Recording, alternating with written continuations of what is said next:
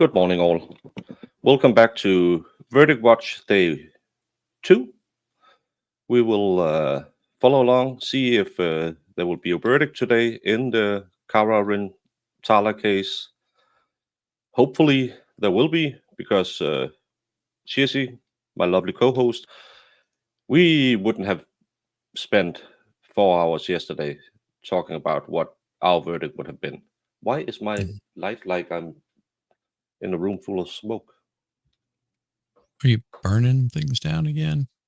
It's because you're so hot. I mean, it got you smoking over there. Ladies. Lefty, I'm trying to make it a new trend. Oh. But even if we're late, we still have This Way Up here and Wheelhammer.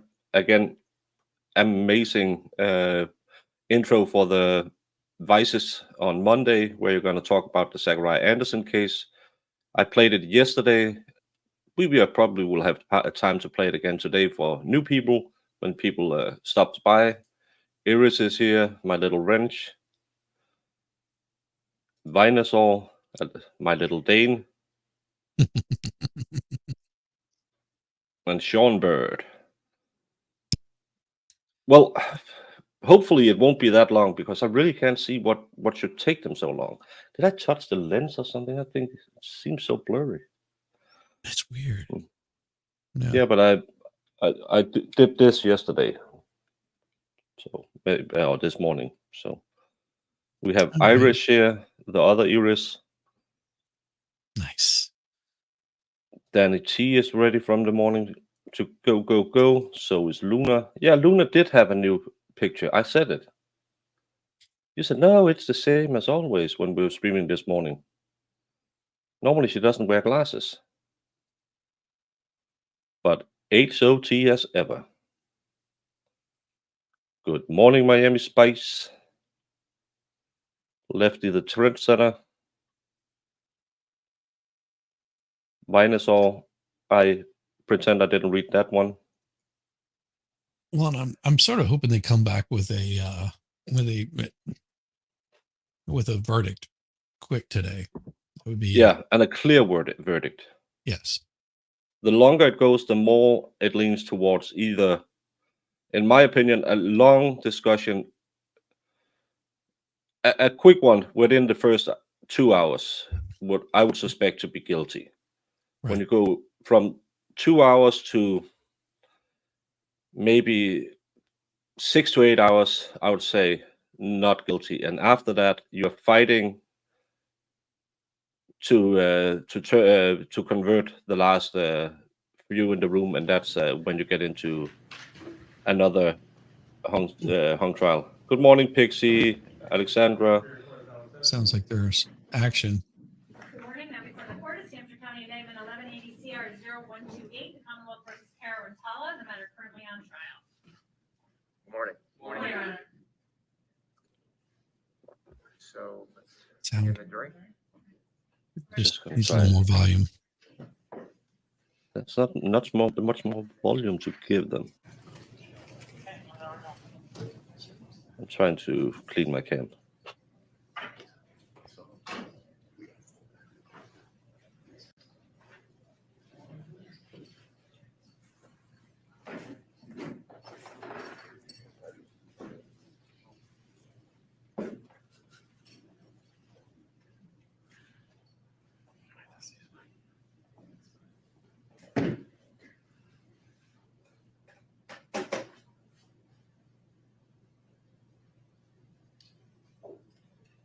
Yeah, it looked better.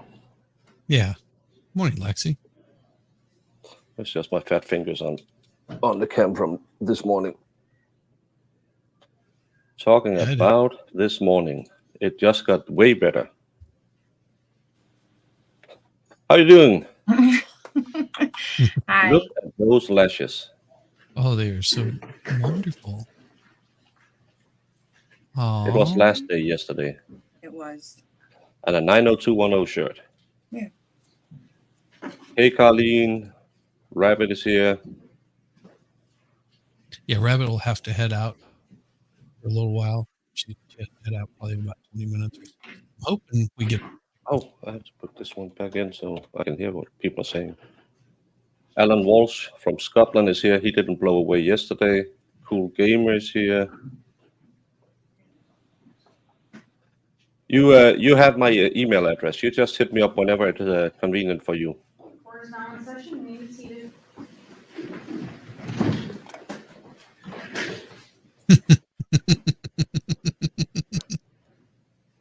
Good morning. So again, I must ask if anyone had any difficulty following the instructions that I gave when we broke yesterday, and again, that I've been giving throughout the trial. First, not to discuss the case with anyone, including each other, again, apart from your deliberations, of course. Also, to refrain from any form of outside research or investigation concerning this case or any matter related to this case, to avoid contact with any of the participants in this case, and to avoid all media accounts concerning this case. If anyone had any difficulty following any of those instructions, please raise your hand. And I see no response. So we will send you back to resume your deliberations.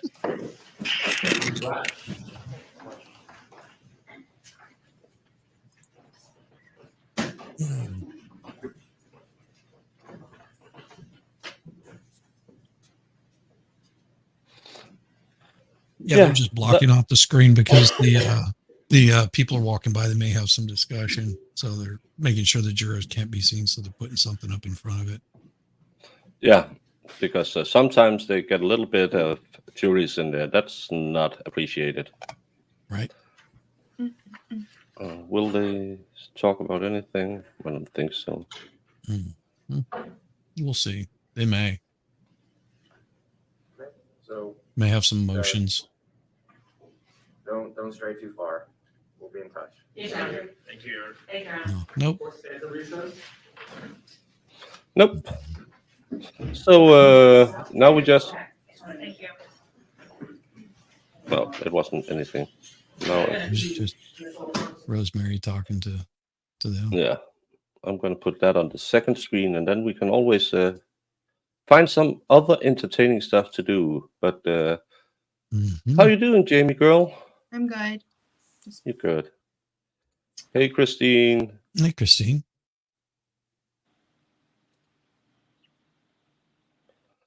Well, it's probably a hookup in the algorithm. I can no speak. So, no, but as I said before, and it seems like the judge has an idea about it too, I can't see it going for so long. No. Alexandra, we'll try. I know. She just don't want us to do anything visual fun.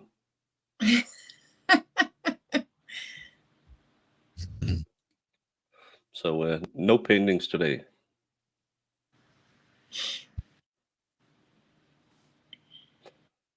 But what do you want?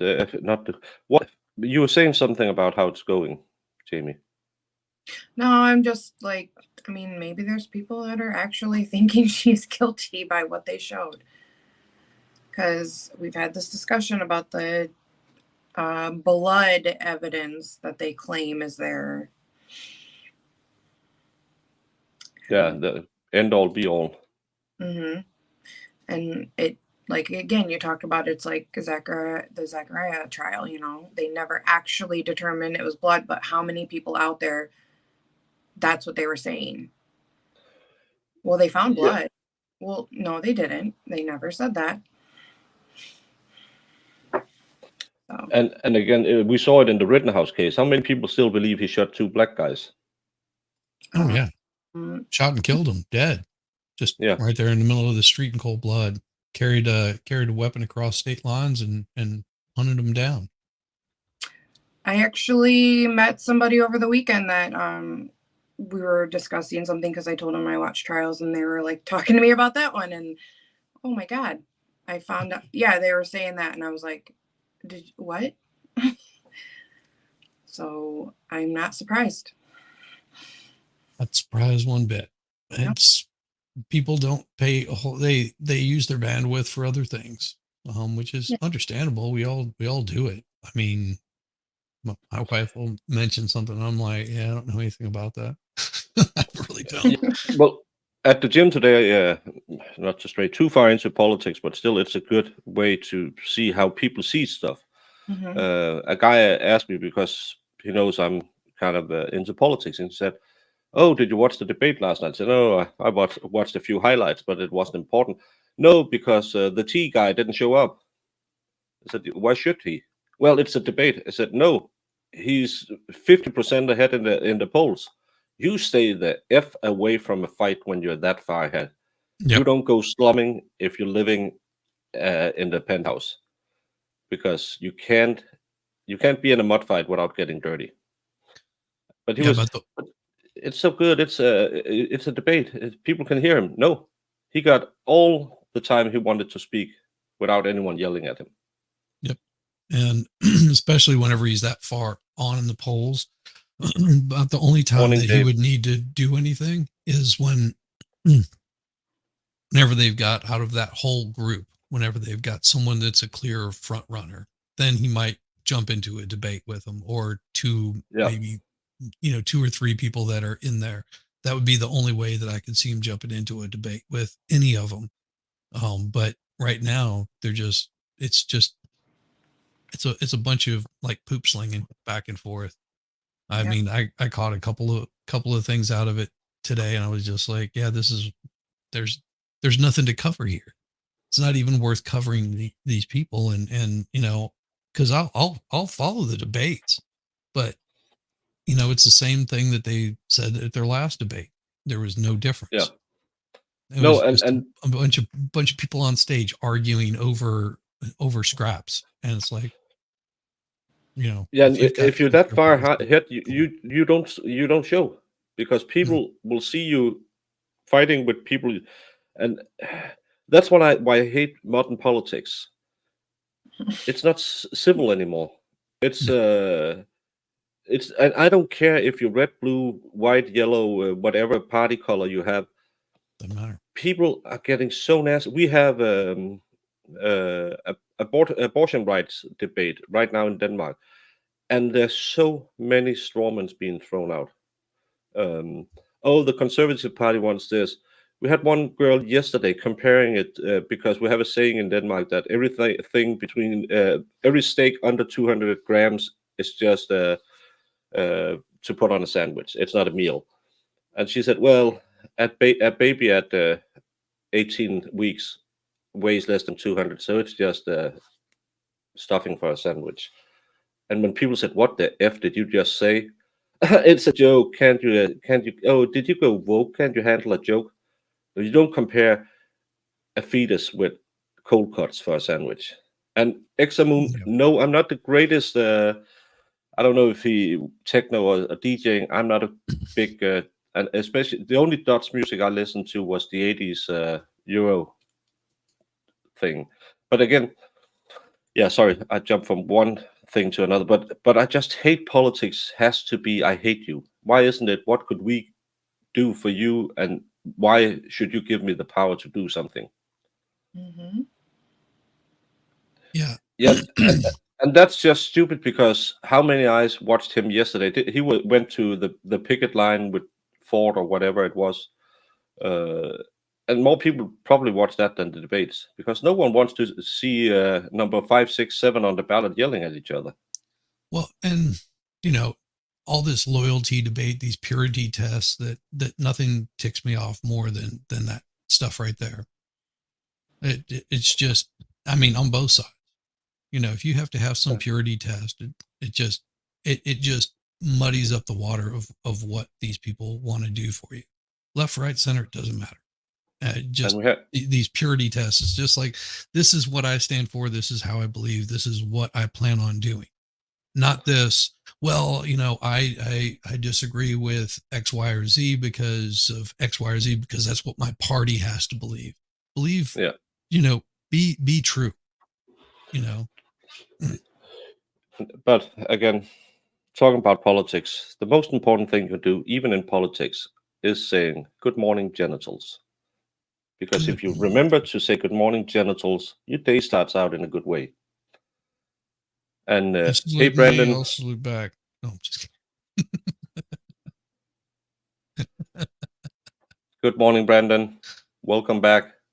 Welcome back, Brandon. Oh, Blessed Nana. definitely. Yeah, and I hate it when you can see when they're really thinking at, oh, my spin doctor told me to do this joke. I would seem like one of the people. I would seem like one of. I have to hit it. I have to hit it, and then it falls flat, and they stand there. But my very expensive spin doctor told me that if I just said clap, please, I'll be president tomorrow. I hated it. I hate, and I don't care what your politic is. Could we just agree that modern politicians suck? All sucky. They all It's suck. only for the money. It's only for the power. It's never for the people. So Yeah, when I I mean, become dictator, I'll here's the change best that. way of looking at it. How much money that both the Republicans, the Democrats, the Greens, the whatever parties, how much money that they spend and then complain about how wages are for people and the amount of money that they spend just campaigning whenever they could take that money and actually do something with it. It just blows me away that how Yeah, much good they can do. I mean, if you look you look how much money that all parties combined put together, they could open a manufacturing company to build widgets and never turn a profit. exactly. Lex entropy. Back to the trial, more trial related. Yeah, Mhm. and we see that in most juries because they will correct me here. Is it 93 or 95% of all cases will be won by the state because they have the most money, they have the most time, they they have the state put them up there. They must know better because we trust the state just like we do in our socialist countries. So if the cops say it or the state say it, yeah, they're probably guilty. Even though, well, I don't feel it, but this professor who went to Yale said something. So, and it's the same in politics. What do they do every time they want you to pay more taxes? They take one of the Ivy Leaguers out to tell you how stupid you are and that you should buy this car, don't use these bags. Or we just had we built a lot of windmill islands to greenify our electricity grid. Now the some scientists have proven that it hurts the whales because the sonar and the frequency of the turbine blades and stuff like that. Don't talk about that. Just talk about the green energy. Again, it's good for the goose, but it's not good for the gander, and that's why I hate politics. Even though I'm probably running for to try to get elected in 2 years. So Well, and I was thinking, the one thing that you'll see on a lot of these law and crime and whatever kind of things where they'll bring these people on that are uh, specialists in their type of field, and the discussions that they have are only over one particular thing and without looking at it as a whole. And I think yeah, that tends to mislead people that are not paying attention, but they're getting the cliff notes on a trial. And they miss out on a lot of things. Like you can get an expert to talk about luminol for 2.5 hours on one of these panels, and they'll be happy to do it because wow, this helps my grants and my funding. But they're missing the point that yeah, you're talking about luminol, but you're not talking about where the blood evidence actually was. And so people miss out on it because they're getting just a cliff note of somebody talking about luminol and how it exposes blood, for example.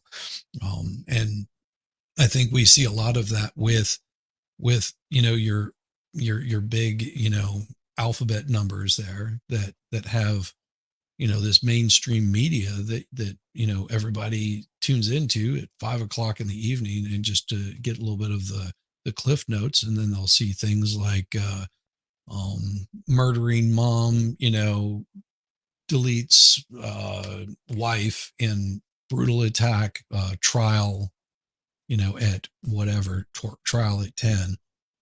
And, they immediately are given that bias of, this is actually what's happening when it's not. Yeah, I would say LNC is not as bad as Court TV, because here it's just strangled wife murder trial, and Right. that's pretty open. Yeah. And then they have the Take Care of Maya trial. They don't they don't smear as much blood in the headlines as other people do. But again, we know as YouTubers, you need a catchy thumbnail and you need a headline to bring in the big numbers. And if you could get an expert sitting there and say, "Oh, she did it. Oh, look at this." Maybe have a body language expert who can totally tell you without absolutely any skills in it, because we all know it's fake. That she did it because she had her arm like this for 2.5 seconds, and that's clearly indicative of she had strangulated someone before. But it sells because people want drama, and we know it. Mm-hmm. I don't know much about Laura Boebert, but I like parts of her. You know what? What I think about politicians. What would really save the masses, as far as politicians go, after your term, you get launched to the moon. You have to serve out the rest of your days there on the moon after your first term. I guarantee you cut down on the amount of politicians you get. Yeah. I've been a big proponent for term limits on almost all politicians, where you just don't see the same face over and over again. Like you have with the president. Presidents serve here in the U.S. They serve 2 terms. That's it.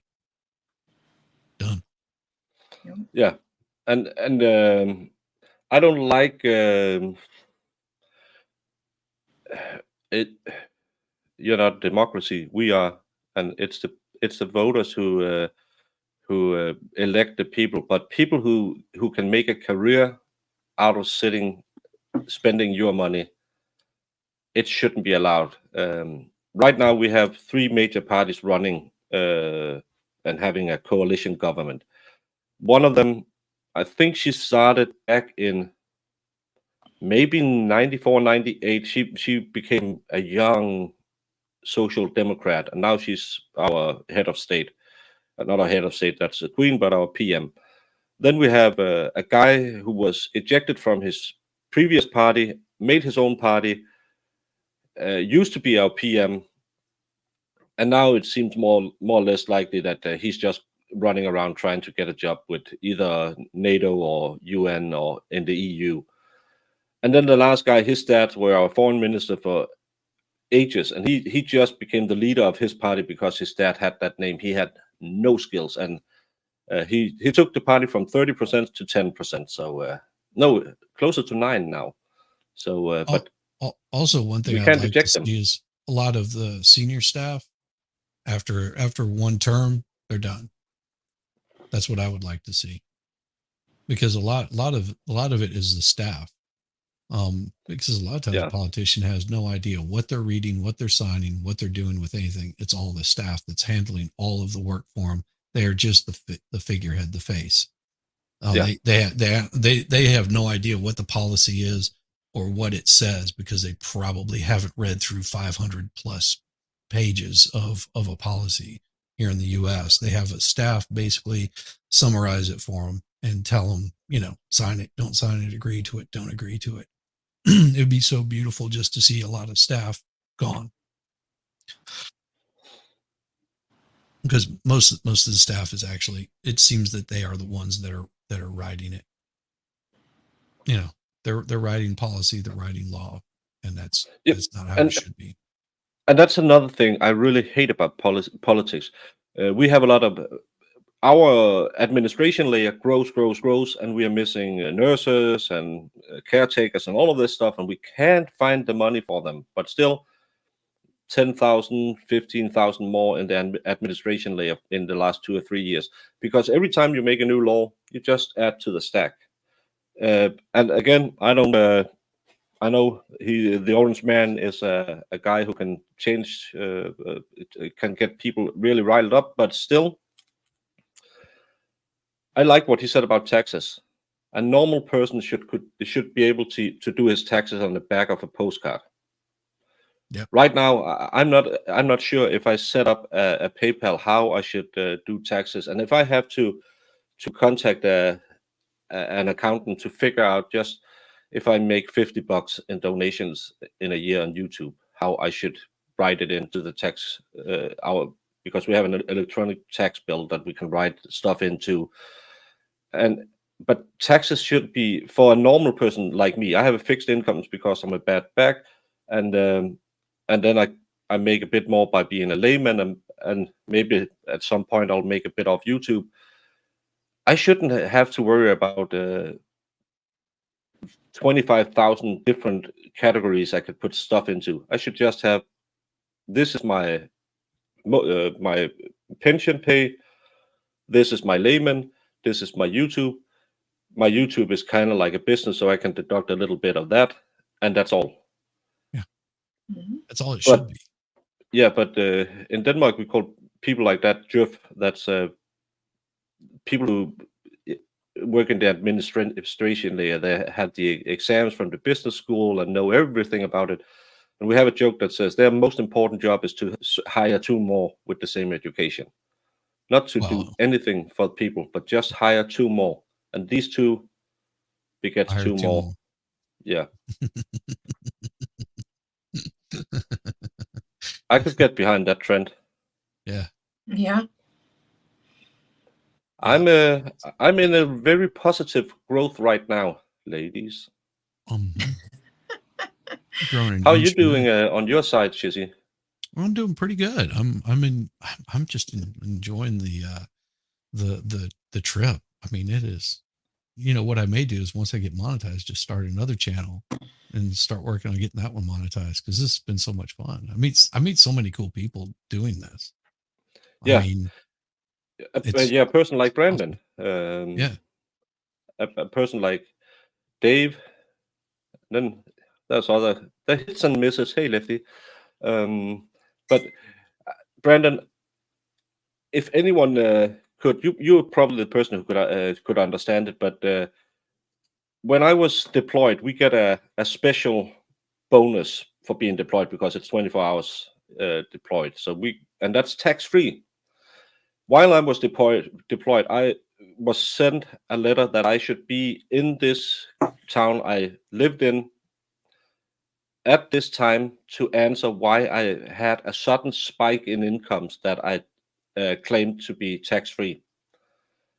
And I was sitting 3,000 kilometers away in a war zone thinking, well, I'm not going to make that meeting because it's not kind of like I can. So I called them and said, yeah, you have to show up. I said, I can't show up. I'm deployed. Those money are from, and you can see it. It's military pay. You can see why I have them. Yeah. So they hit me with roughly 5,000 in back taxes. And I had to fight 3 years to get my tax-free bonus for being deployed. So go out, serve your country, and pay for it in more ways than one. Yeah. It's just stupid. But I got a medal 15 years later. Yeah, back when I was much, much younger, I mean, my taxes were so easy. I could, if they would have had something like TurboTax, I would have been able to do it. But, the easiest thing that you had was something like H&R Block. So I just go to H&R Block and have some dimwit do my taxes. But yeah, that came back to bite me because they screwed it up. They put down something as unemployment or some crap like that. They just mislabeled it. Next thing you know, was it 7 years later, I'm getting hit with a $1,500 tax penalty because they had done it incorrect. And so whenever I went back and was like, you guys screwed this up, you need to make it right, they went back and changed their documents on their side, and they're like, yeah, it's taken care of. I was like, no, you need to pay this. It was like, it looks fine here. Oh. Yeah, and you can't do anything because you probably signed some piece of paper where they said, I accept the possibility of mistakes. Yeah, Bama, in Denmark too, you can make a certain amount a year without hitting your pension, and then you can make up to a certain amount before your pension completely falls away. But still, it's how to. I went to our city hall and asked to talk to my caseworker, because everyone who's a pensioner must have a caseworker. I didn't have one. Then I said, well, I would like to talk to someone who can tell me about what are the rules. It was the 12th of December. I'm still waiting for the call that was supposed to come a week later. I have sent 4 emails and never had a response. But still, I only pay 42% in taxes. So what could you expect for 42%? Well, and I work pretty close with a government entity, not for the government, but I receive calls all the time. No, trust me, not on this stuff. It's more like basically an overpaid secretary. So if I jump off, that's why I'm talking, is I'm talking to somebody that I have to handle. But yeah, I mean, I get these calls all the time, and they're amazed how quickly I respond back to them. And it's just me. And these other entities have, 50, 60 staff sitting in there, and they just blow it off. I mean, I've been trying to get in touch with a couple of counties to get documents and it's just like, yeah, send them an email that never gets responded to. You could send them a handwritten letter and you might receive something back. I think I sent one out about a year and a half ago. I've yet to receive any information on it. And again, you can't do anything.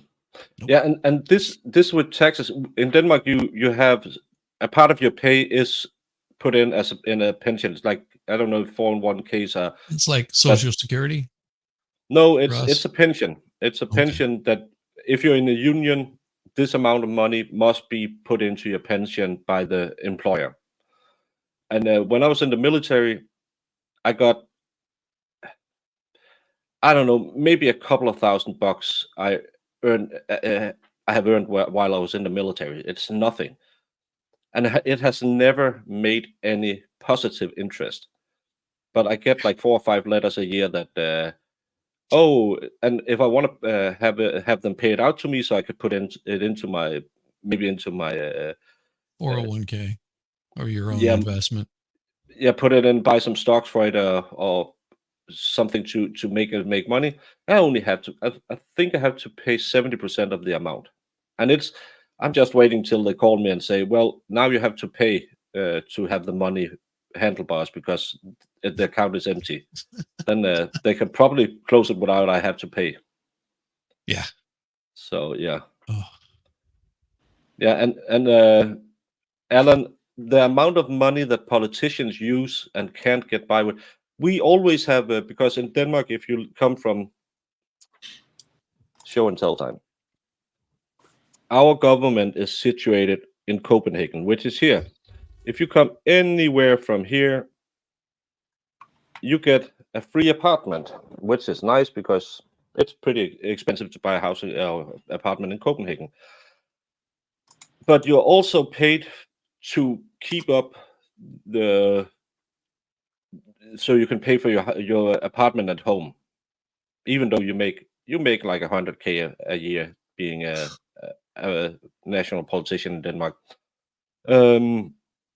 But insane. You get paid to have a house plus an apartment, and almost every election cycle, 2 or 3 guys are caught with cheating, because then they buy an apartment out in the city, get the extra money, and rent one of them out and get an income. And again, you don't have to be stupid to be in politics, but it seems to help because they do a lot of stupid things. Oh yeah, yeah. I see it all the time because, like I said, we deal with a local, what is it? I'm trying to think what they would be called, like city council kind of stuff. So we have that, and that's who I'm handling, is for one particular county here in the state of Georgia, and it's insane. you've got two politicians that don't like each other, so they try to do things to, screw each other over. And if people are in the middle of that crossfire, it just makes a mess out of things. Makes it more difficult for us to do our job because, somebody wants to be an ass. I don't know what I said that made Iris go holy moly. Did I say something? It was probably bad. We can get something with the trial back to work program, but it gets really complicated. And then if you say, I would like to try that, they take your pension away, put you down on the lowest social security you can get. And then you have to start all over if you want to get back on the pension. So a lot of us who is on the pension, who might be able to do a little bit more and help society, won't do it because they will just beat you.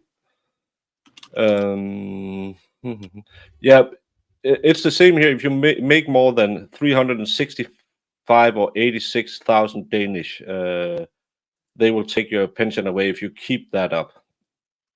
And I have a funny story about the taxes because I was in a trial with a guy being accused of fraud because back when you started to have ABS on motorcycles, you had a tax deduction to lower the prices to raise the security for motorcycles. So you got the ABS brakes, and they claimed he owed some amount, and we had to have an expert in to tell us how they got to that amount. He couldn't tell us, even though he was subpoenaed to talk about it. And then we said, okay, you go back, you come back, and we end the court date, and then we'll come back in a week, and you can tell us. On the third trial, he said, well, the lady who used to do it by hand retired, so now it's done by the computer. Yeah, but you have to tell us how the computer figures out. There must be an algorithm you can tell, so you can always trace it back. The computer does it. Okay, so they didn't know why they thought they should have the money. Oh. No, because you don't make friends in government. Denmark, we have a saying: if you need a friend in politics, get a dog. On YouTube, we make lots of friends. Yeah. I'm trying to think who I think it was the governor of Georgia, like our current governor, senator, one of the two. That my wife ran into him in a just some social gathering, and she was like, hey, he seems like a pretty nice guy, and I mean, like opposite political spectrum from my wife, and I was like, hey, he seems like a pretty nice guy. I was like, he's a politician, of course. He's gonna seem like a nice guy to both sides of the aisle, and he probably is a nice guy. But that's what he does. He grins, smiles, and says everything that makes him charming. Yeah, that makes people want to vote for him again. Yep. Indigo, I know a guy named Salbert in the next state over. He can fix that problem for you. Jamie, look up. Didn't break it today. Oh my god. I don't think he wants any either. Well, I'm pretty sure he wants to try and make them.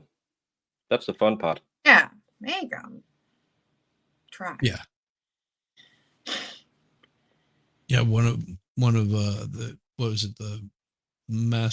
the shop foreman of the place where I used to work. He's what they call a super tech. Oh, there's only 4 of them in the United States, and he's one of them that the engineers call whenever they can't figure out a problem. How dare you all sit here and trash the government? Never. We were talking great about the government. How are you doing today, fun sir? Hey, I am doing just fine. Like, you I look am kind of just like up.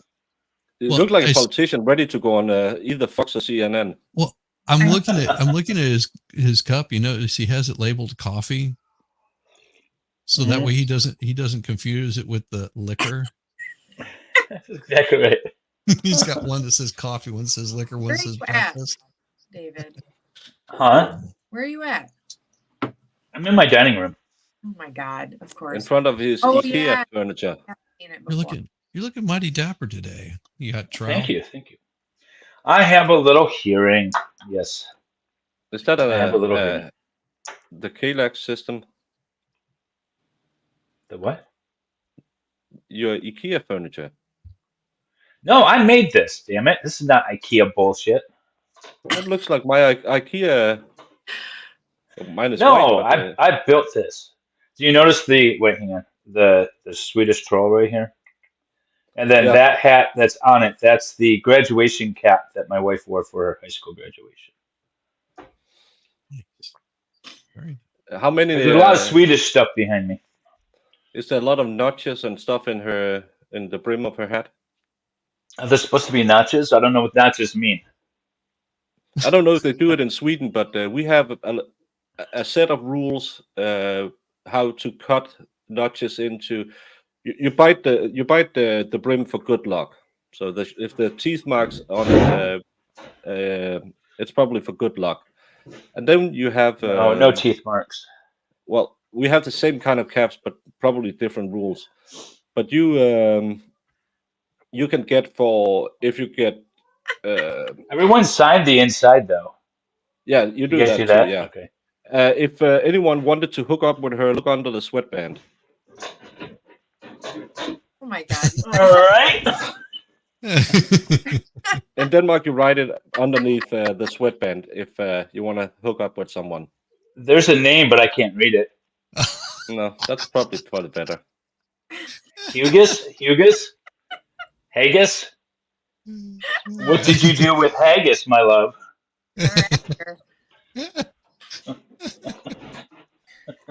He did too. He just ripped that. Let me see this. You're gonna get his wife in trouble. All the things she forgot to tell me in that story of her graduation.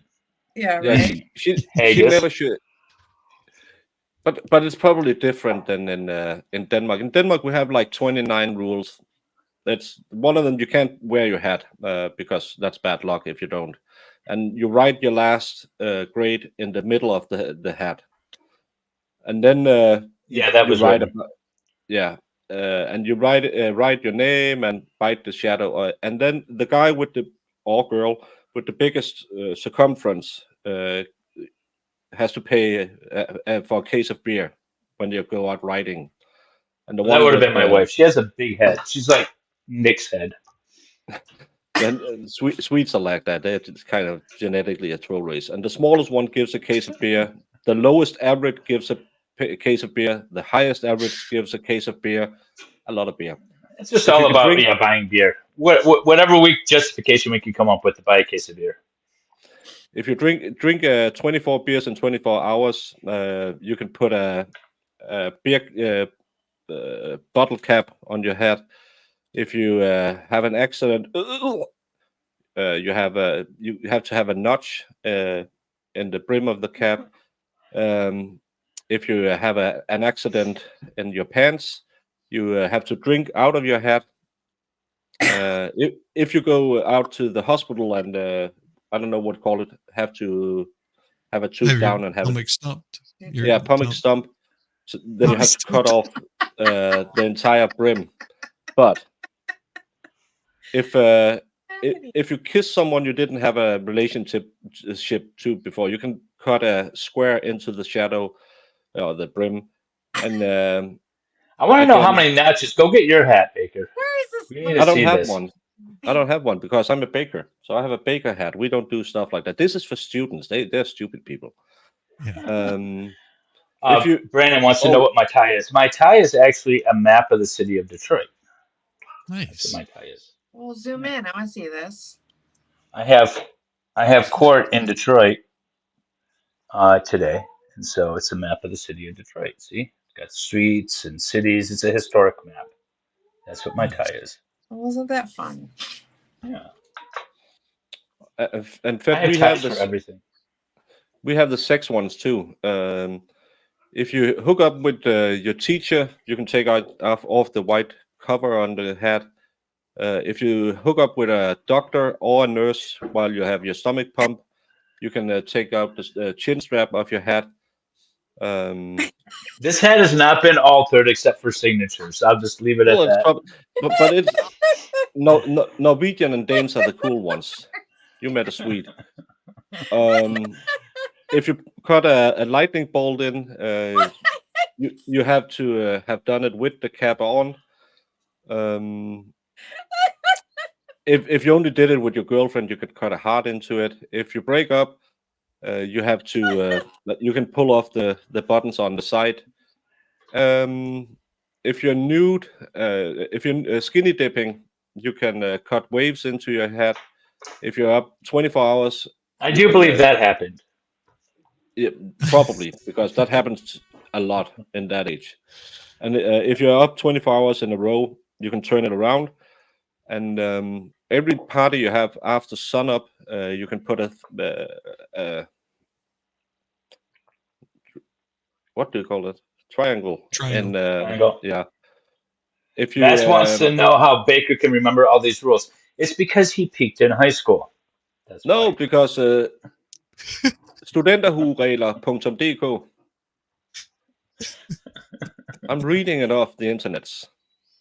Oh, okay. Cheater. I did.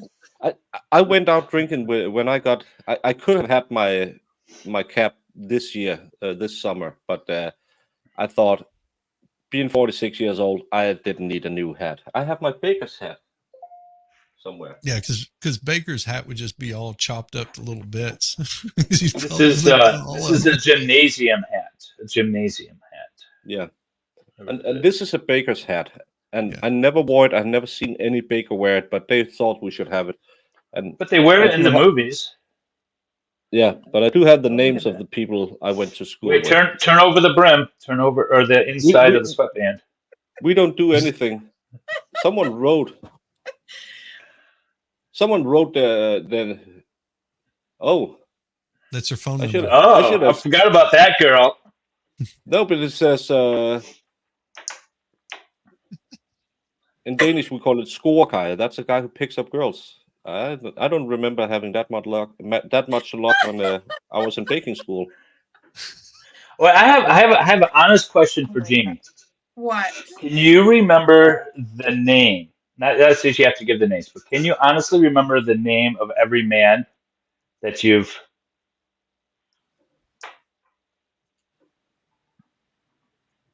What? That you I know what you're saying.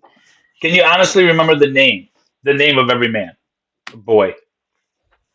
Yes. Okay, Baker. I can totally remember the name of every boy I've been with. Girl, ladies, how about that? No, Just curious. No. Shizzy? I drank a lot when I was younger. Nope. I find that just like if we want to talk about the differences between the genders, there's all only of them are two. named Lisa. That's one of the though, I will big say. fundamental ones. All of them are named Lisa, so I think I'm covered. There you go. Yeah, I only been with one woman, and that's the woman who gave birth to my lovely children. If any of my children is watching. My wife is the only one I've ever been with. Okay. We'll keep it that way. Indigo says nope, but I remember faces. That's awesome. I mean, it's different if you say like other stuff, but that, yeah. Well, John, how long have you followed David? Sometimes he pops in a good question that makes us think. But do you remember the first time? The first time? Hmm? Yeah, but I don't know her name. Well, I know We the met name, and on a hot spring night at the Livonia Spring Fling, a little carnival. It was a wonderful 2-week thrill ride.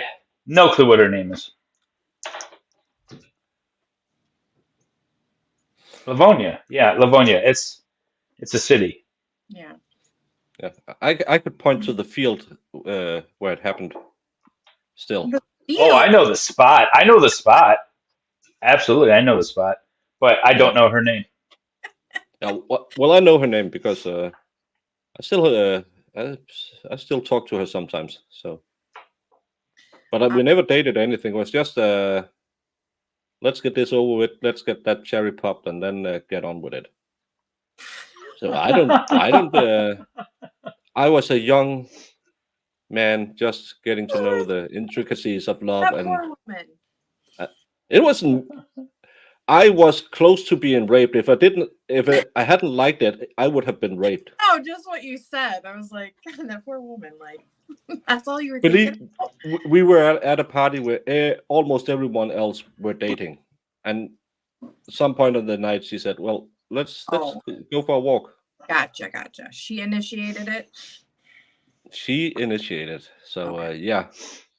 hmm Did you That get changes signed Not again. paperwork? Well, we couldn't sign any paperwork, but because none of us were of legal age to do any of this, and I would, of course, never admit to that. But she was older than me, even so, it was a cougar. Ooh. But You know, we the were still older below ladies really. Yeah, mine was older than me also. Yeah. She was very, very interesting. I She don't was know my how old neighbor. mine was. She was my neighbor across the street, and she would come over and want to hang out all the time. I'm like, okay, yeah, cool. Did- We'd Did, hang out. And, yeah, then did she it- was just like, I gotta get that. And I was like, all Well- right, well, okay. And yeah, I thought we were covering a trial, just by the way. awesome. we are doing your favorite thing, Right? watching ceiling tiles. Mm. Well, one of Shizzy, my was relationships she? is like half my life, so that's why I can remember things. Wait, what? Half your relationship was half your life? Yeah, I had a relationship with somebody for a long ass time. Mm. Nothing wrong with that. But half Go your on. life, so you met him when you were 10? That seems weird. Oh, I'm exaggerating. It was like 17 years. Yeah, Jeez, I not think that I think old. she was at least half a year older than me, so she was a cougar. Yeah, mine wasn't that much older than me. But still older. Yeah. She was 19. I was 15.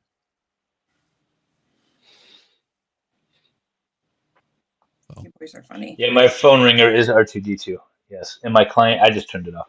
My client is texting me about this hearing I have coming up in like 20 minutes. But I wanted to jump on and join you guys. Yeah. Yeah. so glad for joining in. Yeah, it's been a long time no sees. Just get on Because here. we've been stuck in this Oh, for John. this 12 days. Yeah. I was going to respond to John. Oh my gosh. Okay, I'll just respond verbally. My thought process is very weird. You got to tie in a bunch of little thoughts into a string and walk it back about 10 minutes, and then you figure out how I got to the question I got to. So I can felt like sometimes you were explain it. asking it to like show the difference of like a woman remembering something versus. No, I was doing it because Baker had something written in his hat, and I was wondering if he remembered the name, if he remembered the person, and then I was thinking to myself, I've had this thought or conversation before where I don't remember like half of them, or at least their names, anyways. And I'm wondering if ladies also have that problem. And so you string a bunch of thoughts together, and I came up with the question. But that again, because we don't tie emotions to smacks. Right. Yeah, Ladies do more of that because smacks is that's 8 seconds ride, and then we're happy. And then we can talk to them and find out I really don't like this woman. I'll better go for breakfast. Baker's familiar with the climaxing. Yeah, that's why whenever you have a date, you make sure she likes any rolls or cakes that's flat, so you can slide it under the door in the morning when you go to the baker and say. I often Nice to meet have you. a pre-planned excuse though to leave, just in case. You have that bullet in the chamber, just in case. You're like, oh, you kind of plant the seeds. Like, oh, my son's doing this or that. I'm looking for a text, whatever. You plant the seeds just in case. You find your escape route. Yes. Right, Jamie? Mm-hmm. Yep. Oh, you You, just ladies, say, you have your friends call you. I've seen that one played. Oh yeah. Okay. You have a word. You text somebody a word, and they know. but that's why you should just hook up with girls and tell them from the get go, this is where it ends. And amazingly, the older ladies get, the more they say, well, okay, let's do that. They Just don't want make that sure the husband is smaller than you, because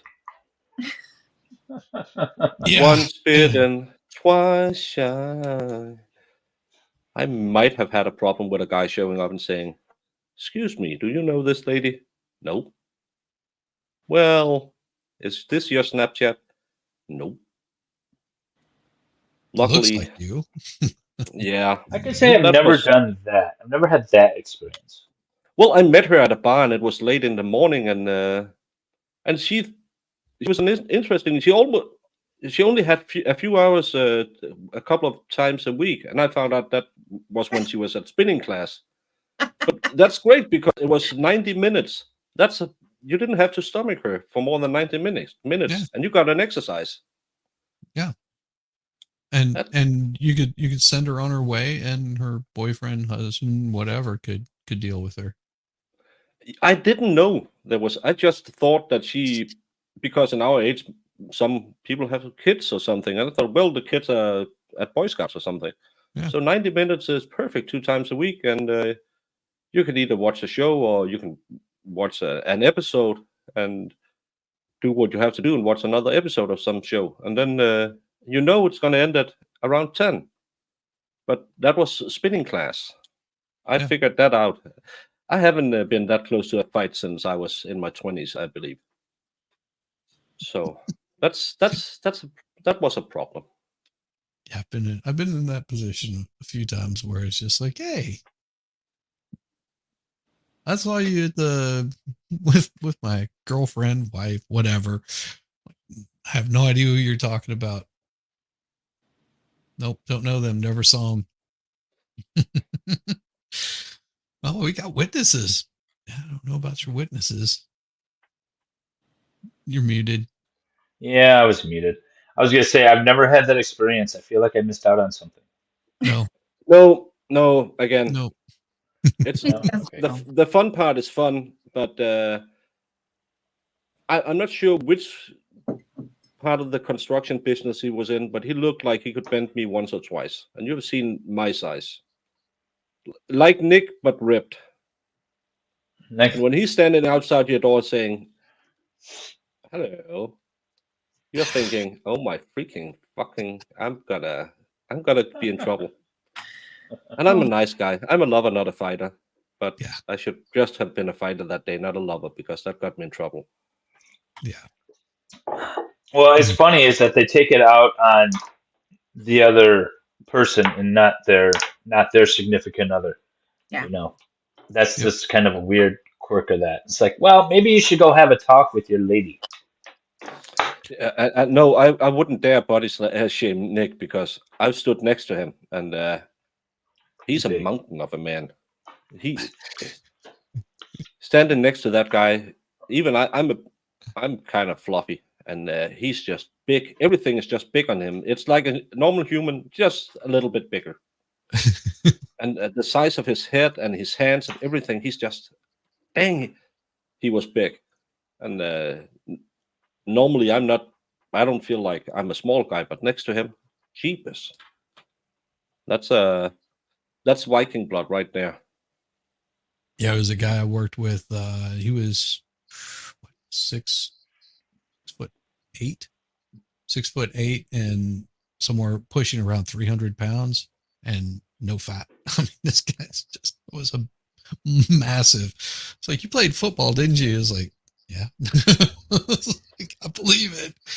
I mean, I've got massive hands, and he put his hand up, and it's just like just about that much longer than mine. I'm like, Like this guy can palm my head. It just crush it. I watched him grab a V6 engine, like the whole engine, and pull it out of a car. Like that's not like. Yeah, that's a lot. Yes, Nick is a living Viking. Yeah. Yes. Yep. Yeah. If you needed a Viking for a show, you would take Nick, because this myth about olden time warriors big and buff, no, they needed some fat on them to fight and keep the cuts superficial. So they were big burly men, and Nick, he's big and he's burly. Yeah. Imagine being a Roman soldier or some Brit-bong standing and watching the ship come in with Nick-sized people jumping off and just thinking, And running oh, at you. yeah. with, I understand why people ran the other way. And as they're taking people out, they're smearing their blood and entrails on them. No, thank you. I might just squirrel away somewhere. Yeah, that's. But I can remember I read stupid English language. I read an account about the first time the Visigoths attacked Italy and came over the Alps, and everyone was just talking about how monstrous big they were, because Italians were shorter people, like, I don't know how much it is, like 160 centimeters. That's like 5'4" or something, I believe. 5'4". I mean, Yeah, they were very small. I was so surprised going into Venice and seeing they had like their commanders army, their uniforms, and I'm just like, holy crap, these people were so damn small. And you're just like, yeah, yeah. The weight of the It's world was on them.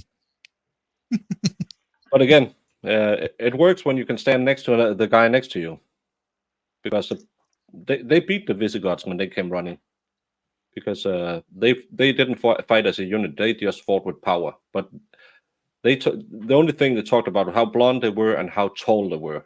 And I think if you meet a guy that's like this much taller than you with a big axe, you're probably thinking, I left my stove on, I better go check. Yeah. Okay, so Nick just went live with Mo, and I was pulling it up. Does it not look like Mo has a certain part of the male anatomy behind her or above her? Does it not? Oh, that's not a good. No. I even told them. I called it out. I put it in chat, and they're like, "Oh yeah, that's just a drawing," and then put it right back. It looks. It's kind of like this one. Yeah. Oh, Oh Jeebus. my gosh. Sometimes you have to be aware of your surroundings on YouTube's. Well, I was like, I'll put it in chat, but they acknowledged it and pulled the images aside, and then went right back to it. I was like, okay, they're good. They know. Yeah. Hey, Puffy. Yeah, we're still waiting. Nothing has happened other than you go back and talk to her. Yeah, go ask her if she's in Sinapine.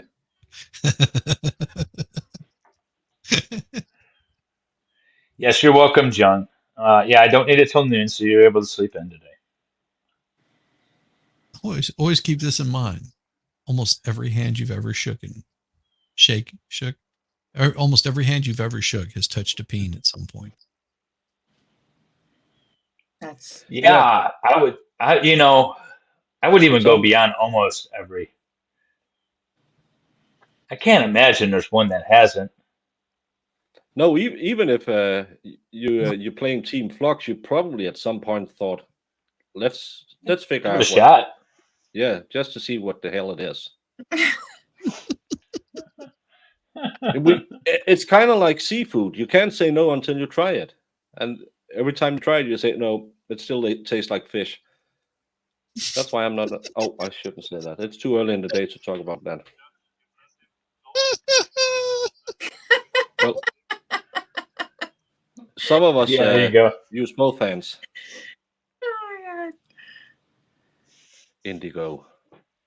Just like we need to find Sal a girlfriend, we need to find someone to do something to Luna. To do something to her. We're not sure what, just something. Just something. Yep, I'm pretty sure she's gonna do something to whoever we find for her, and he's gonna be a happy camper. Yes, making law sober in Dave's Treehouse. I saw your post over on Nick's channel. That was awesome. That is your super chat. Now they're off to the side. They figured it out. That's Oh wait, hang on. Here we go. What happened? Now they've. Yeah. Oh, did you miss Mo- it, Jamie? Yeah. Hang on. Okay, so this was how the setup was a few minutes ago, and I told them, and I was like, "Hey, that looks like an interesting thing behind Mo," and they acknowledged it, and then sent it over. I said, it looks like a certain part of the male anatomy behind her, and then they went right. They're like, "Oh yeah, no, that's just a drawing," and then went right back to it until Brandon got in there, and now they're off to the side. Now they're doing it right.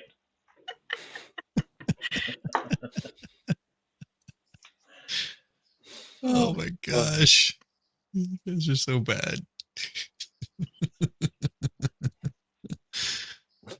Yeah, that's not a good look to be on that.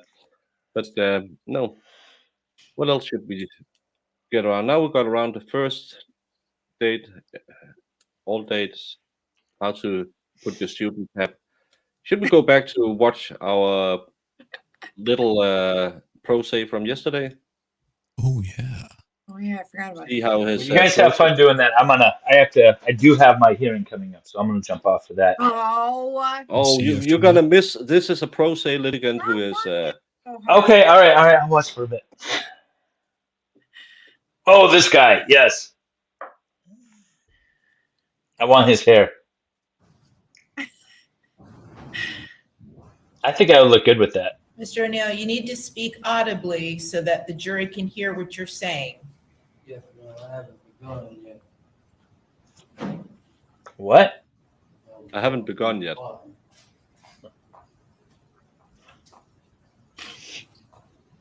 He looks angry. Oh, He showed you Oh my god, I turned my headphones up. a fraudulent recording A fraudulent. Okay.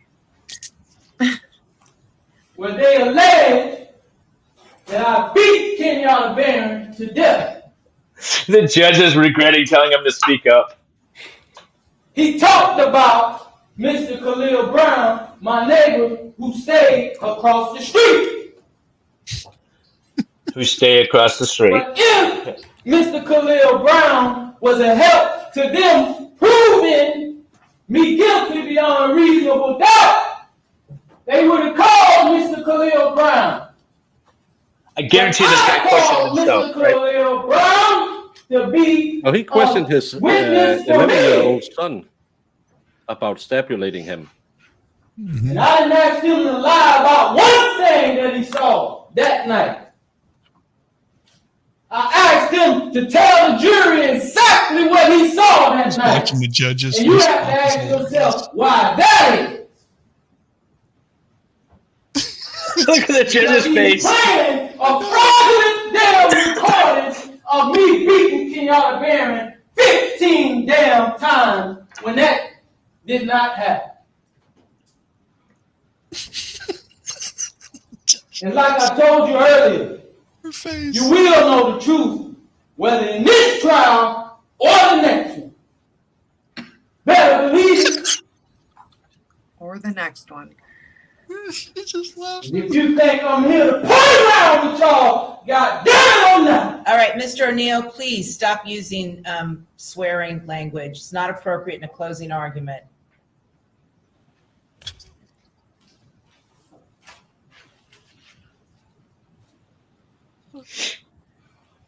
Now he played a recording that was sped up. Okay. Why didn't you play the regular recording that people can understand what the call was saying? objection to the defendant asking me questions, Your Honor. I'm going to sustain I'm talking to Okay. people. Mr. O'Neill, listen, please just keep in mind, this is not personal towards the prosecutors. Please keep your comments directed towards the evidence and the law. Thank you. I can't believe they're letting him walk around free, to be honest with you. She's probably got a brace on. I know for a fact Kenyatta Barron recorded from her phone did not record calls sped up like that. I'm going to object now. He's talking about facts, not in evidence of what he knows.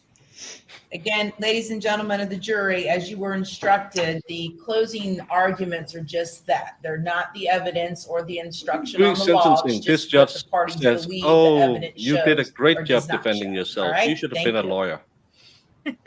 Did she really? Yep.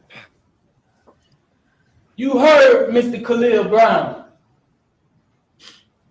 You've been hearing me for 2 weeks now, telling you that they committed criminal acts against me with the 911 calls and that fraudulent video that they just showed y'all. Now, It's a I'm gonna give it fraudulent to you. video. You heard Khalil Brown. He said that he was actually sure that I only hit Kenyatta Barron 3 times. You heard. I called him to tell you that. I ain't running from nothing. They didn't call Khalil Brown to tell you that. I did. And you have to ask yourself why that is. Because I want you to know the actual facts.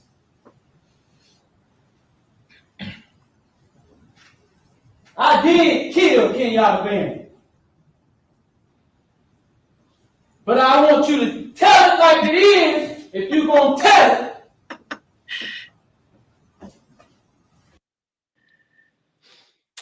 Yeah. They don't have the full, sadly enough, but I mean, it the was, devil had possessed his wife, so he was he had to do it. and He he had didn't to do it off. with his fist either. He did it with like an axe. Homicide in particular. Yeah. So and again, he had God. Please tell me he's a reverend. Is he a reverend? No, I was reading about it, and he like, I don't know. He's had obviously some issues, and then he like switched over to Islamic religion, and then they said he became like really super crazy, and he started, I don't know, started acting different, and then the incident happened. I love the judge's face.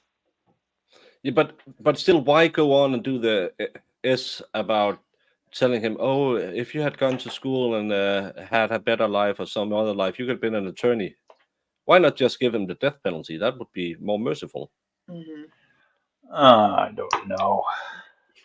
Saying someone should be an attorney. I think it might be out of habit.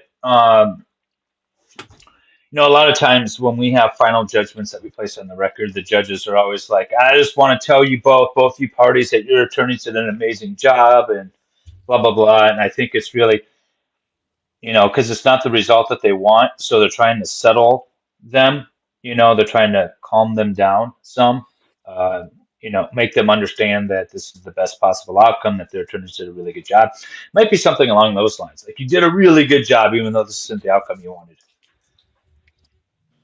But still, it's just. It's But just we saw the placating same. him. We might be jumping into our favorite pro se defendant later, because we need some time to go by.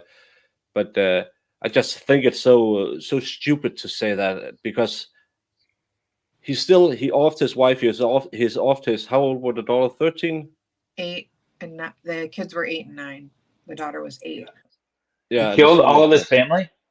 No, he only stabbed his son and tried to burn him in the house. He survived. Huh.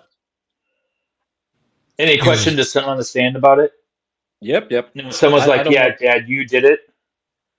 Yeah. He was on video. They didn't have him in the courtroom. It was just via like video. Yeah, but still, He said, yeah, he told him he did it. Yeah, So because what was on the cross? Like you were possessed, weren't you? Or something along those he lines? was talking about how much he loved his kid and that, and then the son just said, Yeah, "But Dad, you stabbed me. yeah. What happened? I saw you come up to me and stab me." It's how do you He was refute that? thinking that like the mother was like there were because he was like claiming she was not she was like devil or something, and she was the one trying to do it, but he was trying to stop her, kind of thing. That's kind of like where it was going. There was a case where a guy was charged with he broke into his ex-wife's house, tied her up, raped her several times, and he was charged with all of that, and he represented himself. I can't Yeah, remember this case. Trevor Summers. Summers, yeah, that was an amazing cross-examination of his ex-wife. It just went so poorly for him, and he kept saying, "Well, when I was there, oh wait a minute, you said that I was there." Yeah. It was just so bad. He's like, "Isn't it true that you wanted it from me that night when I was there? I mean, when I wasn't there, but yeah, it was just so Climb bad." through your window and basically Yeah, and yeah, he was a creep. Yeah, yeah, I watched that one. yeah, it was a good case. Yeah, but the surviving son, was actually adopted by the responding officer. Oh, okay. It was really kind of a cool story. Yeah. He Cool. basically adopted the child. And that's Well, I'm sort of gonna. what his argument was, but I know you got to run. So Yeah, I gotta run. I gotta call my client because I have a bunch of handwritten notes that I need to figure out the dates of. Oh Jesus! All right, you all have a good stream. I'll see y'all later. All thank you. right, Bye. Come on by. Peace. Well, Jamie, it's just you and I. What are we doing? About those. Let's talk about those lashes. You got them done yesterday. Yeah, and it was funny because my girl likes to talk about. She loves trials and stuff. So she's like, it couldn't be any better because she just sits down. She's like, "What are you watching this today?" Mm-hmm. And I told her about it, but I told her because we did the watch party for Always Sunny in the Discord yesterday, and she was like, "I love that show." So we talked about that pretty much the whole time. That's awesome. That really is. Because I was like, I love when I find people that are like fans, and we're so stupid. Yeah. But yeah, she loves hearing about all the trials and all the gossip. So. Oh yeah, what did the trial lady say about this one? Not the trial lady, the nail lady. Last lady, stupid. Oh yeah, I mean, from what I told her she's like, I can't believe they can do that to people. Like, we were just having a good time. And then she asked about the 8-passenger lady because she had heard about that. And I was like, oh my God, let me tell you. So. Yeah, I saw someone discussing that yesterday. When I know Shiz is an kind of an expert in cults. He should look into that extortion thing. No, extension they were running. It seems so cultish to me. Oh, which one? Her connections little thing, yeah. The 8-passenger, Ruby, Frank, and Jody Hildebrandt. Oh God, yeah. That Mormon lady with their crazy company. Oh. I didn't know about Breaker brought that up on a Stabber Day, and I was blown away at some of these people that were posting on her website about all this stuff. I didn't think it was that crazy, but ooh, that was crazy. Yeah, the oh man,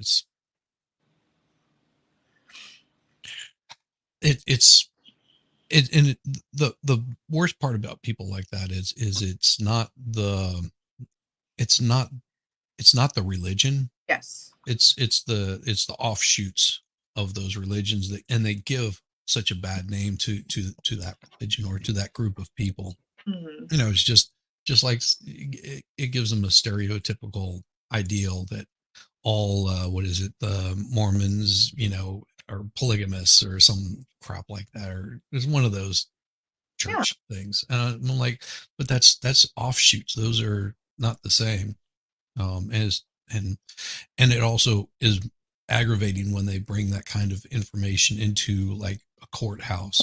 Instead of saying, this person's responsible for it, they try to bring in this demographic or stereotype or some crap like that is what caused this kind of thing. And that is always the frustrating part of those. Do you want to know something absolutely. something really kind of scary? There was a change.org asking in 2020 to look into the 8 passengers.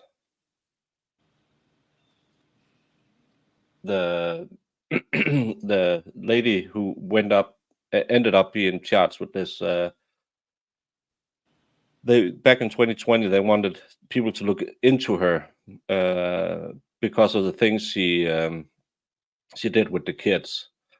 She took the kid to the supermarket naked at the age of 3 with just a dive on. Well, that's maybe not that much. That's not bad. Oh, No, wait. but then you have stuff like this. Told us Russell didn't have autism because it was something along the lines he was not intellectually challenged. Well, that's not autism. Has nothing to do with being intellectual challenged. She sent her son to a drug camp because he was kicked out of school. She banned all electronics during summertime, and he was left sleeping on a beanbag for 7 months because he teased his brother. So there was a petition to try and have that looked into, but the CPS looked into it. They left a note on the door saying, "Hey, we want to talk to you." And as I say, maybe it's because of the way they looked. It was a family of 8, all middle class white people in Utah. There might be some prejudice that those people don't do nothing wrong. Had it been in a trailer park, kind of like, have you seen the ones who talk about the trailer park family where the granddad goes to the shower with the kids and the uncle sleeps with his dead brother's wife and has a laptop filled with all kinds of pictures he shouldn't have. Oh, by the way, they didn't live in a laptop. They lived in Delaware. Yep. If it had been in a trailer park, people would have looked into those kind of people. One not too long ago, there was here in Georgia, and I think there's a ongoing case with this. These two men married or adopted a child and then started pimping him out. Yeah, I saw that trial. Yeah, that one was just so disturbing. I was like, oh my gosh, and these and they were getting funding to do all of this from the government. Yeah, and nobody questioned or asked because they were two gay men. I'm like, you mean you didn't vet these guys to figure out the way that they, it's no offense. If you're gay, then fine, adopt it, because you're not going to be able to have your own kids, but at least vet them and find out a little bit and sort of keep track of what's going on with this. I mean, they were getting funded to do that kind of stuff. Yeah, that's again because sometimes we just don't look at people because they have the right religion, the right color, the right economic background, and but we look at people who are poor or might have been in trouble before. Had it been a single mom who worked 2 jobs to try to keep the family together, doing the best she could, they hadn't settled with a note on the door. They would have gone all ham, and yeah. Please post your name. I should do that. I don't know why I took that one off. Mm-hmm. Oh, weird. Yeah, I mean, there's and then not too long ago there was a lady that they were starving their kids and ended up driving like a bus off the side of the road or a van off the side of the road. And And they were like YouTube famous or something for all of the cool things that they were doing. Once they started looking into it, it's like these kids were just abused and yelled at constantly, and food was withheld from them. And I mean, just like, why do people get? Sorry, move on to something happier. It's just rough. Yeah, I'm from the Western Europe. Maybe my accent sounds Slavic, but I'm Danish. So it's in Western Europe. Do I have an Eastern European accent? I thought they talk more like this. If I want to splash my chips, I'll splash my chips. Oh, I can't do accents. Then I'm oh. You kind of sound like Dracula. Do it again. I am a I Dane. want to suck your blood. I know. That's what I was hearing in my head. Frosty, yeah, we are dual streaming this. Shizzy has been so kind to join me and Jamie in this trial and help us out because sometimes we run out of things to talk about, and he's kind enough to come on and entertain us or give his perspective. It has been an sometimes get interesting case. And don't get naked. Not We again. don't get naked. Not again, no. That's only for the after sound. Oh, gotcha. That's just for Jamie's eyes only. Everyone claims I'm Dutch. And we think Dutch people sound more like these. Kind of like French and German put together. So. Well, that's double Dutch, isn't it? I want to suck your blood. Yay! Well, I don't know much about. That's the funny thing about in Denmark, religion is totally private. You never talk. Maybe if it's a certain Middle Eastern Orient religion that happens to do stuff sometimes because of their book, you talk about that. But normally, people in Denmark, we have. It's called the People's Church, and that's the Lutheran thing. But most Danish people, they go to church when they're baptized, when they get the confirmation, and when they're put in ground, and maybe around Christmas. That's when we go to church. You talking about the ones that use face coverings like this? I'm trying not to get yeasted. That was a spit mask. Come on. Yeah. Yeah, you need a little Jesus in your life. I would beat you with a cross. Everybody needs a little Jesus. I don't know. I've got it pinned up there at the top. Yeah, it's Jesus is pinned on my top too. Well, you can call me Hamlet, but we just went by Hamlet's castle, and why should something be rotten in Denmark? It's the hatred from the British guys again. Irish. God, I can't bring that one up.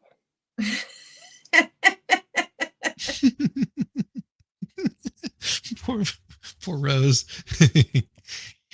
Get up off of that thing and shuffle those feet. She's like, oh, I meant shuffle. Damn phone. I love Iris. Oh, Iris. Oh, Rose. Oh, absolutely, Frosty. Make sure that you give this man some Thank love. you so much. He's so He accommodating. deserves it. Yes, he deserves it.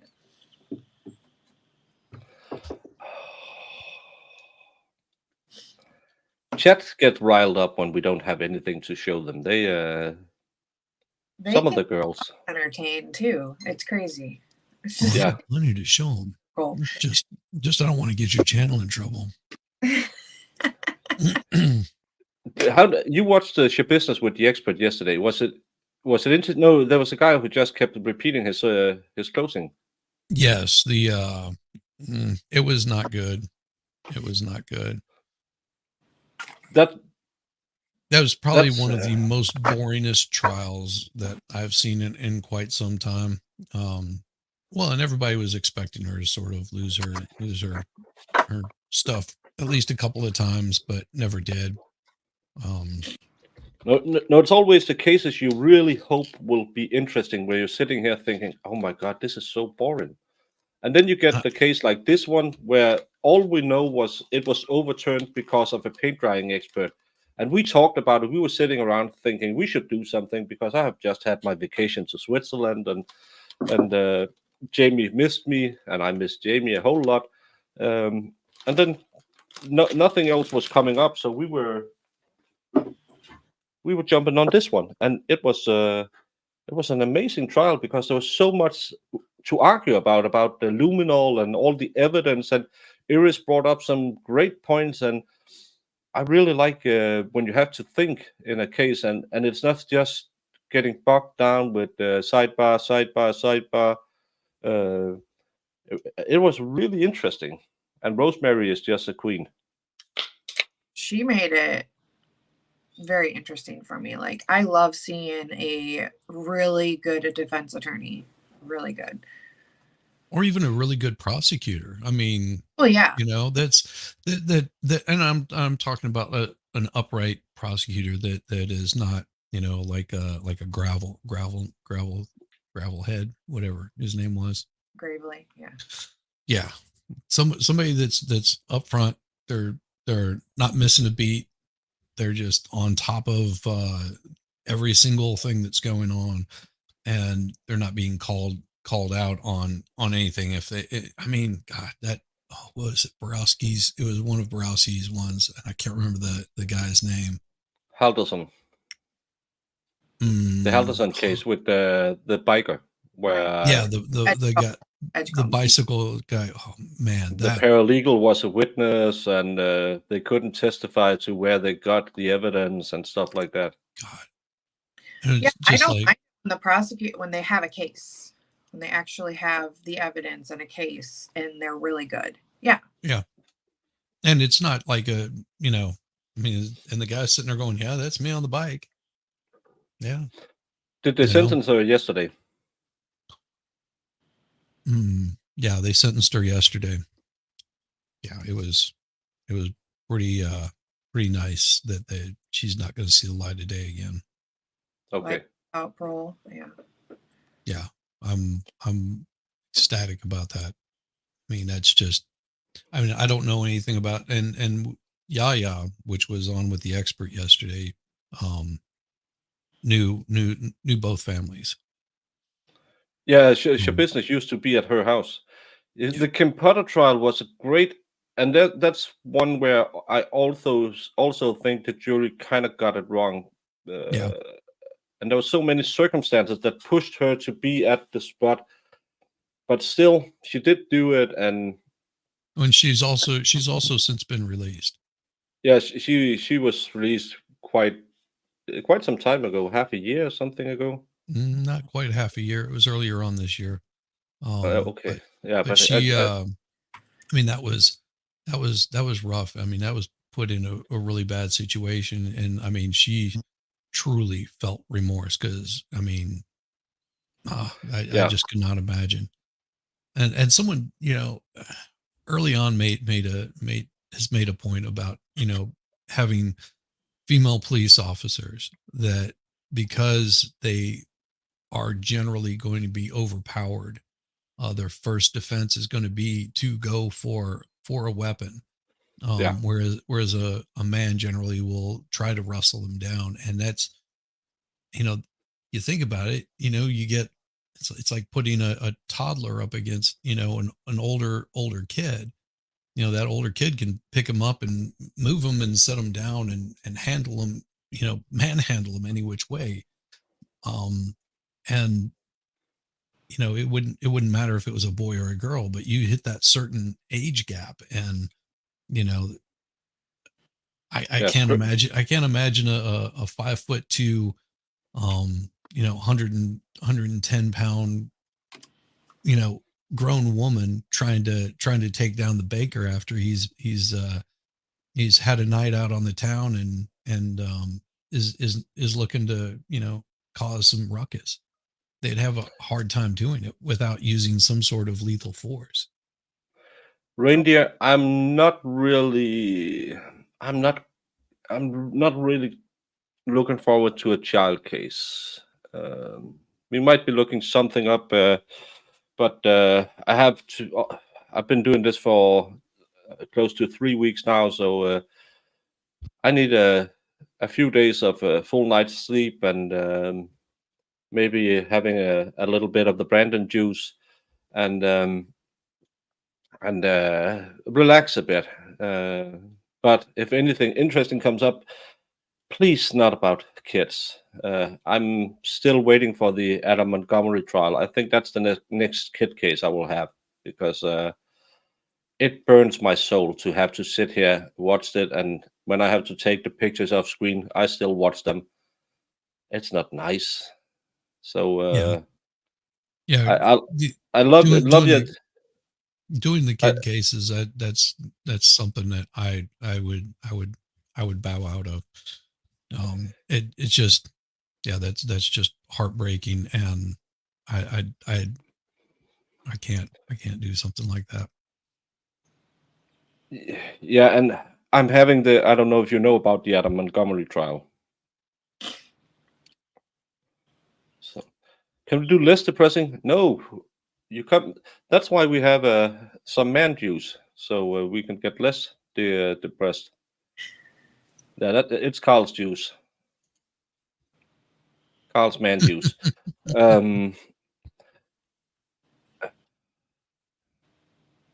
Yeah, Oktoberfest. I would really like. My sister and I talked about going there. My brother-in-law, he works with finances, and the banks he worked with, they always planned to have a meeting in Munich around when Oktoberfest was on. Yeah, Kind of like, I don't know why, but he has the lederhosen and everything. my brother-in-law went to Oktoberfest. Where was it? That I think he was actually in Copenhagen for Oktoberfest. We don't really do. It's normally in Germany. No, well, he went to Copenhagen, and then they went. I guess it was over in Germany that they went to at some point, because he was up there with his buddies for almost a month. It's like after he finished his college, took some time off, and they just did the, what do you call that whole area, like Northern Europe, Eastern Europe, whatever. Well, we call our part Scandinavia. Okay, so Scandinavia, that area. That's yes. Norway, Denmark, Sweden, and sometimes you count in Finland, but Madida isn't here, so. But Finland is kind of, but not Scandinavia. I think they left out of Finland. Is where they left out of. Yeah, it's become popular to fly out of Finland. I don't know why it's. I was looking at I was in the US in 2018, and I was, because I had to take my kids and figure out how the cheapest route to fly was fly from Copenhagen to Helsinki, I think to Montreal, and then down to, because I was staying in Delaware, to Washington. It was cheaper than taking from Copenhagen to London, and from London to New York.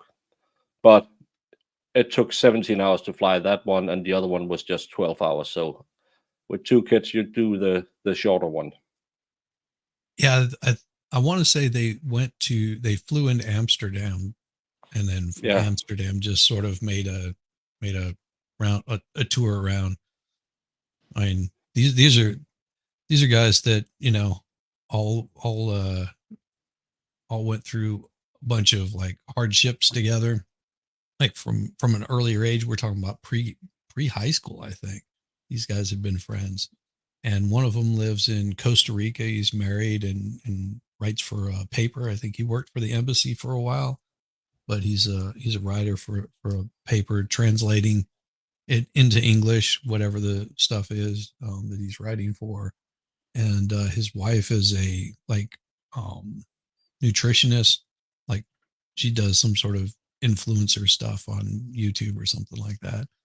But she's a nutritionist. And then there's One of them is an actual chef, like straight up chef. He worked on a cruise ship for quite some time, just basically paying off his student loans.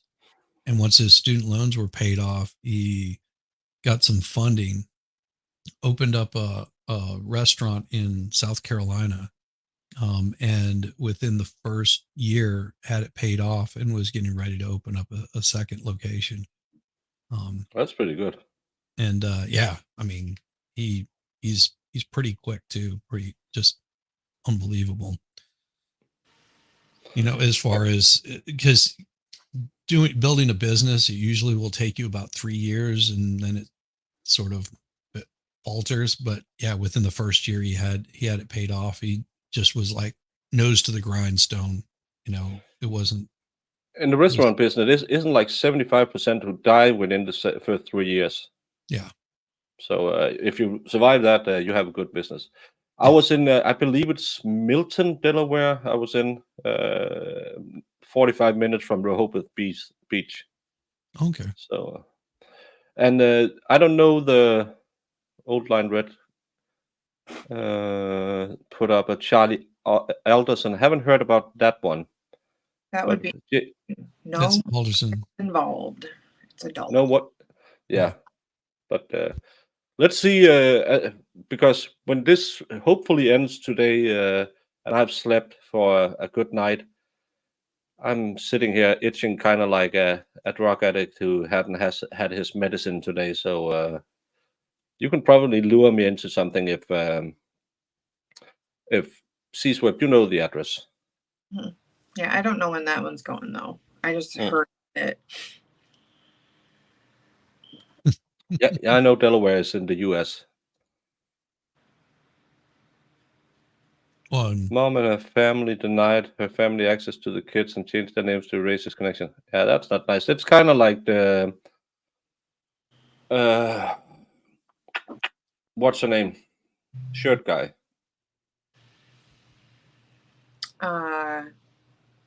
Sleeves guy? Yeah, sleeves guy. Corey Richens. Corey Richens, yeah. She also tried to kind of deny the hello thing.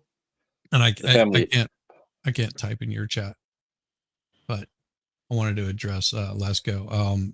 He's in the Charleston area and he's pretty well established. So, you know, I'm pretty sure he knows everybody in Charleston by now.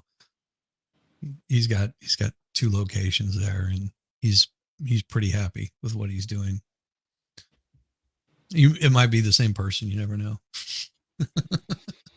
Well, I have a lot of interesting cases I have been a juror on, in my opinion, but I can't really talk about the specific in the cases because then someone could be recognized or stuff like that, and I might slip up and say something about how we did stuff. So I'm free to talk about everything, just like a juror in Denmark, in the US, but still, they kind of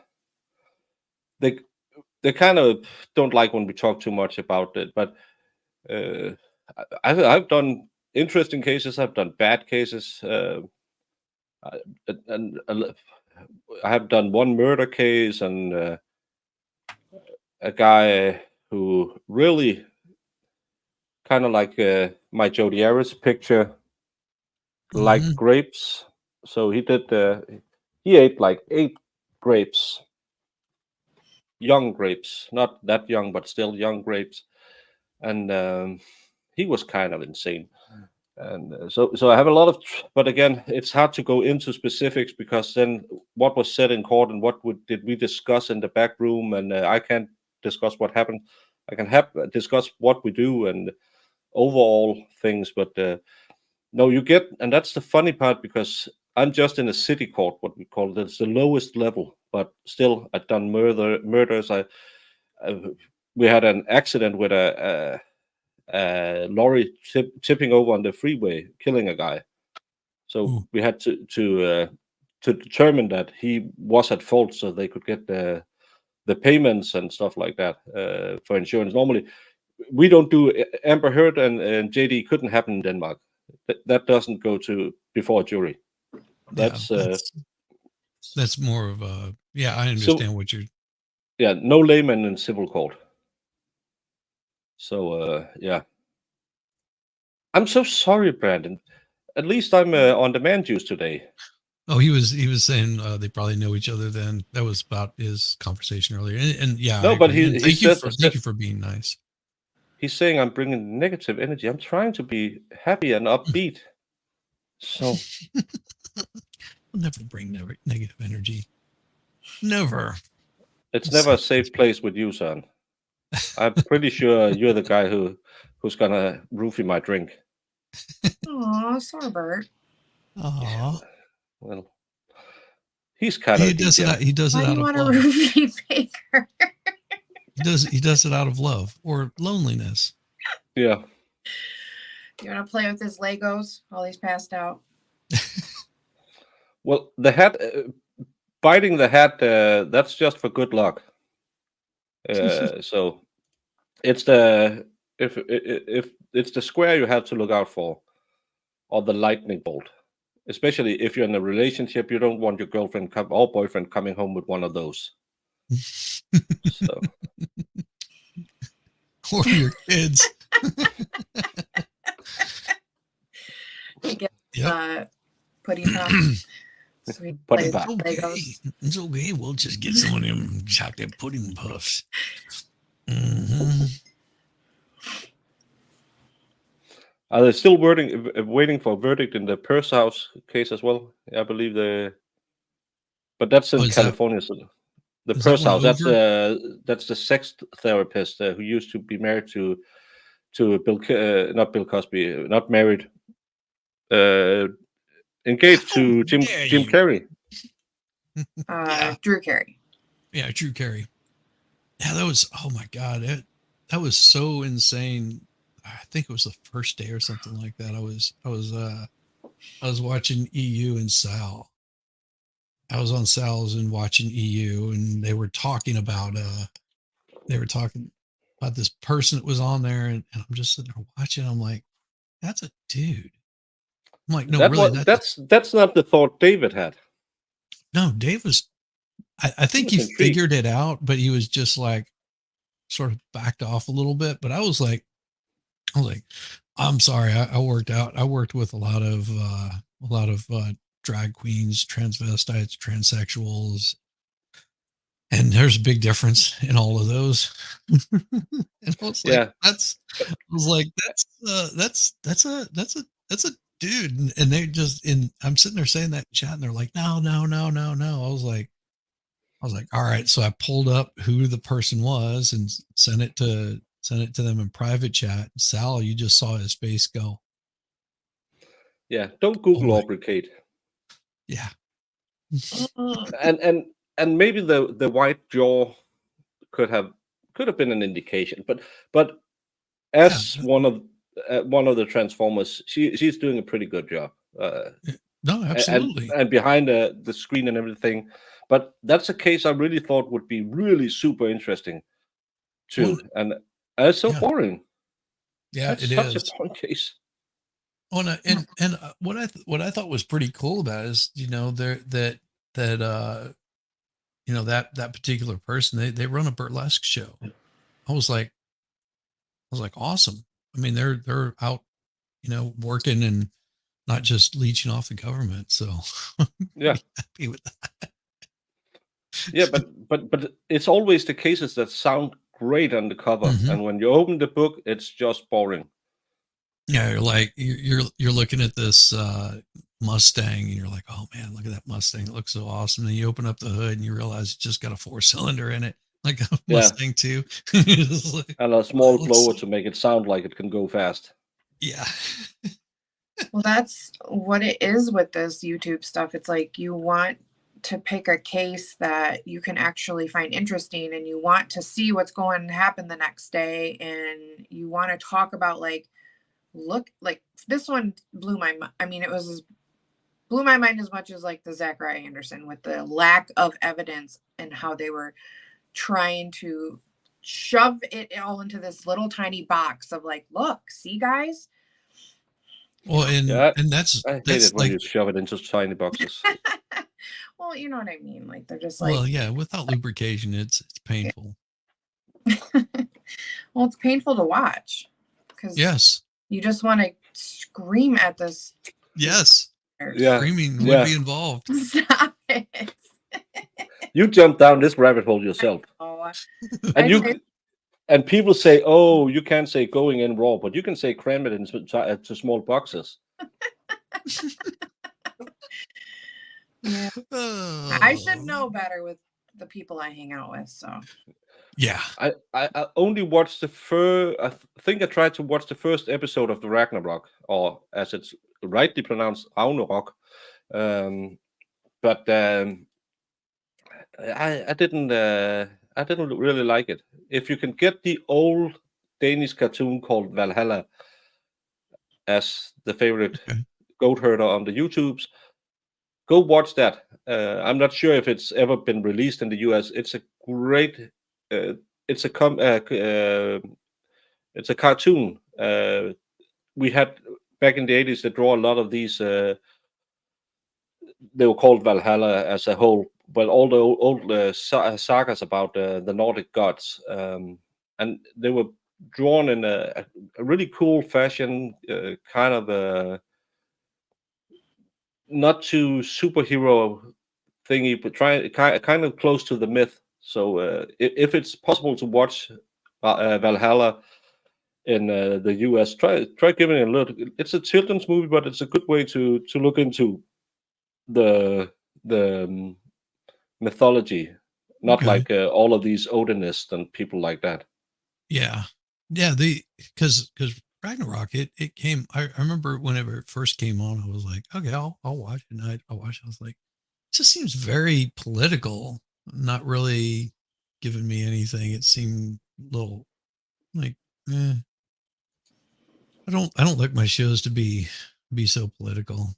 I mean, the concept was pretty cool. You know, this kid, as he gets closer to, you know, where he's from, like starts gaining these powers, which I thought was pretty cool. But you know, then beyond that, it was like, okay, well, oh, so you've got this other god that's like trying to destroy everything, and he's supposed to be coming in as Thor or something like that. I was like, oh, great. Well, not really enjoyable for me. I mean, it was interesting, but I need a little more substance than, you know, save the planet, save the whales kind of stuff.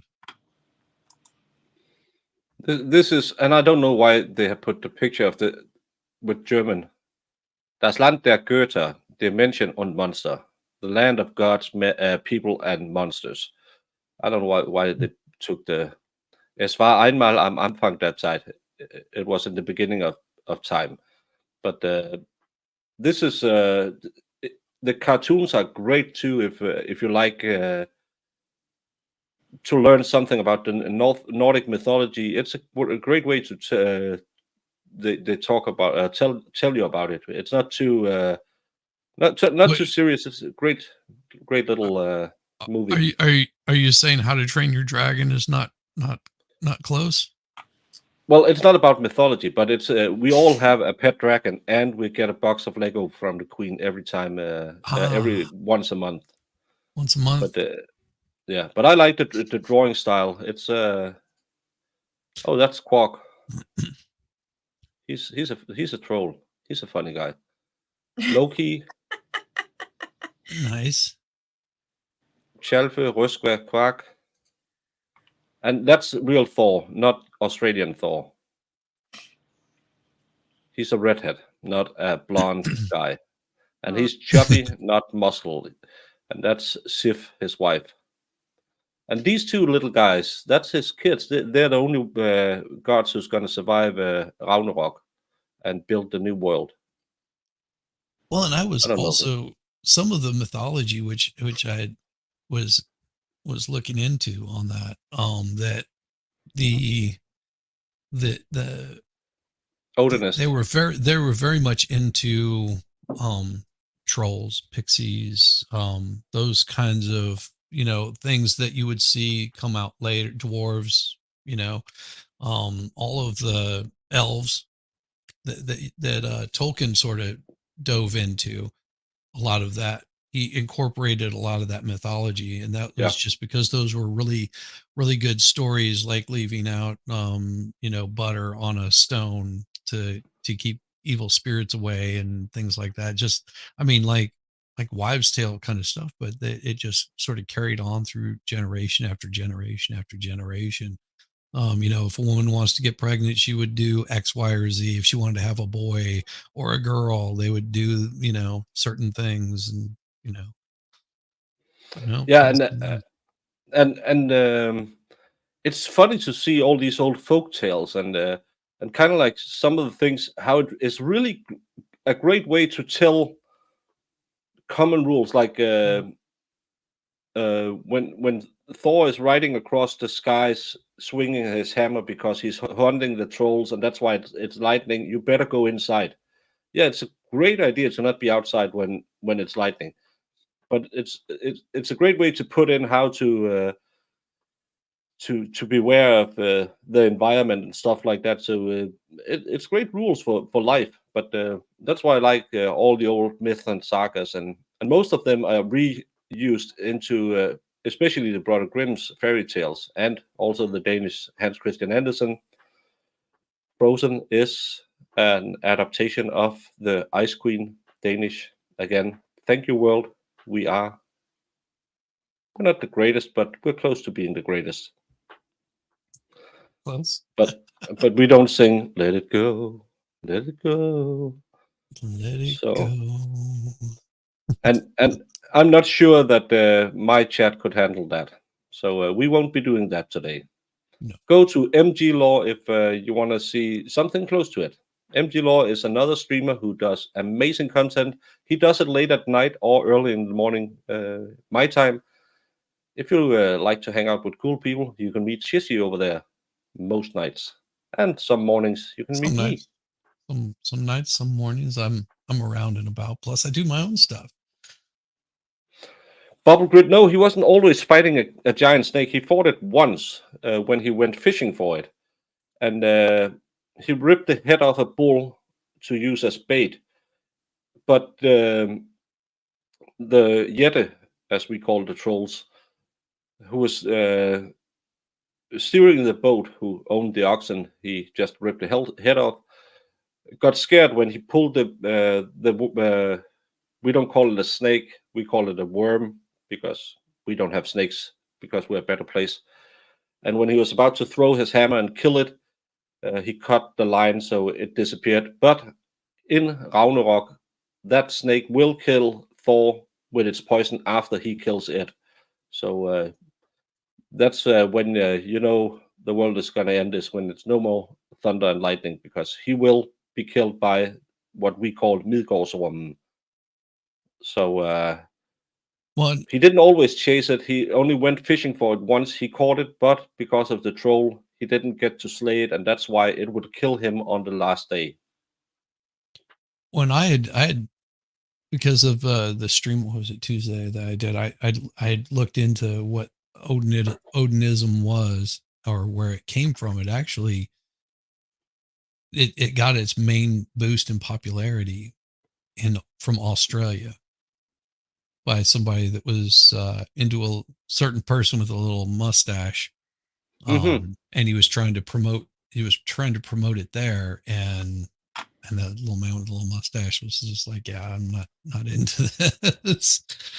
But it ended up getting involved in that quite a bit, and then it sort of died out around the time of the Japanese, because he was from Australia, and they shut down his church. It was like the first church of Odinism or something like that. So he tried to restart it again, and it just sort of faltered into obscurity. Not a whole lot of followers, and then it started up again in the U.S., taking some of what he had written, and like a lot of the far right was getting into that kind of stuff. And the reason I bring that up is because the one that Nick is covering is is the defense, and it's like 137 page document. Oh, sorry. Court filing.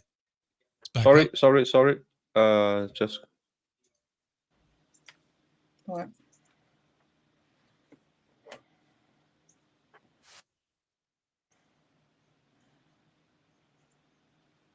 We don't see or hear anything. Jury, So actually, two questions. 2 questions. The note, which is dated today, or today's date and signed by the foreperson, reads, may we have a road map of Western Massachusetts? And then may we have the poster board depicting the routes taken by Cara Rintala on March 29th, 2010. So the You can't have the short road map. answer to both questions Jesus. is no. Yeah. I think it would make sense, though, for me to elaborate a bit in two ways. First, as to the poster board, I will tell them that if, to the extent that it was shown to them, they can consider it, but like witness testimony, they have to rely on their collective memory of what they observed. I also think it would make sense for me to remind them, based on the first question, that they cannot conduct any form of outside research or investigation inside or outside the jury room.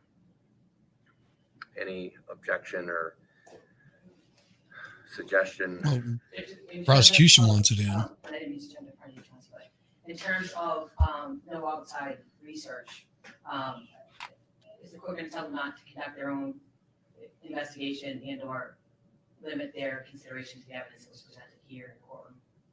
Okay. Yes, I mean, Yeah, because that. I can add that as sort of part of that. Yes. Sure. Thank you.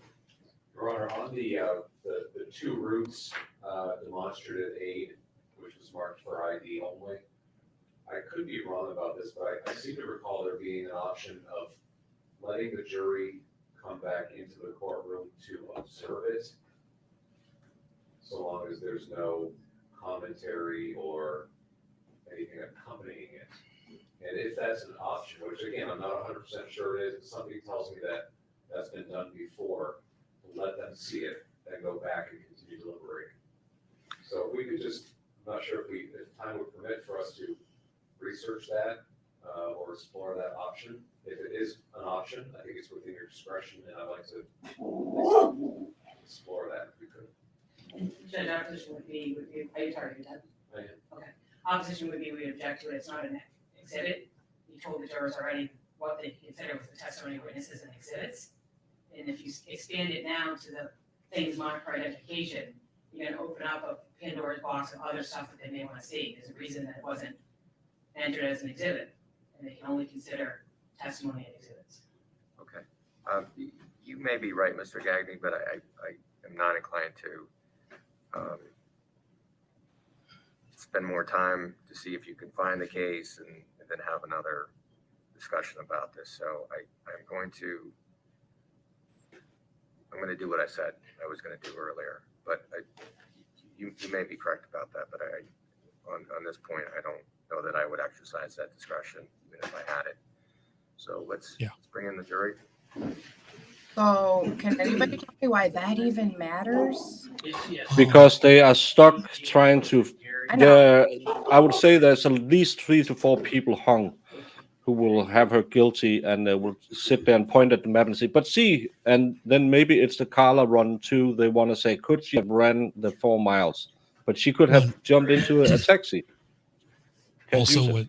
Also what they're missing out on is that was not an exhibit, and it was never entered into evidence, so they can't show that at all. But to me, her driving around has nothing to do with the evidence at the crime scene or anything. Yeah, they're But trying there's to- someone sitting there trying to figure out the timeline and saying, but I'm sure I heard. And they're saying, could we just show it on a map? And I hate that so much. Yeah. Not Because that's when you try to make up your own evidence. Right. well, yeah, because then they're gonna say, well, she drove an hour this way. That's weird. So that There's means guilty. there's someone in there that's So I trying have to. a note from the jury that is dated today's date and signed by the foreperson that reads, may we have a roadmap of Western Massachusetts? And then goes on to read, may we have the poster board depicting the routes taken by Cara Rintala on March 29, 2010. So the short answer to both questions is no. But let me elaborate a bit. As to the poster board, to the extent that that was shown to you as a way of assisting you in visualizing the testimony of the witness who accompanied the display of that poster board, you may consider it just like you may consider the testimony of that witness, but you will have to rely on your collective memory of what you heard and saw in terms of the poster board.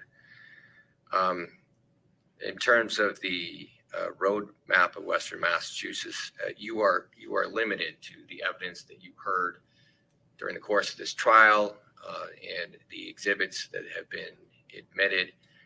And so I will just remind you once again that you are not to conduct any form of outside research or investigation inside or outside of the jury room.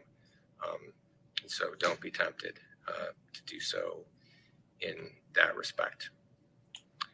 All right, I'm going to send you back to resume your deliberations. Yeah. Because if you're conducting your own research, then hello, reasonable doubt. Yeah, I have a feeling that there's one or two at least jurors that are holding out and looking at it as like this is not guilty. And there's somebody pushing really hard in that jury room to get like 100% on their side. They know about this case and they know a hell of a lot about it. But like we have seen the, yeah. I really have a feeling just because by now they should have come back with a guilty or not guilty. Yeah. And I have a feeling there is somebody in that jury pool. And I'm just speculating here. I don't know this for a fact. Just it appears to me that somebody knows a lot about this case and they want to make sure that it's solidified up. Because you don't take that long on the shady kind of information that we've been given or shady prosecution that has had no evidence. You don't take that long without somebody knowing a lot about this case. No. But are they, that's what's annoying me too, because it's like, are they taking all the rumors? But it like just the map itself, like it means nothing. It meant nothing to me. I was just curious what you guys felt about that, because like where she drove to, they showed where she was at the whole time. All we need to figure but out you have evidence. her explaining two different routes. You have the one where she takes the long way around, and then the one where she takes the shorter way around. Yeah. And just to talk to answer as it's happening with Harper. To the panel's belief, they didn't rise above reasonable doubt, because what they're talking about now is she went out with her kid and either took a long way around or a shorter way around. she talked differently about it 2 times, but still, it's totally explainable. With I have a kid, I need to take her out of the house. My wife is gonna sleep. But to someone who's saying she's trying to make up an alibi, it doesn't change anything, because you have the hard facts. No matter which route she took, she was at the stop and go at 5:30. She was at the Burger King at, what's it, 5:48 or something. She was at the McDonald's at around 5. She was at the mall around 5:15 or something like that. So what you were missing is the drive. And if you don't believe the time of death could be placed 3 hours before she was found, then the drive doesn't matter because she would have been dead before she left the house. Yep. So, Yep. yeah. And of course, if the jury was listening to the evidence and Rosemary had been, pointing some of these things out, it's like, listen, they're talking about the body pooling, the blood pooling in certain parts of the body because that would be facing down. So the blood would pool here, but the problem was they found blood pooling on the front and the back, which changes the time that rigor mortis was set in, because once rigor mortis sets in, you don't have blood pooling. Yeah. And that again screws with the timeline. Everything, the struggle, she was strangulated and had defensive markings on her neck, which indicates, even though she was dazed and had head wounds, she must have been clawing at her own neck. That's elevated adrenaline stress in the body. I don't care if it's for a minute or for 5 minutes. She was fighting, but the state don't know. She was too dazed. You don't claw yourself if you're unconscious. And stuff like that is, I don't like it when they do that. And 2010 GPS wasn't that. Yeah, you had GPS, but it was not. They didn't have GPS. You had it, but they didn't have it, and they didn't have it on their phones. Yeah. No, back then you didn't have GPS on your phone unless you paid a lot of money for the data plan. Exactly. And unless she had gloves on or something when she did this, she would have had marks on her hands if she was strangling her wife. Yeah, because again, she had defensive wound on her skin. She would have done something to the hands strangulating her. And you scratch somebody, like, you could get somebody good. And she had nothing. They saw nothing on her. Anyway. Yeah, but you have to understand, Puffer, that this has been going for quite some time. This isn't. It wasn't just overnight. This has been going on for what, 12, 13 years now. This case. Yeah. They've had 2 hung juries, 1 conviction that got overturned, and this is the 4th trial that they've had for this poor woman. And exactly this thing, she gave a testimony at night when she, according to her, came home, found her dead wife in the basement, totally filled with stress, as she would be, or if you believe the prosecution, had murdered her wife, cleaned up the crime scene, some of the crime scene, not all of the crime scene, then went out to establish an alibi, came home, and was taken into custody, which also would have been super stressful. So she tells them one route. The next day, when she's been sleeping a bit, but still, she was interrogated around midnight, came back the next morning around 9, I believe, was interrogated again. She misremembers a route she drove. That's totally one of the first things you learn when you do first aid is be aware if you go to a car accident or any kind of accident, if someone is kind of standing in the outside looking a bit dazed, don't let them walk off, because that could be a hidden trauma that will set in later.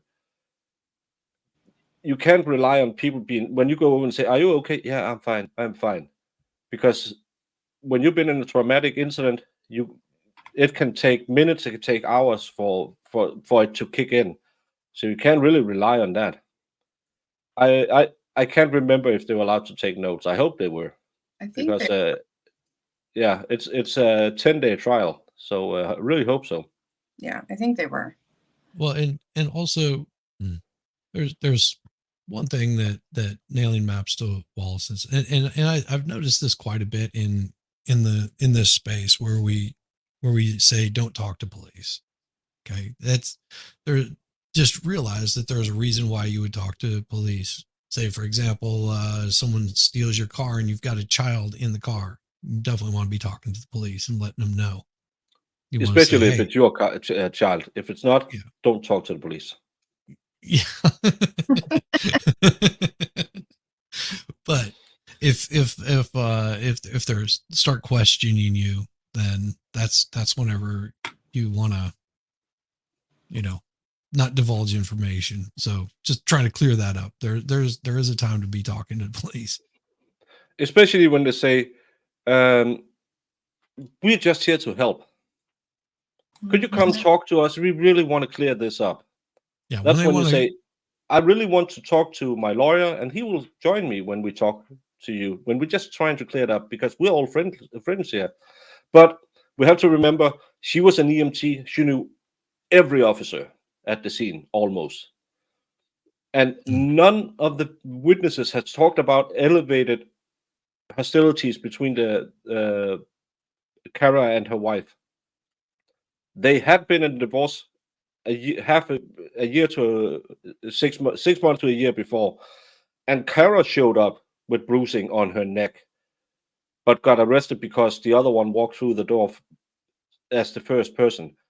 Yep. And yes, that's how they do it in Massachusetts in 2010. So, yeah. Mm-hmm. I believe 8 minutes, 7 or 8 minutes. Yeah. I don't know. I would be more, I mean, I wouldn't really consider this too much, but I think if she was the one that did it and knowing all the cops and stuff, she might have not wanted to speak to them. You know, that would be more suspicious to me, I guess, versus, because yeah, like you said, like you really put it together, like she knew these people, and if she was truly innocent and she knew these people and these people were her friends that she's dealt with on a daily basis for years, why wouldn't you just go to them and be like, oh my God, you know, this happened, can't believe this. So yeah. Well, I mean, and it's all, you just be aware of your situation, you know, that's all I'm saying. If they're wanting you to elaborate more, yeah, that's whenever you yeah. go, yeah, and anything more, that's all I've got. You Like, know? This is the question all of us asks. When they know he lied to the police multiple times, and he was so cooperating, he gave them his bank statements a year later, and they didn't get to look at them for 2 years, another year. So 2 years after the fact, they found out he lied about the day of the murder. But so was he still sleeping in her sleeping bag at that time too? I'm not sure, but they talked about months after her death, he slept in her sleeping bag, and not looking into this guy. No explanation of why. Because you could have said, well, we have him on camera out shoe shopping in Massachusetts, not Massachusetts, in New York that day. So we know he couldn't be in Massachusetts. That will totally destroy the reasonable doubt. But I'm always afraid when there's jury questions, because you try to gauge in which direction the jury is leaning. Well, with the maps question, it makes me believe exactly what Shizzy said. There's just some people in there that are really holding out. I think they may be holding out for the wrong reason. That's not something you want to have on your jury, because they just make it difficult for people that are actually, you know, and this does happen quite often, more often than you would think, that there are people that will get on juries, so because they know that it's a particular case, and they will make sure that if they get chosen, that they're going to be on that jury. They will lie, they will tell things that are not true, although they could get in a lot of trouble for it. But we saw that during a really big trial not too long ago, that somebody had gotten on the jury that was at BLM riots and crap like that. I'm trying to remember what case that was, because it all came out afterwards, because they were asking, you know, are you part of this? And they were just like, no, not at all. Turns out they were. So there's people that get on cases and they'll intentionally do it so they can be. Oh, that was the Kim Potter trial. Yeah, Kim where Potter. He had walked in the BLM riots with a shirt saying BLM, but absolutely did have no. It wasn't the Kim Potter. It was the guy who choked out George the guy. George Floyd. Yeah, he absolutely wasn't biased in any way, even though he had been at a BLM march. Yeah, it happens. Like quite a bit. very active. Yeah, that becomes a big problem with juries, and that kind of stuff does happen. And I think that's my concern with this one here, because it just something doesn't seem right. I mean, Mhm. the prosecution seems a little confident enough to change their story up multiple times to try to fit the narrative of time. Just But- some stuff they said but- in that thing just it hurt me. So I was just like ready to like freak out because that's crazy. That's somebody's life you're messing with.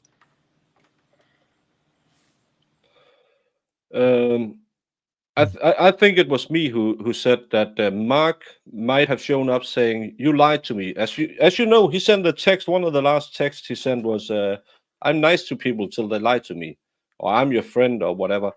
He came over and said, because he knew they made up this story at the fire station the night before when they were working together. After you go out for your physical therapy, you send Cara out. Say you're gonna sleep, and she should take the kid out of the house. Then I'm coming over and getting the biggest smooch of my life, and not only on the corner of the mouth. But Cara is called to the fire station, so she has to be on a 3-hour callback where she can't leave the house. That messes up with their sexy time. He then comes over, and because he figured something out, or she didn't answer him with all his multiple calls, he loses his mind, as some guys do. Try to beat the door down with the spade. She comes out opening. You saw her phone in the bed. She's dressed in just her pajama bottoms and a sports bra. Comes out, says, "What the F are you doing? I want you now. And she trips, falls over down the stairs, and he thinks, "Oh my God, if she wakes up, she's gonna point the finger at me." Runs out the house, gets away. That's a better explanation of the evidence at the scene than whatever the prosecution tells you. Mhm. That's what I see more reasonable in this case than any other story. Yeah. Because you had, "I'm going to get it on Friday. I'm going to get it on Friday. I'm going to get it on Friday." He said it in multiple texts that he would. And then Friday looks like it's not going to happen.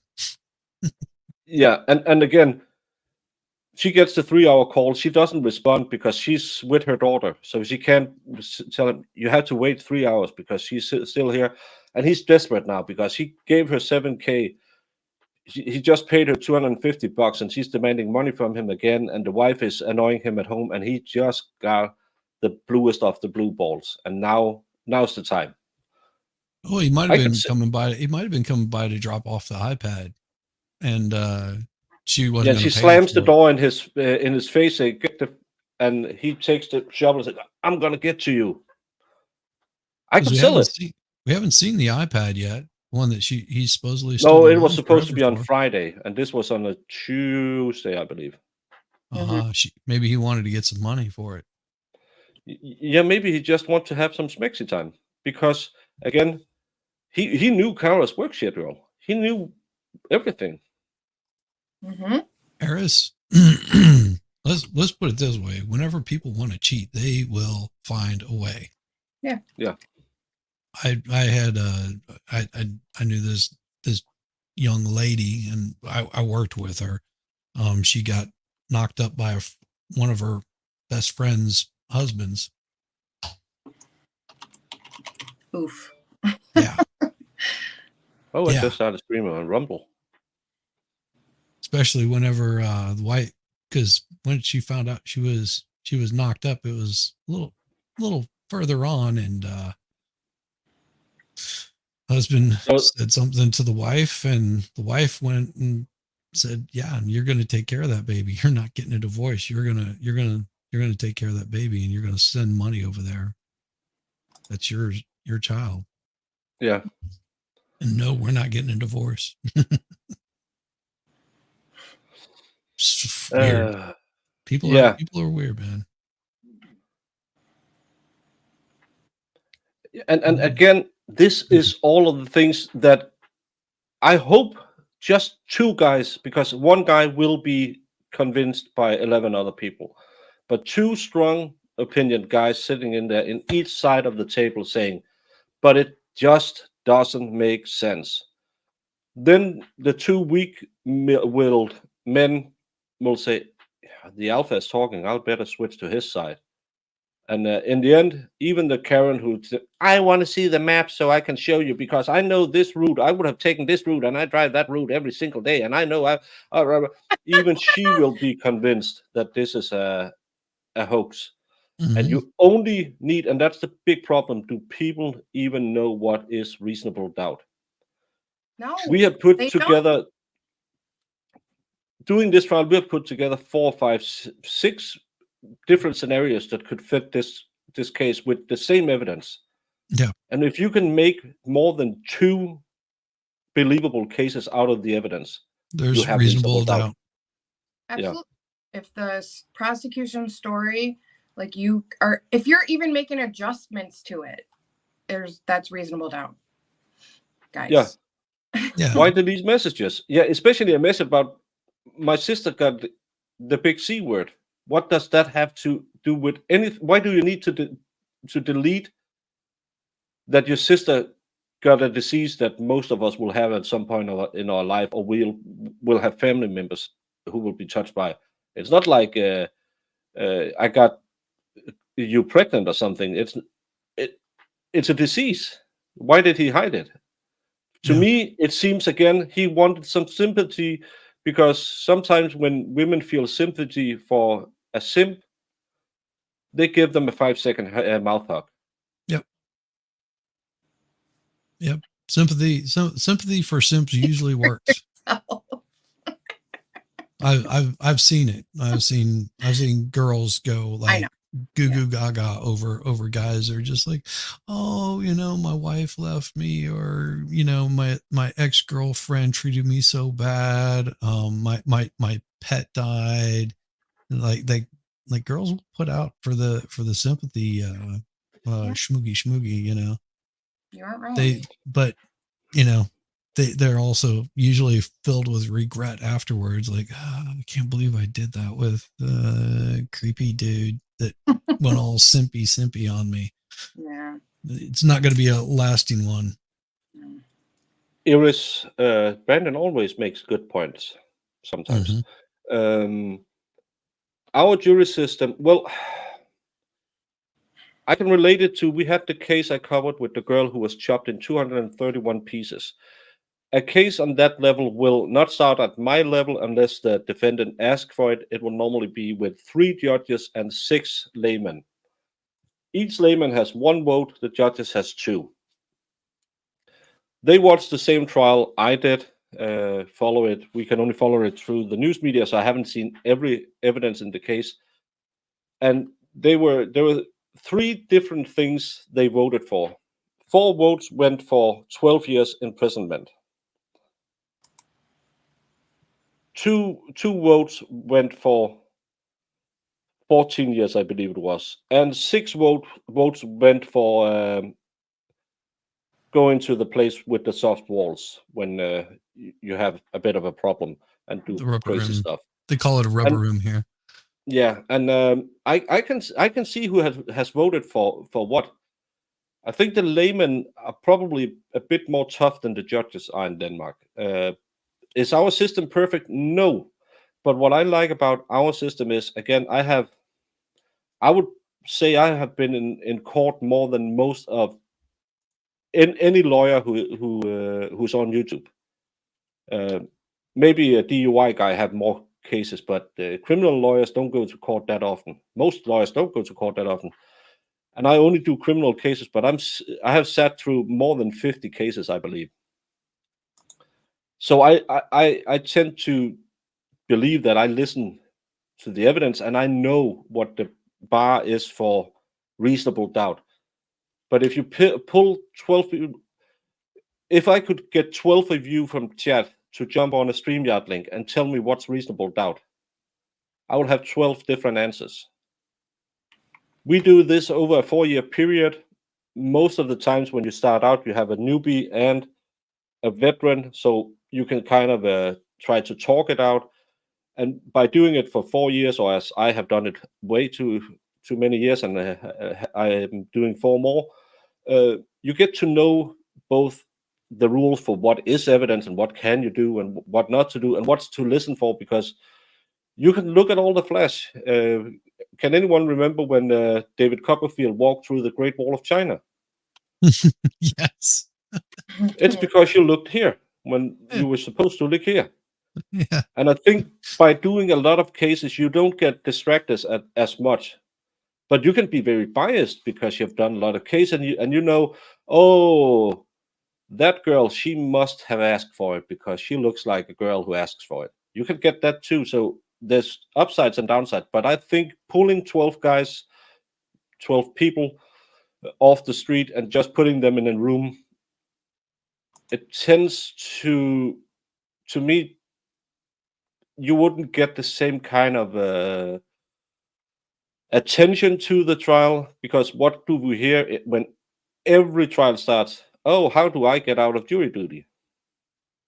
That's the number one thing an American thinks about, is how do I never be on a jury, because I don't want to do it for $15 a day. And if you don't want to be there, you're not listening. Yeah. And that's the biggest problem. I want to be there because I get a fair amount. I don't know how it's not a day's wage in Denmark, but I get a good chunk of money. I get $80 or something for being there for one day, and I have volunteered to do it, and I think we make better listeners than people. It's almost like your boyfriend. In the beginning, he listens real hard because he's interested in you. When he just want to watch the football game, he's not listening. He's just saying, honey, And I think that's the problem with having these forced jurors in the room. So I think we would have more expertise, but still, you still have the human factor. I know what I would have yelled at in the room if people had gone the other way, but also my personality could be a strong one. But let's say it was, I don't know, Selbert, who had the same ideas as me, but maybe didn't articulate them. Yeah, or didn't want to stand up in the front of a room and say, shut up. Then it doesn't matter. And so is any system better? I think we are better at listening and are more interested in being at the trial. That's a good thing, but still, we are also maybe a bit biased because we're doing it a lot. And some people probably have, because we also see that 95% of cases is won by the state. So do we have an implicit bias that if you're sitting in the chair, you're guilty? I try not to do it. I'm very conscious about not thinking about people as guilty or not guilty. But sometimes if you chat it in the face and has a long list of priors, you really have to fight those biases. Or you look at somebody and you're just like, dude's giving me the creeps, or you know, they just have that look about them, you know, that they look like Chopper from was Australia. If you've ever seen those commercials, oh my god, he was like, oh, you little kids, you're gonna come see me, and I'll take care of you. Just like, geez. And Brandon, you're completely right. You could get an asshole. Most I know a lot of the lawyers now, because I do so many trials and we don't have that much rotation. It's almost always the same lawyers who get the cases. And I'm pretty sure some of them look at me and think, oh my God, we got the idiot again. But I also know a lot of prosecutors who probably think, every time I try a trial before this guy, I always get a lower or higher sentence, because they also know me now, and I could be an asshole. I don't know. I think I'm fair, but I'm tough.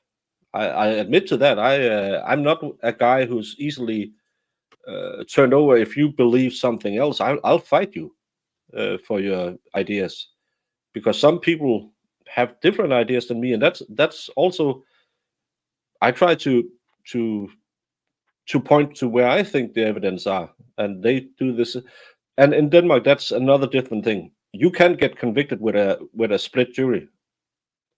We're three men, the judge and two laymen. If we vote, not this finger. If we vote for, if we vote that Brandon absolutely didn't do it, and the judge say, "Well, I'm sure," we win. Brandon goes free because we have a vote each, and you just have to have the majority. You don't have to have everyone. And that's why you'll see a lot of boards like here in the States, like county boards, board of commissioners, they're going to have an odd number of people. And the reason they do that is so you don't end up with having to figure out, well, we're split 50-50. You've got somebody in there that might sway it one way or the other. And sometimes they're unanimous, but having that ability to have, instead of having 6 people with 3 that agree and 3 that agree the other way, you've got that 7 person that can, sort of mediate between 2 of them. Yes, and never get deadlocked.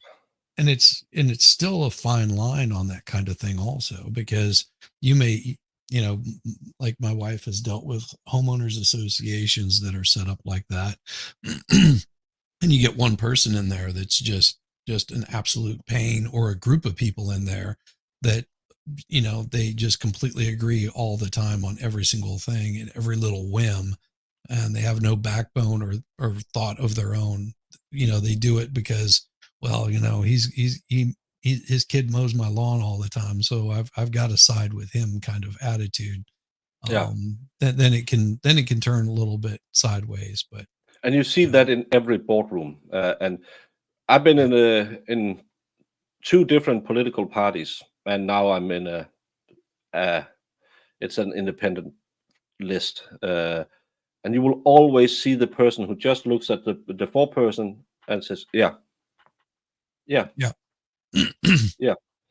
And when you ask them about something, they just reiterate what the 4-person said. Vigit Psych, do I think, do we get randomly selected? No, you apply. Every 4 years, you apply at your city government, city. We have an area that we cover, and every, we call them kommuner in Denmark. That's an area like a county or something. You apply to them, they go through, see, do you have anything against you have you done time or whatever? I don't know what the terms are that you have to live up to. Then they send it to the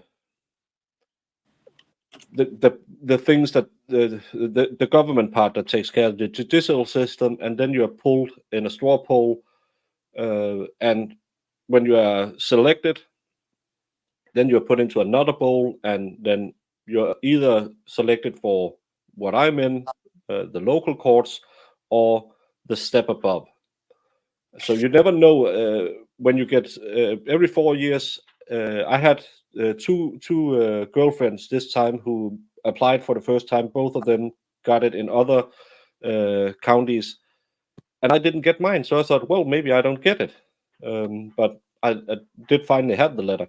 And then I have to read the letter to see, will I be staying in the local court, or would I have to go to Odense to take the next level up? And we don't know it, but it's randomly selected, but you apply to be in the pool of the people they can randomly select for. Wow. That is so crazy. But then they know they have people. You don't have to, because that's what I don't like with Brandon here. I don't like Brandon because he votes for the Spaghetti Monster Party, and he has a wonky eye. I don't like people on my jury with wonky eyes, because I had a bad juror with a wonky eye once. Well, tough as you get 12 people, and if any of these 12 people is you can say, because he knows the cousin of the victim or something, he can't do the jury duty. But you can't throw somebody out just because you get 6 strikes. Why? I don't like him. His politics are wrong. Well, tough shit. It's 12 people of your peers. You just get the pool of the 100 person, then you can draw one from prosecution, one from the defense, and you have 12 people. Why do you get to handpick your jury? That's not 12 people of 12 peers. That's selected juries. I think that's weird. Yeah, but what if you're a career criminal? Then you're not. That's not a jury of your peers. No, but still, how come I can show? I can say, well, Shizzy, I don't like him. I don't just the way he looks, or he voted wrong, or he answered a question about his favorite color wrong. He can't be on the jury. That's not how the law works. Yeah, it's a little more interesting than that. Needs to redo the poll. You guys are fun. We have, if you figure out someone, that's why I don't talk much about the cases I've been in, because I can be yeeted off the list. Yeah. If I don't, even though I'm technically it's okay for me to talk about it, I don't want to do it because I might slip up and say a name of a victim or something. Yeah. So I try not to talk too much about it. I could talk about the headlines. But if people get maybe demented or they do some crime, if they move cities, they get yeeted off the list. And if you do your job wrong, if you won't listen to the judge, because we have these a normal death sentence in Denmark is between 10 to 16 years after the severity of a death, a murder. And if you go in and say, I won't give them more than 2 years, I think he's guilty, but 2 years must be enough. Then you'll probably be in trouble. They probably can't yeet you because of that, but you have to, or you can say, I don't want to convict him because I don't think murder is a crime. Well, you have to follow the law. You sign a paper saying, I will follow the law. So you can't be yeeted if you're just an idiot. Yeah, that makes a lot of sense. I mean, it really does. I mean, here especially in mine, I've been called up to do jury duty. It was like 3 times in 1 year. So ridiculous. It just was, because usually you're put on like that rotation where once it clears to, they start at A and work their way all the way to Z. And then once they hit that certain spot, then they flip it over and start going over it again. They must have gone through a lot of freaking cases, because it was like it was within the year I'd gotten 3 of them. I was like, man, what the heck? We just passed 5 hours and 30 minutes. I never did any jury duty. I just was called in, and they didn't even voir dire me or anything like that. They'd have like questionnaire, fill out the questionnaire, and then they would come in. All right, jurors 1 through 200, you're here. Everybody else, see you later. Bye. I was like, okay. And Brandon, yeah, but I think I really hope when you get summoned to a case like this, I can understand if you're sitting there for he gone done run over my horsey, and I want to have the $50 that he owe me. You might be thinking, am I having pizza tonight, or am I having guilty? But I really hope that people will, even though that most people don't want to be there, that they take it so serious, because this is a person's life. And no, I'm not getting mad. I had a beer, so I'm calming down. No, I need a pee after the beer. If you're not paying attention, you might be sitting there going, "Oh yeah, I'm thinking about pizza tonight, but okay, it's only $50, but you missed out on the other stuff that this person's now going to be charged with a felony, and they're never going to be able to own a firearm, and they were on the shooting team."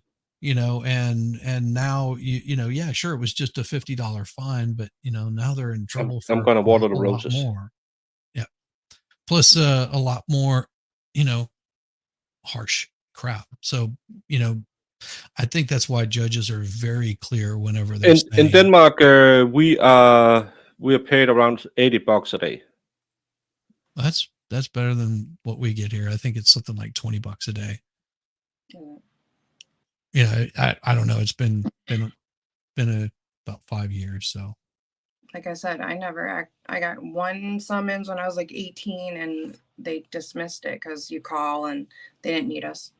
And I've nothing since. And I'm like, I had one that I forgot to answer. That was the third one that year.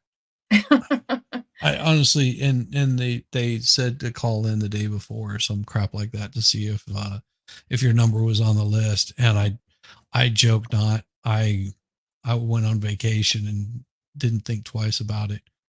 yeah, well, it happens. And I mean, if I would have called, I would have known that following Monday whenever I was back. It just slipped my mind altogether. Hey, Nick, how you doing, brother? Good to see you. Hi, Nick. How are you? But yeah, I agree. Like, people should take, like, this is someone's life. Yes. This shouldn't be about gossip and what you think you would have done. I think that's the biggest thing too, is like people trying to say, well, I would have done this. You have to take that out of the equation. It took me a while to learn that when I was watching this stuff, because I would be like, well, I would have done that. And I'm like, yeah, but I'm not that person. That wasn't my situation. Right. Well, and I, whenever I'm talking about, if you're breaking into a house, this is the way that I'd be looking at this aspect of doing it, just as, talking about something to, break up the boredom. Mhm. I'm just, and also I have a hard time resolving certain aspects of this kind of crime. And that's what you're trying to do, is you're going, okay, make this evidence make sense to me. Yeah. If you're saying that she was at this place, but yet you've got not very clear picture, why are they bringing crime scene evidence to the scene of the crime from, that you recovered from somewhere else? All these little things start to add up where you're just like, yeah, something's not smelling good here.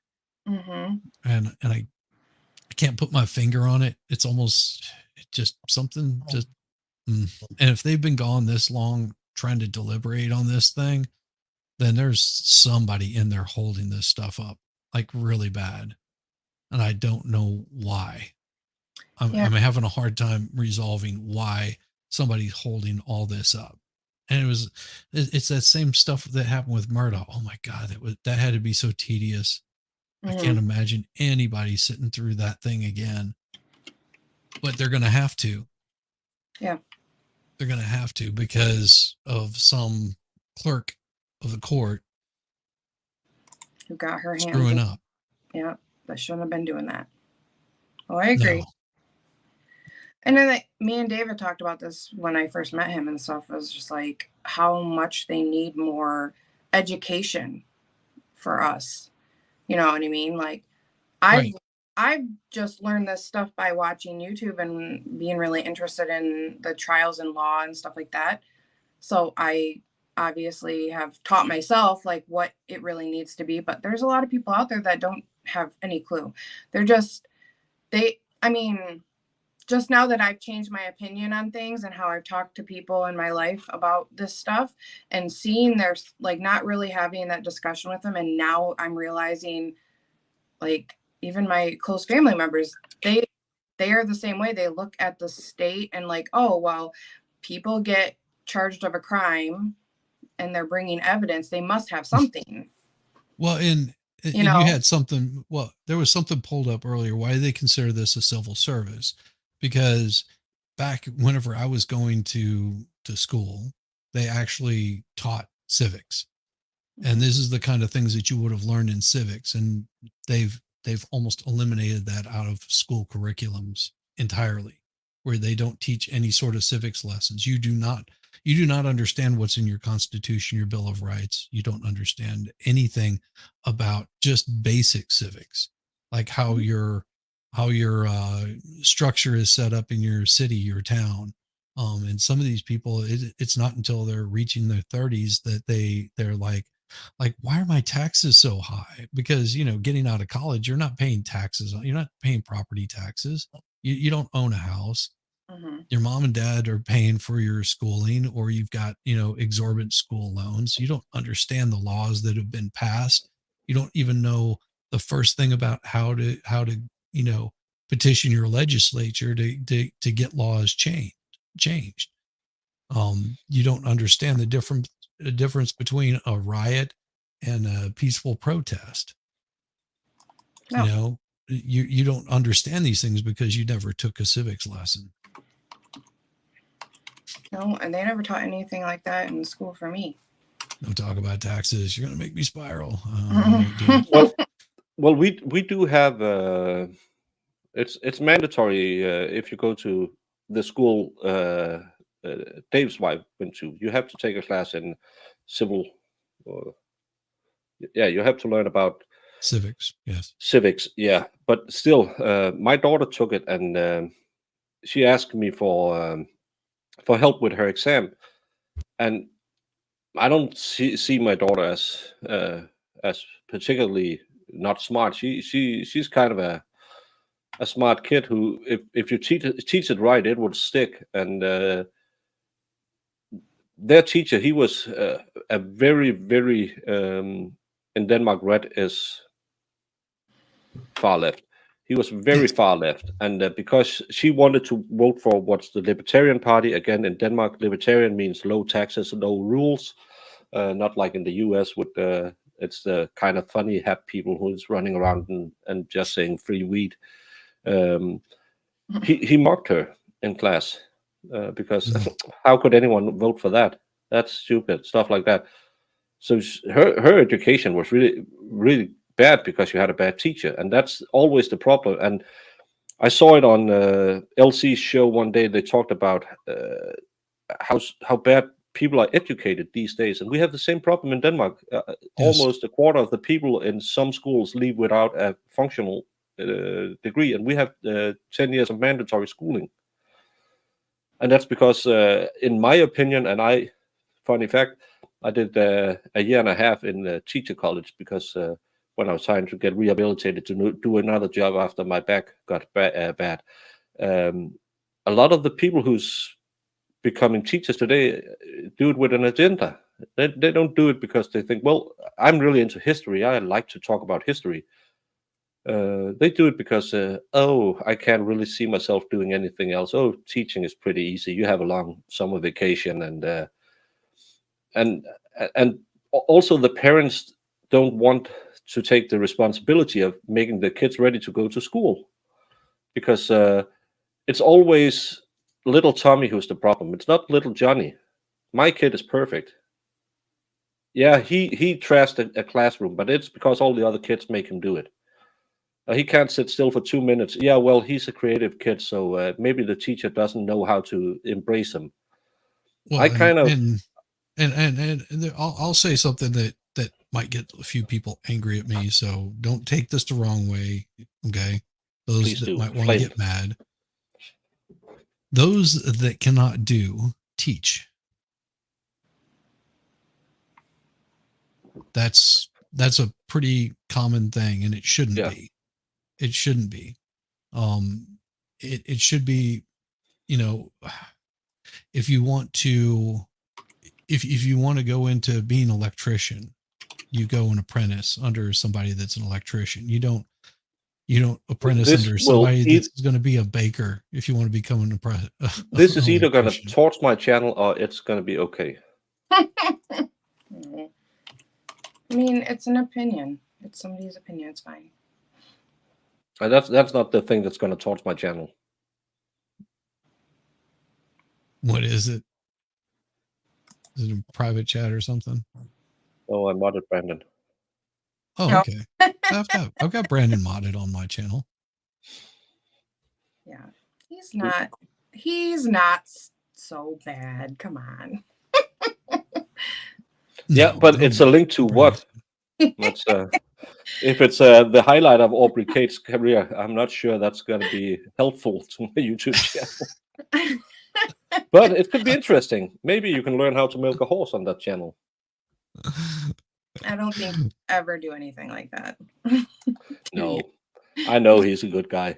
Yeah, he's a good guy. Yeah, but I really think that what we were when I became an apprentice, you had the guys who did the full 40-week introduction at school, or like me, did 20 weeks and then started in the bakeries. You learn so much more by doing. That's why to this day, even though I haven't been a baker for many years, the second I touch a piece of dough, I know exactly what, if it has too much flour, too little flour, if it needs more tension or whatever I have to do with it. Just Because by it's touch. just stuck in my brain, and you need reps. In Denmark, you can't get homework because it's not helping you to learn anything. Well, that's not what homework is about. It's about meeting a deadline, because the second you go into a workplace, someone is saying you have to have this done by Monday. You can't say, but my dog ate my homework, so I can't. Oh, I don't. You have it's about learning responsibility, but you can't do that because it's too bad for the kids. Now we're going to change in Denmark. There's a lot of talk about changing the time you have to go to school in when you're a teenager, because the teenager sleep rhythm is different than for other people. Well, go to bed earlier. I never slept as a teenager. I stayed up, read books all night, and did other things. It's pre-internet, so we had to read about it too. Um, so it's normal, but now, oh, we have to cater to them. No, learn them to get out of bed. Learn them to stand up. I started my first paper route when I was 9. Today, it's not allowed. You're not allowed to start to work till you're 14 because it's too bad for you. You don't learn to take responsibility. You don't learn to earn a bit of money and what taxes are. That's why you have a paper route. It's to learn that $100 doesn't go that far. Yeah, I mean, I took. I started mowing lawns whenever I was young and learned the value of a dollar. I mean, Yeah, and got Squaw Bob. I knew was going to get all upset about it. King Gay, yeah. Whenever I say that, is you're generally going to find teachers falling into a position of being teaching, because running your own business is very, very hard. And I'm not saying all teachers are like this. I'm saying that that's where you're going to find teachers. You're not going to find as many teachers running their own business. If they do, they'll just run their own business, because teaching takes time away from running a business and vice versa. Like I knew a guy that ran a landscaping company, because during the summer is whenever school was out, and the rest of the time he was a full-time, I believe, history teacher. And so he would teach, and then in the summer he would run a landscaping crew all the way into the fall, and then he handed off to his guy, and he would handle the business, and then in the winter it would pretty much shut down and he would be back in school teaching. He not saying that every teacher can't run a business. I'm just saying that generally you're going to find, especially more recently, you're going to find a lot of your people that's their career is teaching, as compared to some people their career is their career, and then they teach people after they've gotten to a certain point. They're just like, I want to spread this on and better society, better people. I want to be a shop teacher because I want these guys to yeah, learn how to fix cars. And it doesn't always go by the book, but we have to have some of the book studies in there.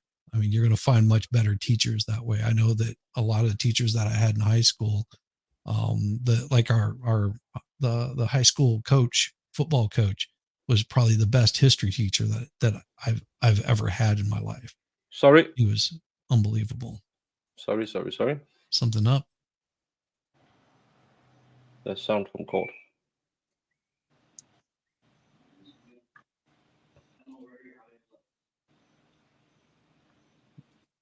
Sounds come on and off from court. Someone was whistling. Well, you can fast forward a little bit. Looks like. Nothing happening now, but No. I mean, here, sound kicked in. Maybe something's getting ready to happen. Maybe they're taking a lunch break. Oh, there's heads.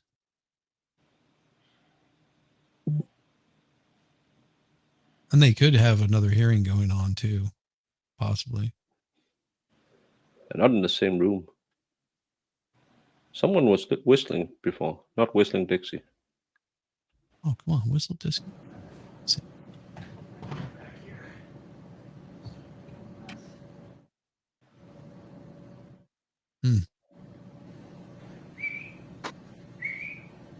There it is. I don't know where your audio levels. I don't know where you are at your levels. Yeah. I'm just going to keep it running in the background so we can hear if they jump back on. And see, for me, it's about lunchtime, and I need to.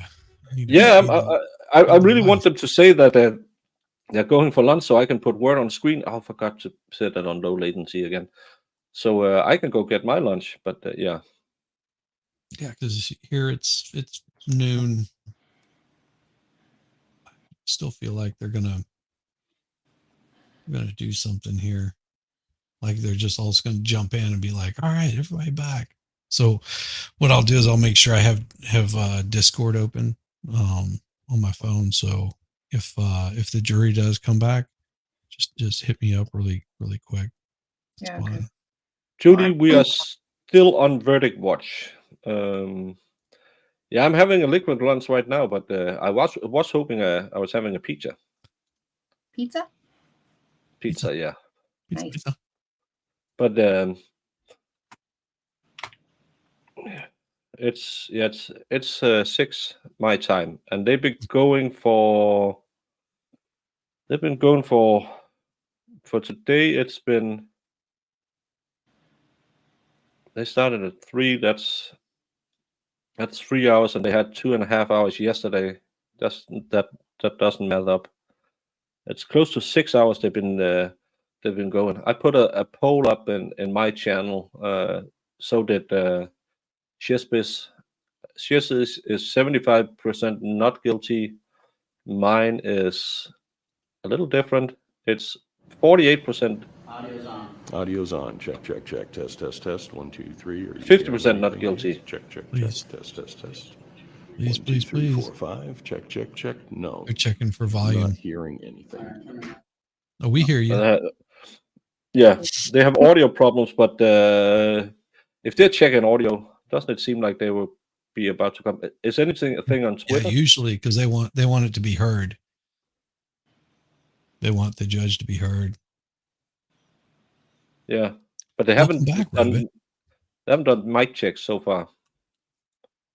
Around 3. I thought they said 18 months to begin with, but in the closing, the kid was almost 3.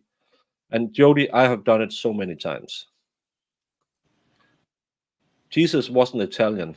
Jesus was an American. So he couldn't have invented pizza. You sure he wasn't Greek? Maybe I don't know if there's a verdict. We haven't. Have anyone checked Twitter? You should be getting that. I think you should get the Twitter alert if you're following that page. I am, but I don't know if you know. Twitter isn't really great at doing all the things. Twitter has really been unreliable for me. I never get any of the verdict things. Oh, I get them all the time. There's only been one time it didn't happen, but Now that they went to black screen. And no, ladies, black screens aren't a little bit bigger.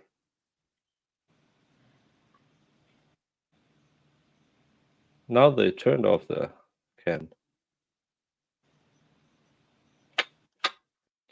I can't see anything.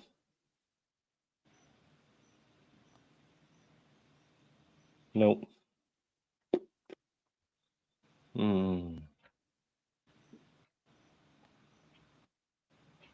Can you see anything? Mm-mm. No.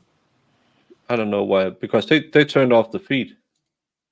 They had said something about they're trying to work through some audio issues, so maybe that's why. Oh, yeah. Should we try and break for lunch and then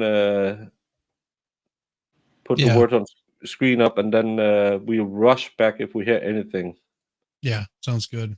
Yeah, because I gotta do something. Because you'll at least get a couple of minutes before.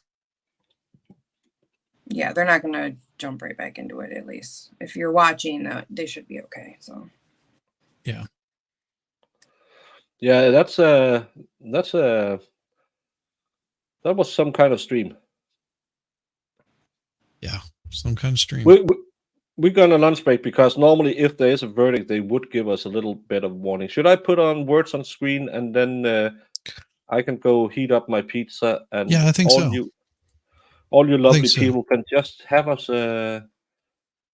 hanging around in the background, and then the second my iPad starts chiming in that something will happen, we'll we'll start back up and take off the words on screen. I'm sorry, Iris. Even if you're on a winning streak, we won't. We'll just pull it. Yep. And if you guys want to jump over on Baker's stream, the link is up there in the top. It should take you directly to his channel, and go we over have a there lot and of play it. We have a lot of new people here right now, I think. So 83 people Yes. here. Blame We do the this. while everybody's here. We do this a little bit when we have a break. We put on this word on stream. If you are in my chat, the Broken Baker chat, you can play along. It goes like this. Oh, nope. Something is happening in court. We're just going to kill that one again. Sorry. Shizzy, come back.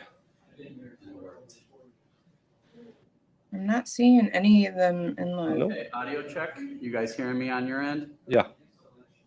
I'm going to turn the audio off. I'm seeing no levels. You can't say that on YouTube. I'm going to reset the unit. I don't see levels coming up on the screen. Does it seem like they just are doing audio? It doesn't seem like they're going. Well, it doesn't seem like the thing is. The girl Hey, that's Aunt Minnie. not in there, she usually puts an update, and she was just saying they were just checking levels and stuff. Okay. Hey, Aunt Minnie, I saw you sub to me. Thank you so much. And if you're new to this, we're gonna do this. Oh no! Don't do that. Stop. Copy. Everybody copied, but nobody actually went in. I'm gonna put this on screen. I'm gonna take you down. Can you still hear the court? No. Okay, because I can hear it, so I can just keep this on if anything happens. But you will we'll do this game if you're in my chat, and I'm gonna remove this one as well. You can play along. You can't do it over in Shizzy's because they can't figure it out. But what it is, it's just guessing the words with the letters presented at the screen. It's kind of fun. No, you have to be the first one to get the word. If the word's already up on the screen, see, look, there's 4 letters, 4 letters, 4 letters, and then it goes up. So you just have to type in words, and then sometimes you have to read the top. Rossman. It will say there's a fake letter, meaning if you're using that letter, it's, you're not going to get the word. But it does sometimes not pick up when you're typing it in, but it's the first person that gets the word. So play along if you like to, and hang around because we'll be back soon when we're done eating, and entertain yourself. And thank you so much for hanging out, and hope that everyone will play the game, have fun with the game, and I should have no prizes, just the bragging rights. Are you going to put See on you. music?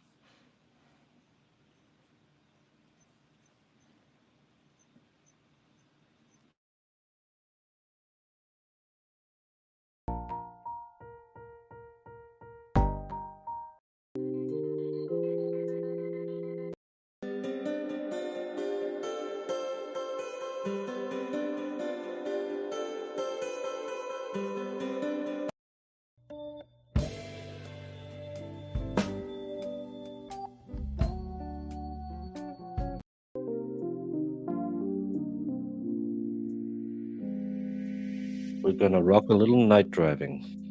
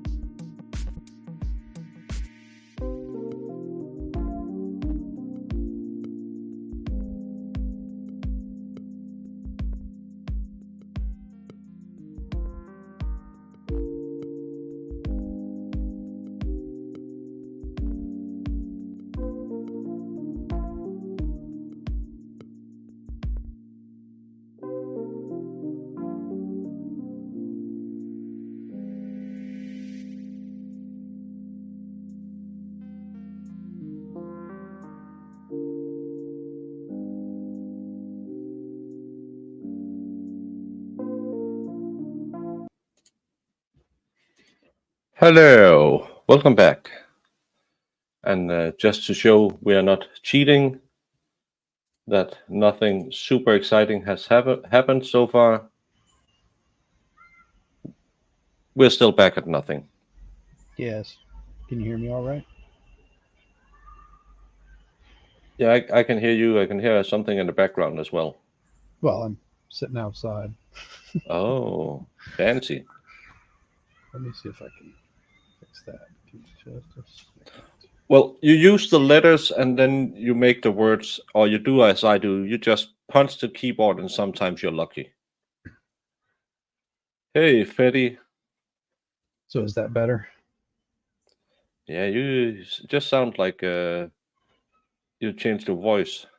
Yeah, some cheap earbuds thing. That's why. Well, that's okay. But yeah, nothing has happened. They had lunch and they're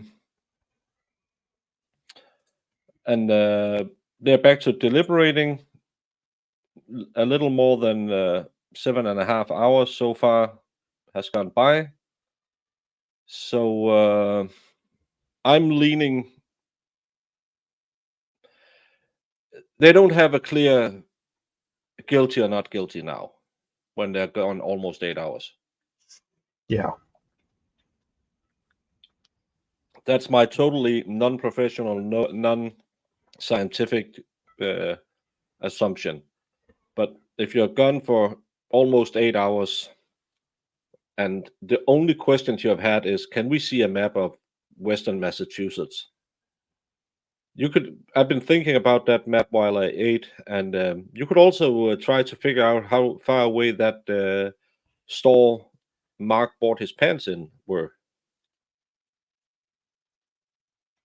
Because they didn't say they wanted a map over the city. They wanted it over Western Massachusetts. Mm-hmm. I don't know if that makes any sense. No, it makes a lot of sense. It's a mess. I mean, I'm just a little. Nicholas, you're behind. I'm just a little aggravated that I just wish that defense could have done a little bit more, said a little bit more, said something, more convincing. Of course, I don't think they could have. It just no, but you always think, if they just mentioned that. Yeah. And Yeah. in reality, no. No. I mean, it probably did wouldn't so. have changed much. No, I don't think it would have either. Just just wish they could have done more. Yeah, make it more clearly that the luminol wasn't blood. That's the only thing I'm sitting here thinking about is I would really have hammered that home. And genitals, I really can't see them go for a fourth try because 2 hung juries, then 1 conviction overturned, and if they end up in a hung jury again, what else can they put into this case? I really can't see how you in any way can justify doing all of this again in a couple of years. But again, I'm not a lawyer, but as a former politician, I would say, especially if Massachusetts has an election coming up to any of the important roles who has anything to do with the judicial system, I would maybe campaign that the taxpayers' money is being wasted and fentanyl is much bigger of a problem. And if we can't do it in 4 tries, is it humane to do it again? And is this just because they want to nail this woman and they don't have the evidence? I could run a campaign against those people. Mm-hmm. I probably would too if I was there. Yeah, that's a great case, especially let's say you're kind of a middle of the road Democrat. You go for the LGBTQ voice and said they're just railroading her because she has the sexual orientation she has, and maybe throwing in a little bit. Would they have done this to a man? And it's just typical waste of money. And what we really should be doing is look into the real crimes and stuff like that. I could run a how campaign of that. inhumane is this to do to a person? You've tried them. You clearly haven't made a case, and I mean, this is, yeah, I could see where you could spin that into something. Yeah, and I really, after seeing the prosecution, we know it wouldn't happen because it's the fourth trial. I would have thrown it out with whatever they presented. It was so flimsy, and that's why I can't understand we're still sitting here after 8 hours. But again, are you at the harbor? No, there's just planes flying by. Oh, just sounds like a foghorn. Yeah, it's a damn plane. We're not too far from an airport. This is why I hardly ever do this outside, but Yeah. have somebody out here, so I have to be outside, out of the way. Well, Rabbit, she was strangled, so it's kind of hard to make that an accident. Nothing says that it was an accident because her injuries to her head could be a fall from the stairs on the stairs, but the strangulation is kind of hard to explain by accident, especially because she have defensive wounds on her neck. So yeah, that's the big problem in this case. Something did happen, but the more we watch it and the more I think about it, the more I see it as they're just trying to railroad this woman because they didn't do their job good enough. Yeah. You would think that someone that's a paramedic would know that you've got to go for the hide. It was the hide bone. Yeah, because the strangulation marks was and that was there was no damage there to that. No. I think a paramedic would know this. Yeah, but again, it could, if it was Mark, wouldn't you then say, "Oh, he has the strength to break the bone and stuff like that?" And I don't know. I don't know what happened in that basement, but I'm sure the state, to me, hasn't proven Cara was at the basement. Yeah, and she could have been. She could have but been. they didn't prove it.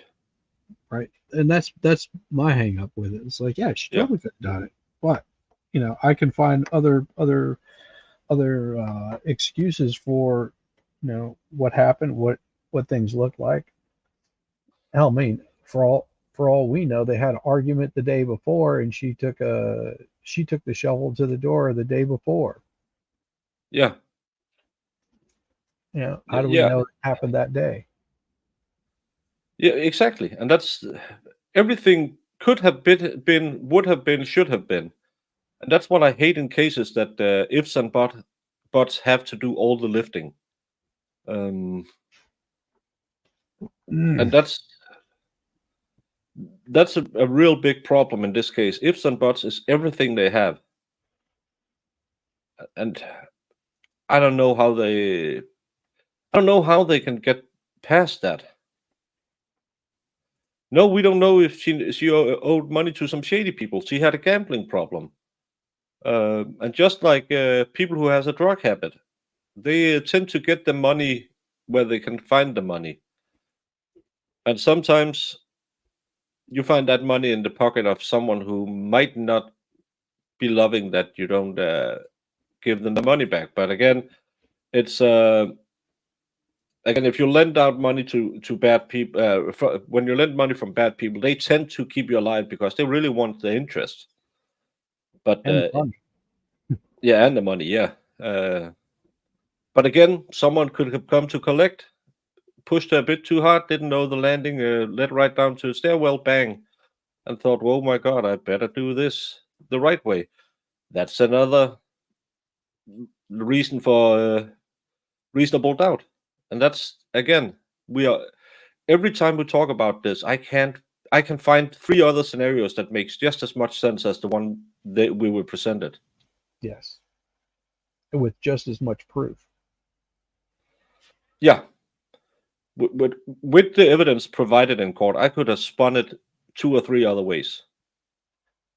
And that's a big problem, because you really need, now we've been at it for, they did a 10-day trial, and whatever they proved was there was a dead body in the basement.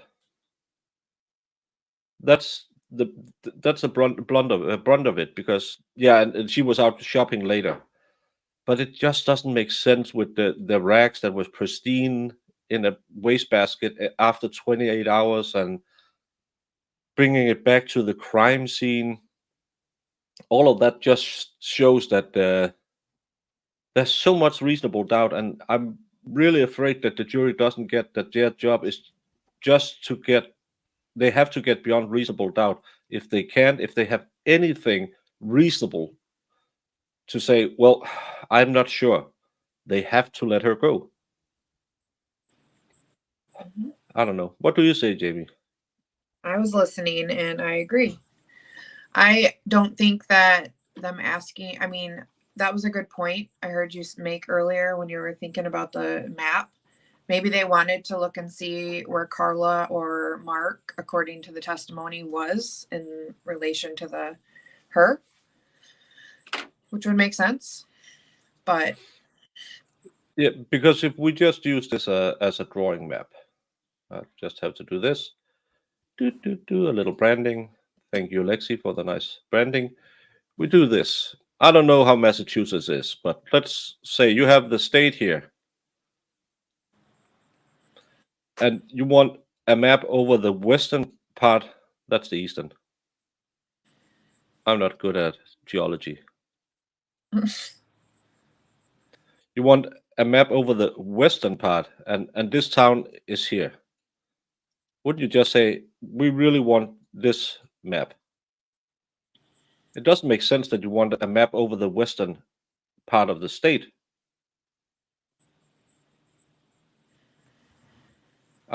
You would ask for a city map. Say, well, here's the city, and we know they lived here. She went here. She went here. She went here.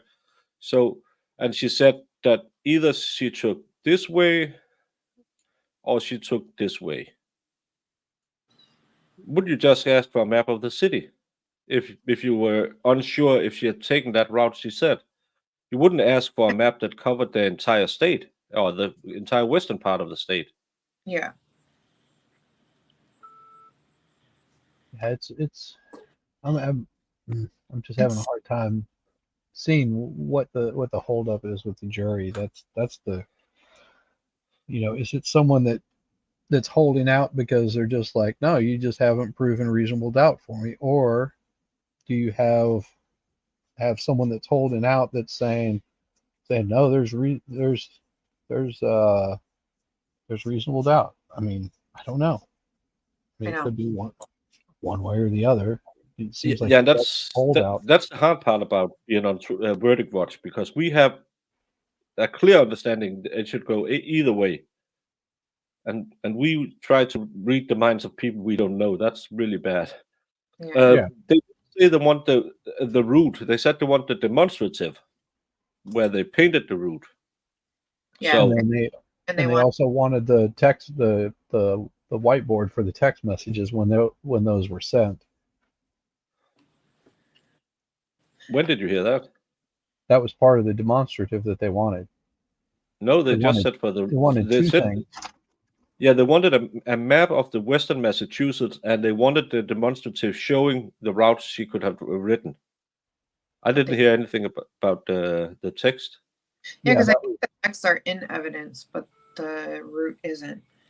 Yeah. Right.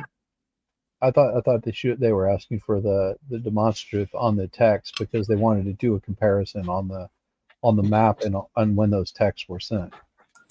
No, it was the two different, the blue and the red route demonstrative, and a map, and because that's why I say why would you want a map of the entire western part of the state instead of just a city map to say, does it make sense to go that way? And yeah, maps belong on a wall, not in a jury room. They mentioned that there were signs on the underlying muscles that she was strangulated, and you had the hemorrhage in the eyes as well.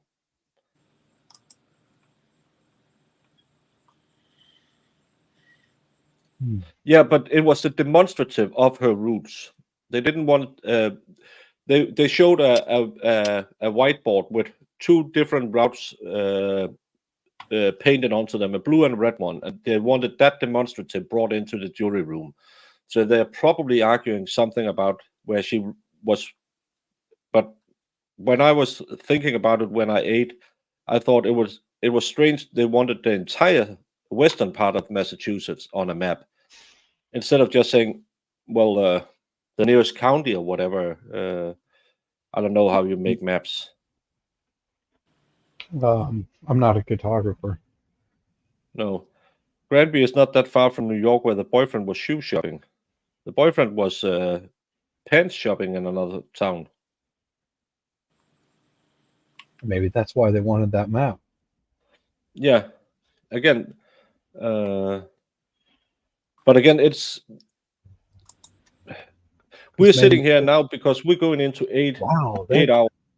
That's something I hadn't thought about, Baker. Maybe that's why they wanted the map. Yeah. Yeah. Maybe it was they wanted to compare what her route was, the amount of time that it took her, and then wanted to pull up the map and sort of route out from where he was supposed to be.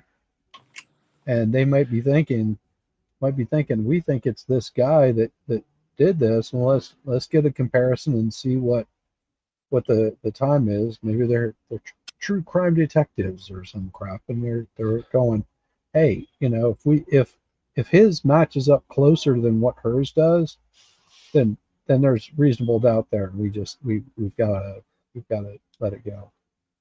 Let's just say I did a little painting. You have Granby down here, and I can't remember the other town he bought the pants in. She drove around for some time, and she went shopping here, and she said she left the house between 2:30 and 3:30. He's buying the pants at, I believe, 4. How late was it? Was it like 4:30? Yeah, 4:30. Yeah. So they could say, well, she was out riding around and she took the long way around. So as she said, that would have taken at least an hour to drive that way before she was at the Burger King or wherever she went first. If he arrived 30 minutes after, did the thing, went up here to buy pants, that would be feasible with if, let's say, he was at the house at 3, did what he shouldn't do, be done at 3:30, and drove to another town to buy a pair of pants, and then went home to be with his wife when his daughter arrived around 7 in the evening. He would have the time. That's why I can see you needed a state map. I can't see why you would need a state map or a western part of the state. But again, I don't know Massachusetts. Unless that's what they're looking at. They're looking at, yeah, this guy doesn't have an alibi. That's reasonable doubt to me. Wow, I hadn't thought of that. No. Yeah, and where was Carla's gym? It on the other side of the town. But if you want to mark out how long a 4-hour route, 4-hour run is, you don't need the map of the Western Massachusetts. Again, that's what struck me while I was eating my dinner was why the entire Western Massachusetts. That's the part I don't get. I don't know how big Granby is, but I don't think if you had a 4-hour run, you could run pretty far around Granby. It's a small town. Can you pull up a map? I could pull up a map. You always make me do stuff. I don't know. I just figure. I can't. I'm working off of one monitor on a tiny little laptop, and I can't do. Maybe we can pull up a map and check it out. Maybe, I don't know. Yeah, it's a real small town. Yeah, and what was the town that he supposedly went to? Oh, I can't remember. I'm sure somebody in chat remembers, right? Can we do this embiggened? Step down. Wicked Psyched is always a good source.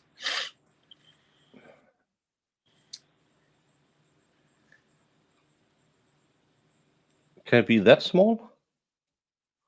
Yeah. Yeah, It it's seems pretty like small. I mean, it's right near the Connecticut. Yeah, it's here because Holyoke Medical Center. I remember that. all we see is a whiteboard. There we go. The sound is the neighbor flying a plane at Because she went to Holyoke. So, as far as I gather, Do you remember Holyoke? Yeah. yeah. We were watching the plane. This was the airport, so they lived somewhere up here in this area. As It far was, as I remember. 18 Barton. Well, that's was Barton. Brainerd. I could probably said.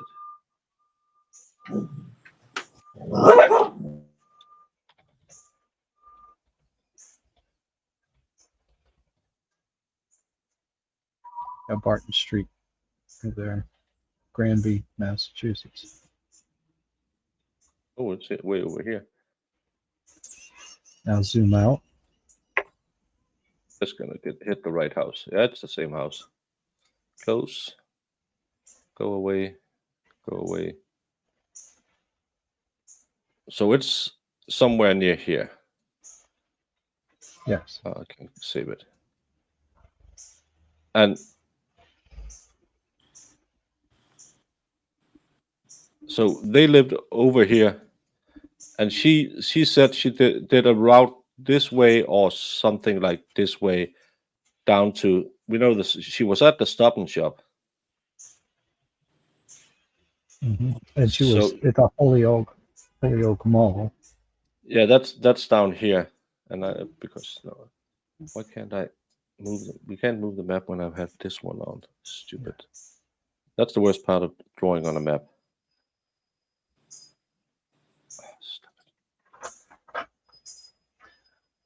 And you can, with your Google search maps, you can put in 18 Barton, and then you can do a directions to Holyoke Mall. Directions to. I type in Holyoke Mall.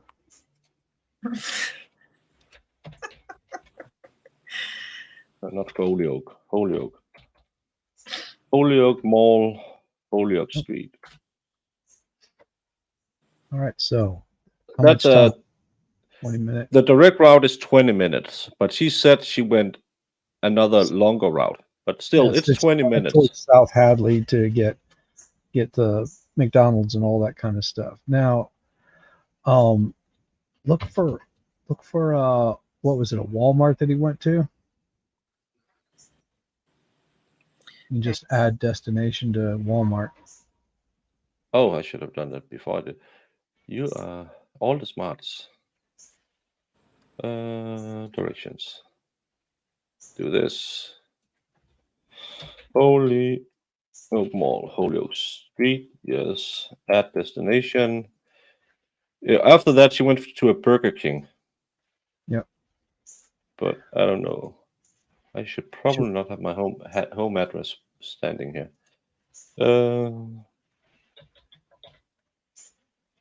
I can't.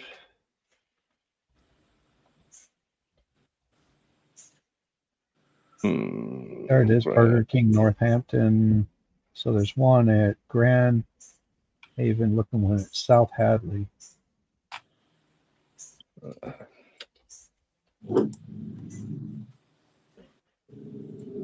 Granby Street, Bloomfield. That's not the right one.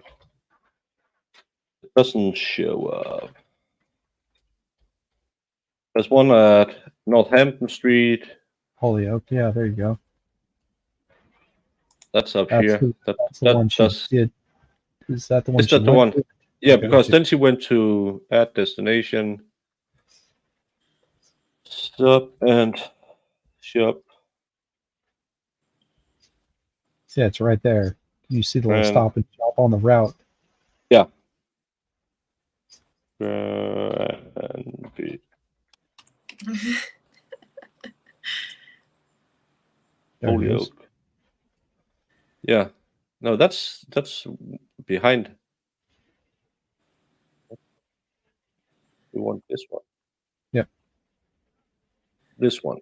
Aw, And look then at you, she went, your own little route. and then she went to McDonald's. McDonald's over here near the airport. I thought it was up higher.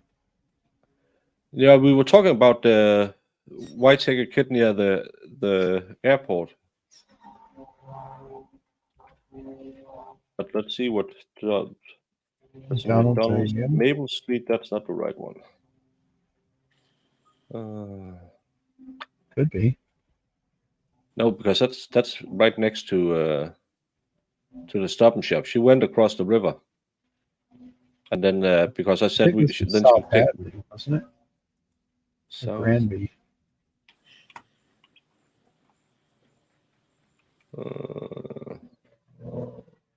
Northampton Street. That's not the right one.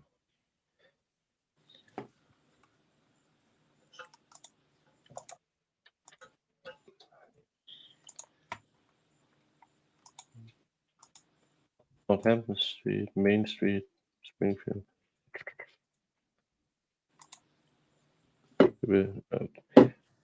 I'm not sure, but just the drive arrive, and we don't have the right McDonald's, but I can't see. Can I see any restaurant depot? Chick-fil-A. Chick-fil. Chick-fil-A. Chick-fil-A. Then call it Chick-fil-A instead of Americans. See, it says Chick-Fil-A. Chick-fil-A. Yeah, Chick-fil-A. I learned to read English at Dave's School of English and Words, so it's not all of it there. So do a search for Walmart's. Yeah, but she went to. No, I'm talking about for him. Yeah. Yeah, but that was in another town. I know. That's what I'm saying. Do a search for Walmart's. It was So in Hadley. It was in Hadley, if I'm not mistaken. Yeah, I believe it was Hadley. Was the So Walmart. I delete all of these. We know this is at least a 40-minute ride in perfect weather, and she said she went on a northern route before she went to the Holyoke. Yeah. Yeah. So. And that's not me at all. Walmart, Supercenter, Chicopee, Walmart. What did you say? Hadley. Russell Street, Hadley. Yeah. That's right there. 17-minute drive. Now, and he was there at 4 o'clock. Now, do you see why I'm saying that right there might be why they're looking for that map, or why? Yeah, but then take a city map over Granby. But yeah, they would have just had the city map. They wouldn't have had the one with Hanby on there. Because if you have Massachusetts and want the western part of Massachusetts, you're gonna have all of this. Doesn't make sense. No, that's the part I don't understand. Oh, it's north of New York. Now I know that. Mm-hmm. Yeah, but kind of interesting that again. I thought it was way more way longer from the house to the Walmart, so that narrows down the time he would have needed to be at the Walmart at around 4 or 5 or whatever time he was there. If it's only a 17-minute drive, if she left at around 3, he had a long time to go and do it. Yep. especially I don't know where he lived at the time, but he may have if everything like that is that close, he could have been 5 minutes away from her. Yeah. We Come don't. by. He was sitting outside her house. Wait. As I said, as I say, they had a date set up. We don't. They set it up on work, so we don't have it on the phone. They say I'm going to throw the wife and kid out at 11, and then we're going to have some smexy time before work. And he says, super. Then Cara gets the call where she's on the hook for 3 hours, so she can't leave the house till, I believe, 1. She has to be at the house because she took the call from the fire station. So now, abort mission. He comes back, sees her truck in the garage, thinks, oh my freaking God. And he just, because he was at the physical therapy at 9:30 and call me after was in one of the texts, or I'm calling you after, or something like that. So they could have planned a rendezvous. Again, the jury's not charged with sorting out the case, but again, if you're sitting in the jury room and we're 54 people here right now, some of them might have the same thoughts after watching this trial. Yeah, and just sort of eliminating that particular portion of it and saying, yeah, there's no way that somebody else could have done it. Well, we've got this other guy that they're thinking might have done it. What is it, like an hour, 2 hours away? I mean, what would be his opportunity? And they see it, they're just like, yeah, that's reasonable doubt right there. Who knows how they get into 17 minutes really changes. No, it's not easy to sit outside the house, but you drive by a few times and try to see when the truck is away, because he knew that Anne-Marie didn't want to drive the truck. She wanted a fancy car. That's one of the reasons she was so in debt, because Cara had to pay new cars for her all the time. She wanted the newest one. Iris, can you answer Cernbird? I don't speak Spanish. Yeah, at least keep it at work or somewhere where people don't. When is the verdict? Donde está el verdict? I know. Oh. I know that much Spanish. La biblioteca está. No, ¿dónde está la biblioteca? La biblioteca está somewhere. Yeah. If you ever saw Spy Hard, they mentioned that when he leaves the airport. Yep.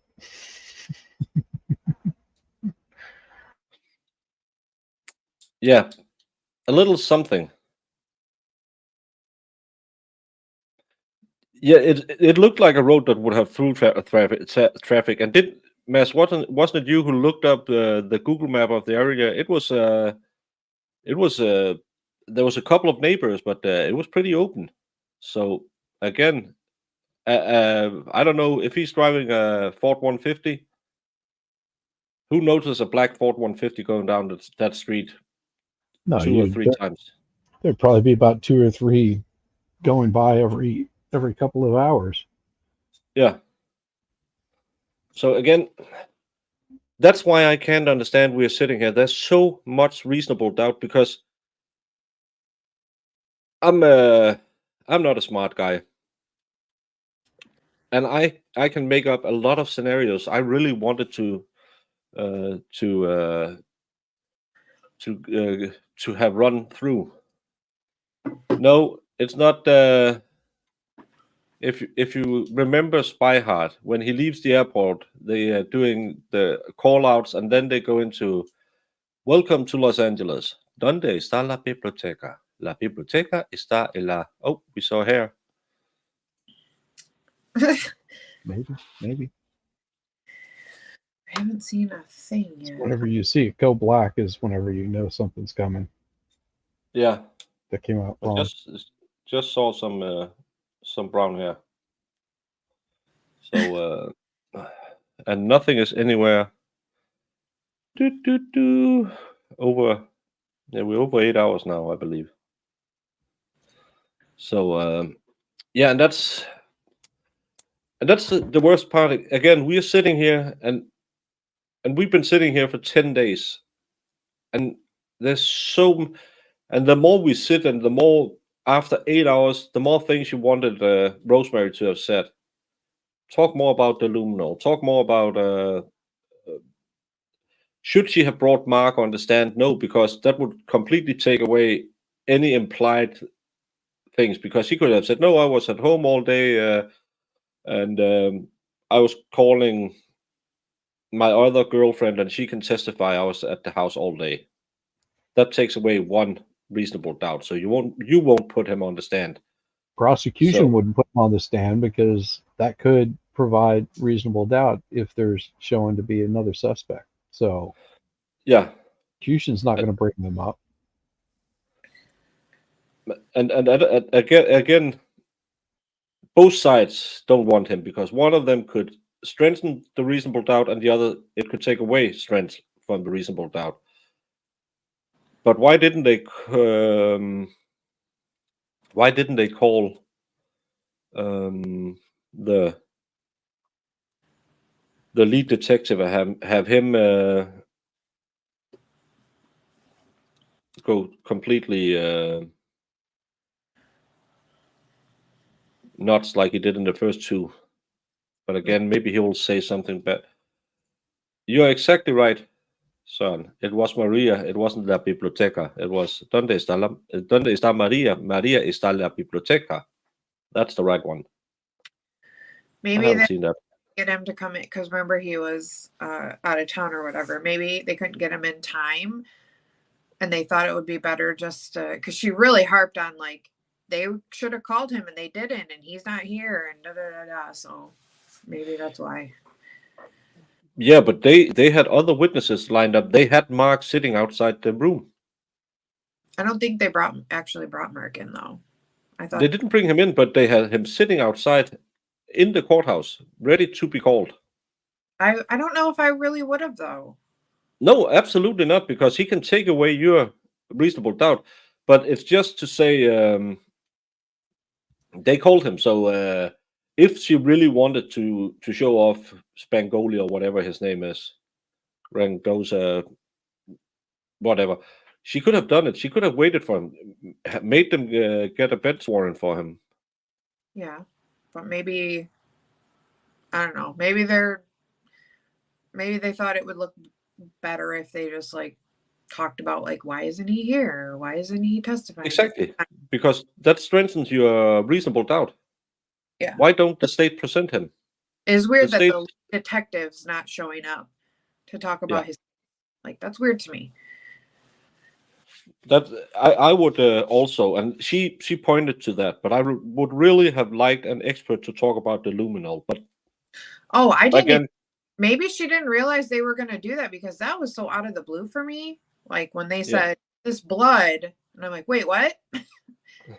You never said blood.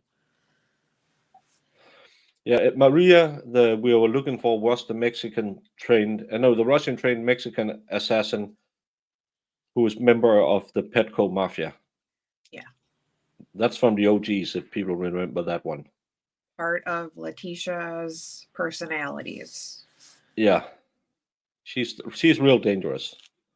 Maybe we should call in the lady who looked like she was dead, warmed over, and her son who smoked too much weed, so she can say, "Oh, that's multiple personality disorders here." Oh yeah. She was an expert for hire if I ever saw one. She did. Who was it? The famous one she had done? Ted Bundy. Yeah, she did Ted Bundy. She got famous on Ted Bundy. Made a theory about multiple personalities, and it was utterly debunked or discontinued her institute. Oh yeah. I don't want to know what that was about, and I don't know what tab you're in, but are you planning something, Dennis? Was that You typed it in the wrong tab. Yeah, Who are you talking to? That's so wrong. Right. You and Mo are trying to hide a body. Oh my God. We got it firsthand. Well, Remember, there's always the try to hide a fifth. body. It's only Nick's. Well, Yeah. A lot of body to hide.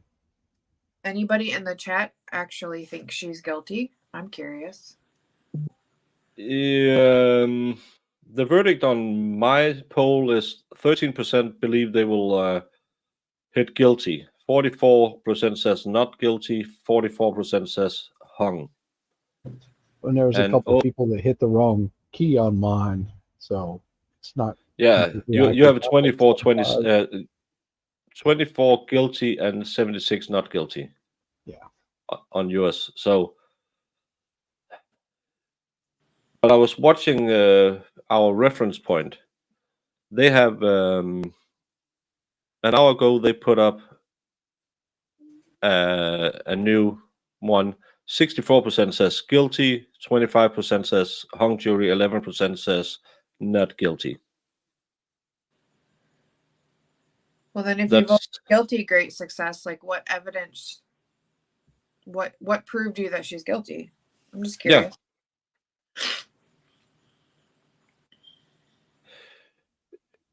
yeah.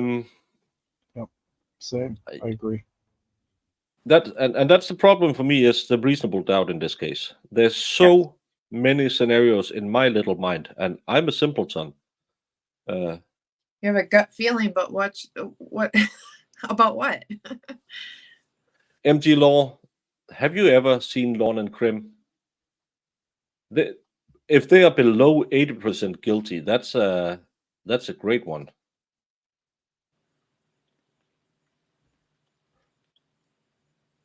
I think they're just You two reflecting it trendsetters, back on let themselves. it go. Iris, we had absolutely no verdict. That's why we are enjoying the nice ceiling. Ceiling. It's not even tiles. What kind of ceiling is this? See, this is where you could really break out and work on your artistic skills. Yeah. It looks kind of like the back of a guy who did too many roids.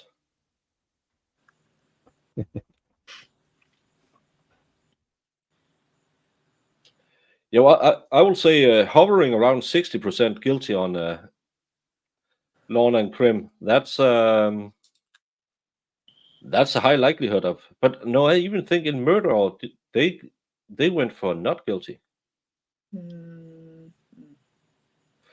This is another fact in this case.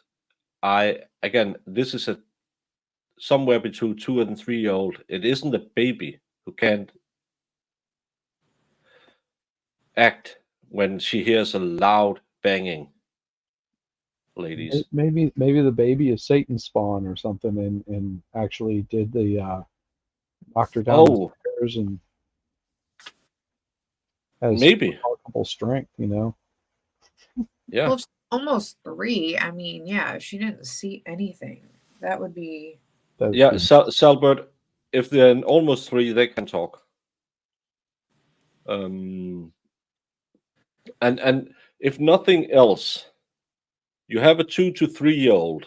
It's up running around, doing stuff, yelling all the time at their moms and dads, whatever they have. And they hear a big commotion. Because one thing is them yelling as the prosecution claimed happened. Then she accidentally trips, is being pushed something down the basement stairs. That makes a bit of a ruckus. Wouldn't a child be drawn to that? And would the mom who unalived the other mom and did a little bit of cleaning in some parts of the basement, would she have just come up with presumably blood-drenched clothes, disappeared the clothes, disappeared the rags with all the blood on them, while she had a 2 to 3-year-old saying, "Where's mommy? Where's mommy? Where's mommy? Why is mommy not coming out of the basement? Where are you going with all that blood on your clothes?" She didn't react at all. And she's still living with her mom now. Yeah. And yeah, the cleaning up of the crime scene, her clothes should have been steeped in blood. Yep. And paint. Again, another thing that just doesn't add up. So many things don't add up. Yeah. None of it. The more we talk about it, the more things people bring up, the more we're sitting here saying, well, what about that? Yeah, that doesn't make sense. What about that? Well, just as much sense. I really hated that they like harp so much on this 911 call from what 2009 or something. Yeah. And that was like, you have a 911 call from the day of the murder, and we're talking about a murder, but you were like, listen to this 911 call from 3 years, 2 years ago or whatever. Okay, what does that Yeah. have to do with right now? Exactly. Yeah. Yeah, they want that's to bring pretty up the one from 2 or 3 years ago, but they don't want to bring up the one that had just occurred more recently. Yeah, in relation to the crime, and that's what's that kind of stuff would really hit me like if I was a juror. I'd be like, well, why aren't they bringing? First of all, you got no lead detective. Where the heck's he? Hello, this is his case. I'll be right back. You're not showing me anything relevant to what the murder. You're harping on this court case, this court session, and this 911 call from like 2 years ago. Really? I mean, it's just, there was so much shadiness. It was just so much like, let's bring in all this stuff that will hurt her more and make her look worse than than the events of the day that actually happened. Right. And that's been my biggest hang up on a lot of this. It's just like, why aren't they focusing on, I mean, I'd like to hear the people that are in chat that believe she's guilty beyond a reasonable doubt.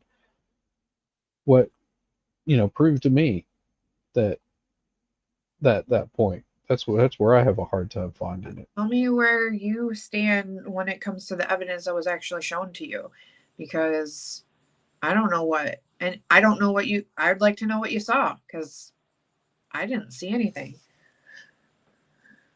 that would lead me to believe that it was her, and there's nobody possibly, just like the prosecutor said, no possible way anybody else could have done it.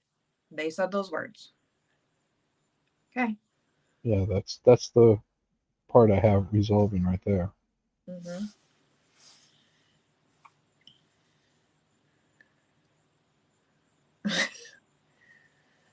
And yeah, LNC is not reliable source, of course. It is. It's just the people that, it's the problem with society now, that where it's like too many people are just, they just like the crimey, they like the, oh, well, either they really believe that our law enforcement and they get the right person all the time, and what do we have to like question? So much, people, so much. Well, and anybody that's going off on Great Success, I think Great Success hit the wrong key, if I'm not mistaken, early on. So don't be hating on Great Success. Just hit the wrong one and accidentally hit guilty. So don't be too mad. I thought they said they had a gut feeling she was guilty, and that's why I asked. No, I think they might have a gut feeling. But I think they were joking whenever they were saying that. So don't be hating. Be hating. I'm never a hater. I just like to hear all sides. Like I mean, Iris did it for us. She was like, "No, this is it," and then she flipped her mind. But anybody that truly believes it, I'd like to know what you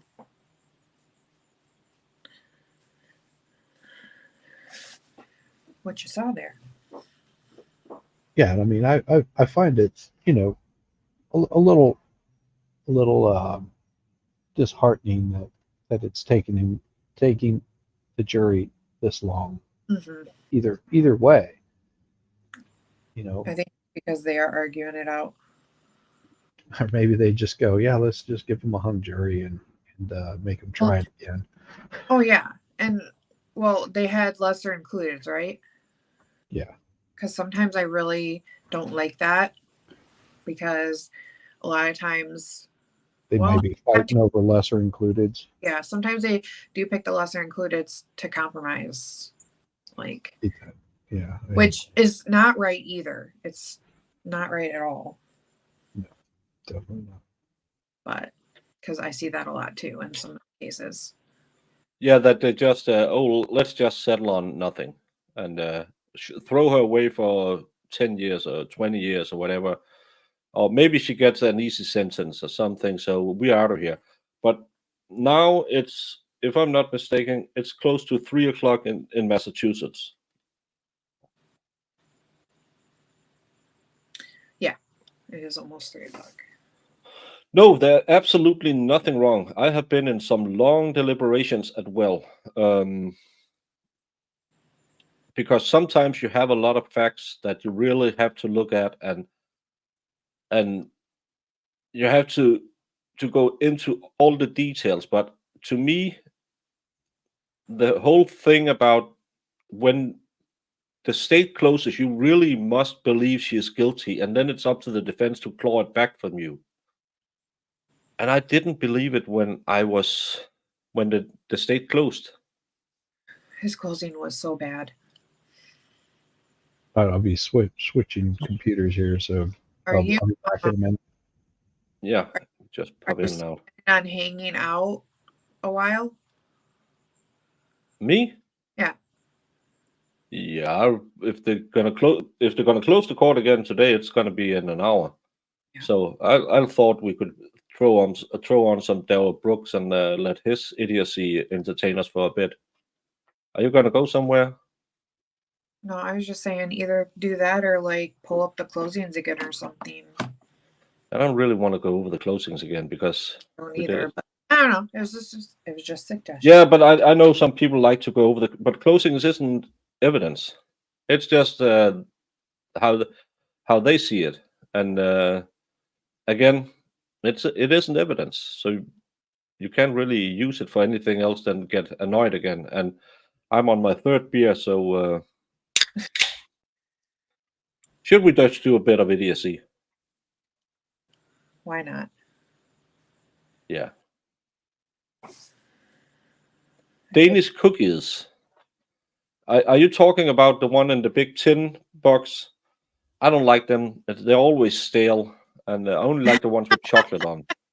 Oh God, those cookies. They're like always a tin that's out for Christmas time. And people always, it's like a gift that like you give somebody that you don't really like know that well. It's funny. Yeah. And I always like hate those cookies.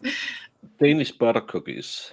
It's a staple, and you can buy them at the airport. But why would you hate somebody so much that you will give them those stale cookies? They do, because and it's always like I remember it being like a work gift that like our job would like give around to people as like thanks for working so hard, like a stale tin of cookies. Yeah, you should have the right Danish cookies. Cookies is a big, but we don't make the big thick ones Americans make. We make smaller ones like the Danish butter cookies, but we have a lot of different ones for Christmas. We have some great ones called Kleiner that you fry. They are great. Really?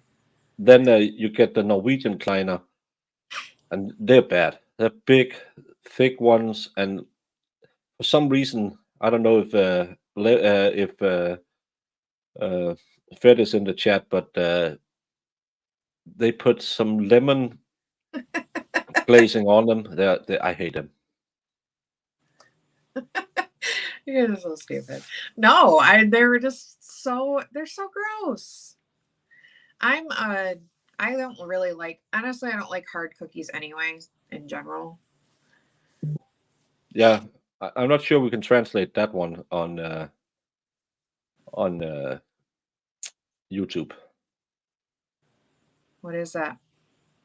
It's a Danish traditional Christmas cookie, but it's named. The first four letters is a Middle Eastern religion who has tiny hats on. so. Yeah, there's always needles and thread spoons in the Danish cookie tins. That's yeah. Kleiner.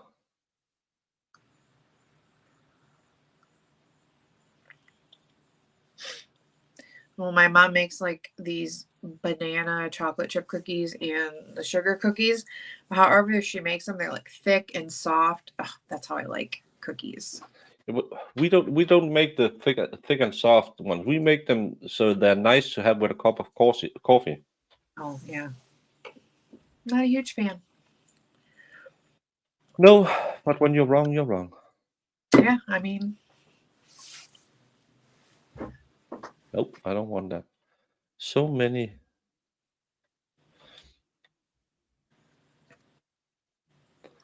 This is one of the traditional ones. And again, don't mind the name and don't make any jokes about making them in a gas oven.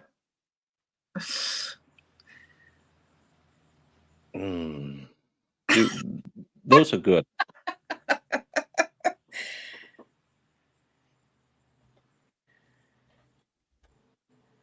No, they don't have lemon filling. They have lemon glaze on it. I don't like them. Too big. Ooh, I like lemon bars. Lemon bars are good too. This is Norwegian Kleiner. That's what you like, Fed. Yeah. You know what that looks like? Looks like But they're too big to get dry. it just looks really, really tasty. Yeah, but we make them like this, where they're smaller and there's in the wintertime when you're a baker and you have to boil them in the fat. There's nothing better than when you take them out and after a minute or two when they cool down, just a few of those. They give you energy to have a full day in the bakery. They're good.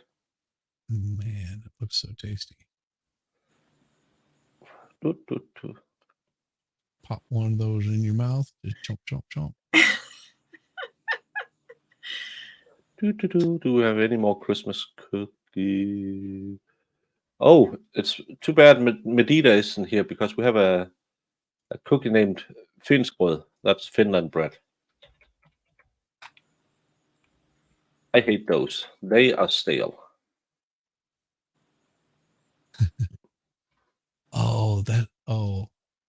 But with a cup of coffee, oh. Yep. I've had that kind of stuff before. Those are actually pretty good with a cup of coffee.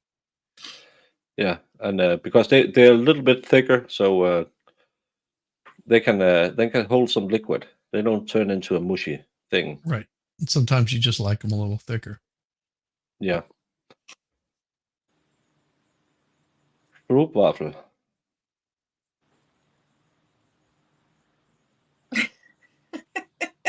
What are the snowflake-shaped thin fried cookie top with powdered sugar called?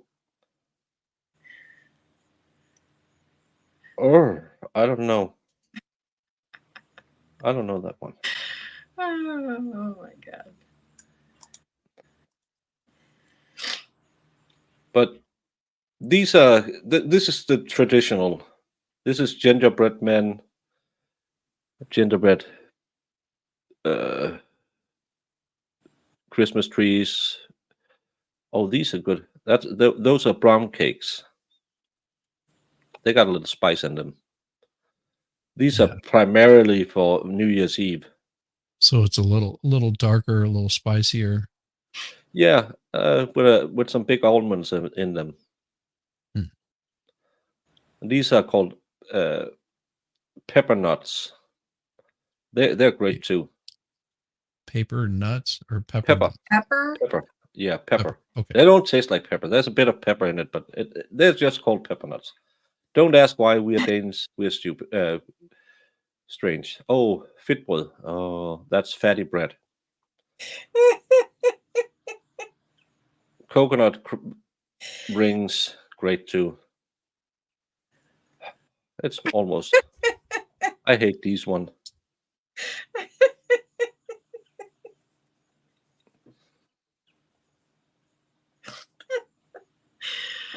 Yeah, they're good for tea. Well, Wolfram, I am a baker, and look, brown cakes.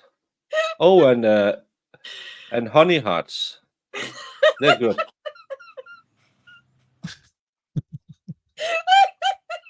What did she see? I missed something. She opened up and looked at the chat. Yeah, but I can't find what she died from. I No, think they said something like pickerels or something like that. Peckerels. I'm also laughing at you because it's just funny. You're just like What? getting all these Well, we names don't- making me laugh, and everybody in chat's making comments, and it's just Oh, funny. I was gonna say pits out. Oh, I should have shown it instead of just talking.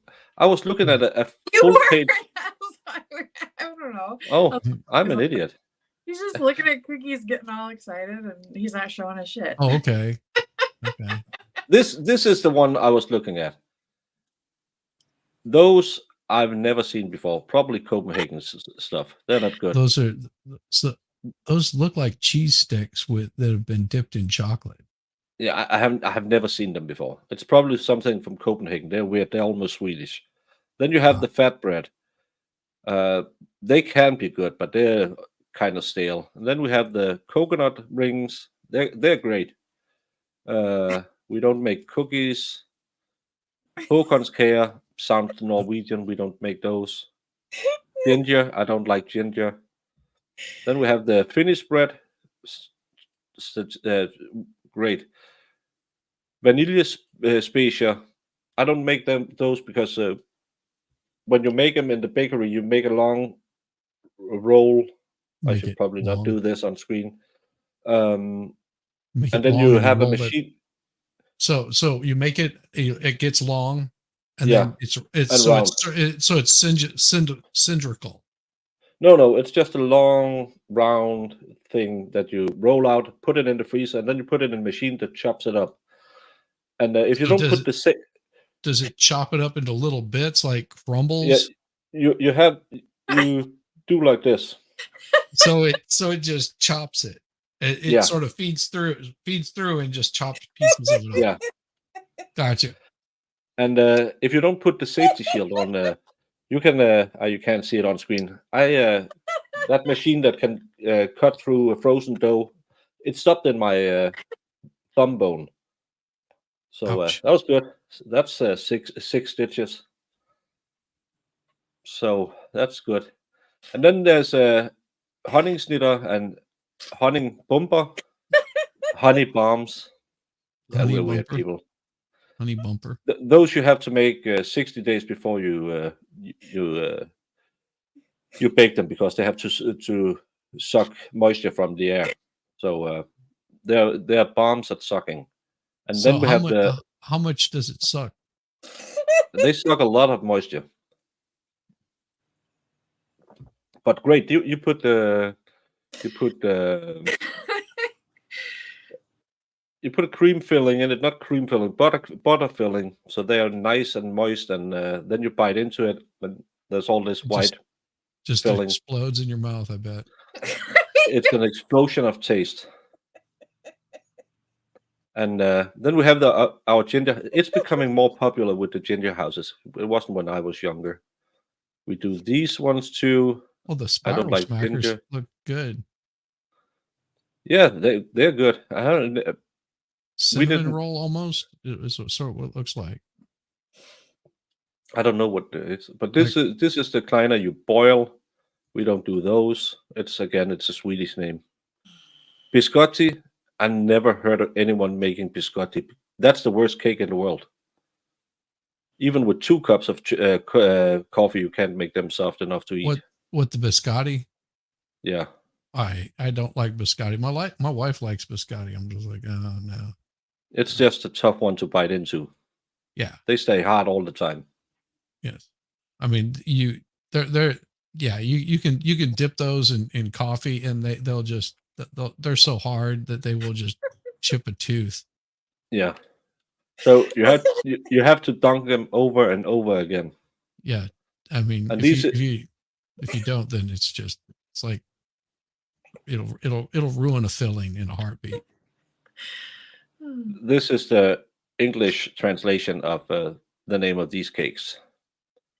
Jew cake.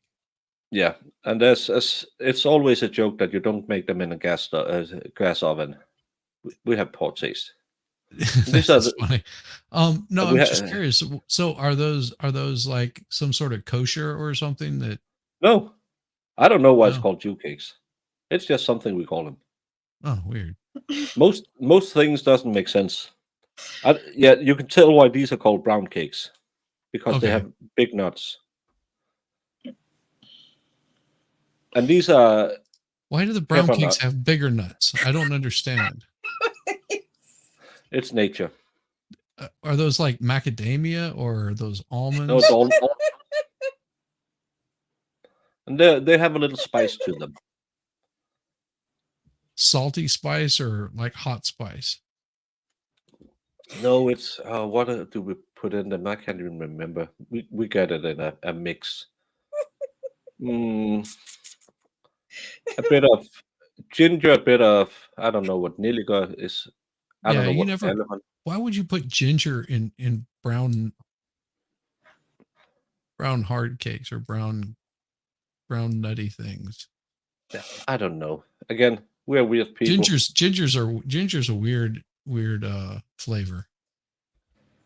Yeah, I don't like it. But these are especially heinous. I don't know why we give them away or sell them at the airport. Yeah, those florets or whatever, the rosettes, those things are like super soft. I just don't like these ones. Yeah. That looks like the tins, yeah. Yeah.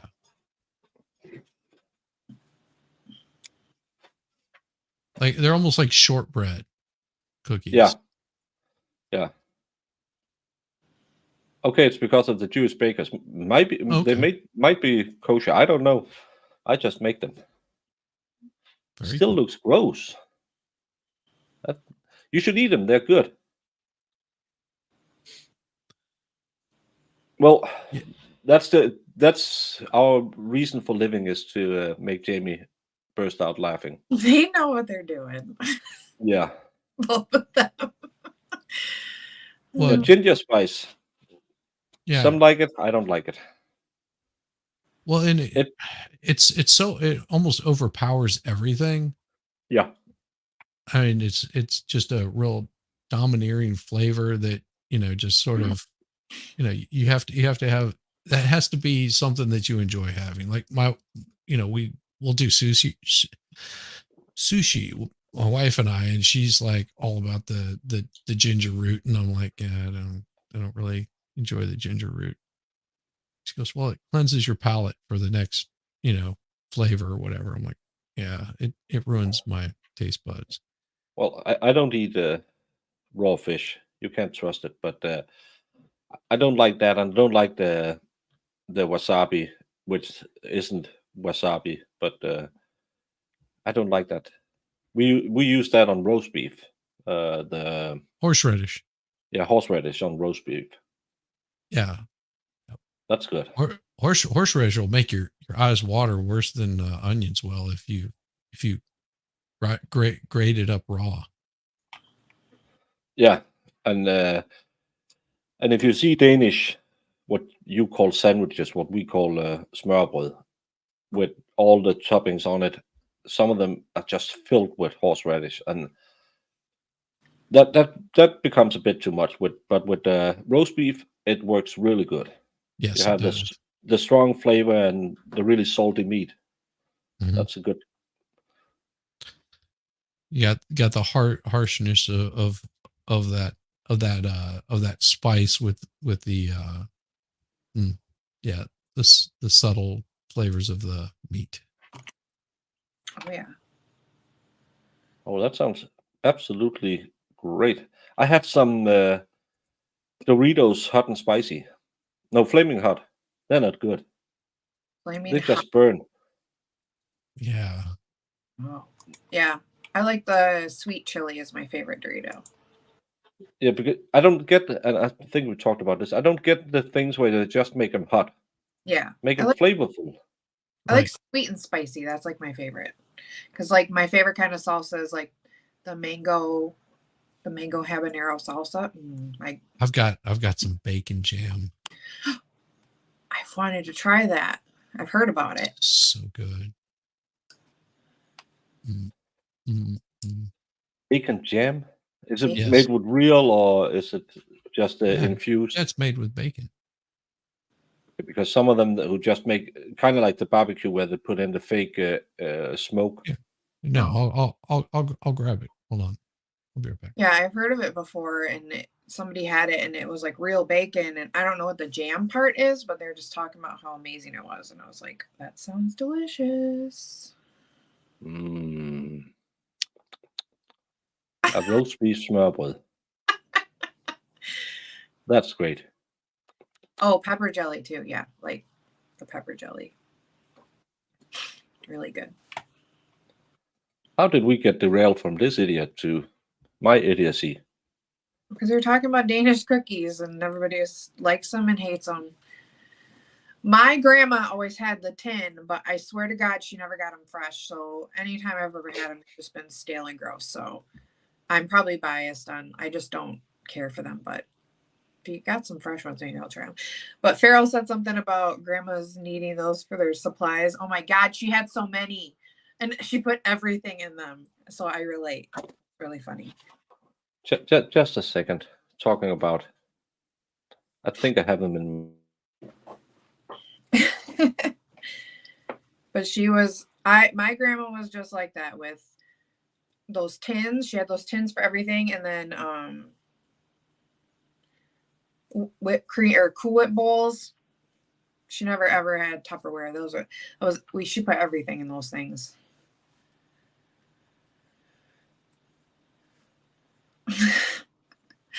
Every time we get leftovers after a holiday, it would just be like 75 Cool Whip bowls from like 1974.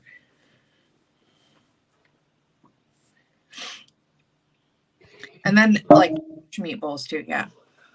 This is for my when I have to deliver the big hauls for now here for Christmas and New Year's. That's always keep the old tins. Can always use them. I mean, they're nice. Yeah, it's Quality Street. I don't know. All right. So, see, bacon jam. Ooh. Make them big. All right. So the ingredients. Oh, sorry, bacon jam. Yeah. What is the jammy part? I'm curious. All right. So your ingredients are sugar, apples, onions, bacon. Okay. 2% less of the salt, sodium phosphate, sodium, blah blah, sodium nitrate, smoke, flavoring, natural flavoring, pectin, citric acid. Refrigerate after opening. Made in Savannah, Georgia. Is it good? Yes. Yes, it is. I never got into the whole peanut butter got real big. When my kids were small, it was more common that we began to see it. I never really been into that. Yeah. It's I don't get. I think it's too when you have it in your mouth, it stays in your mouth and just coat your tongue. I like a quick swallow. Yeah. You don't like it just hanging out on your tongue forever. No.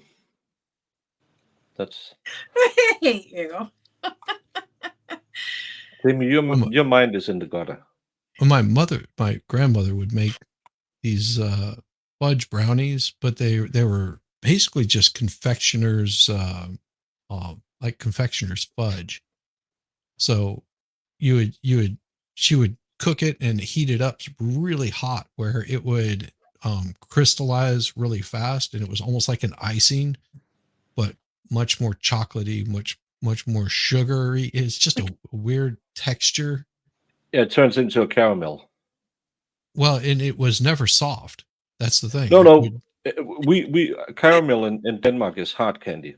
Okay. Very very chewy. Where No, that's not even chewy. You know how you put icing in your mouth and it'll just almost melt in your mouth, oh yeah. and that's what it would do. She would cut them into these little squares, and you'd have one of those, and it was enough to get you bouncing off the walls for at least 10 hours. I think Yeah. she put methamphetamines in it or something because you couldn't put them down once you started on them. Fluffernutters. Never heard about that. When I get my baking studio ready, it never happens. I might try some American recipes just to see how bad I can do those. Ooh, I'll give you a recipe for sweet potato biscuits. We don't really have, sweet potatoes are kind of a thing now because all of the healthy people. But This we doesn't we, taste like sweet potatoes. You do it with the we, honey we butter. don't really have them in the stores. It's mostly frozen. We don't grow them in Denmark. Sweet potatoes is only a thing for special occasions. Ah, Ooh, special occasions. Yeah, but for all the healthy people, because it's better than normal potatoes. Nope, you Ah, make snaps from potatoes, and that's why it's the greatest ever. mhm. Yeah, yeah. We don't really have icing. When some people make the muffins and stuff like that, you can have a cream cheese icing or you something like that. Normally, we just glaze things. We don't really do all the So stuff. do you put a lot of glaze on it, like get it really glossy, or is it like dripping down the sides when you glaze it, or No. We keep it nice and tight. so you keep your glazing just in one particular spot? We can handle our glazing. It's not like some guys who just put it all over the place. You need to have a little more discipline so you can Yes.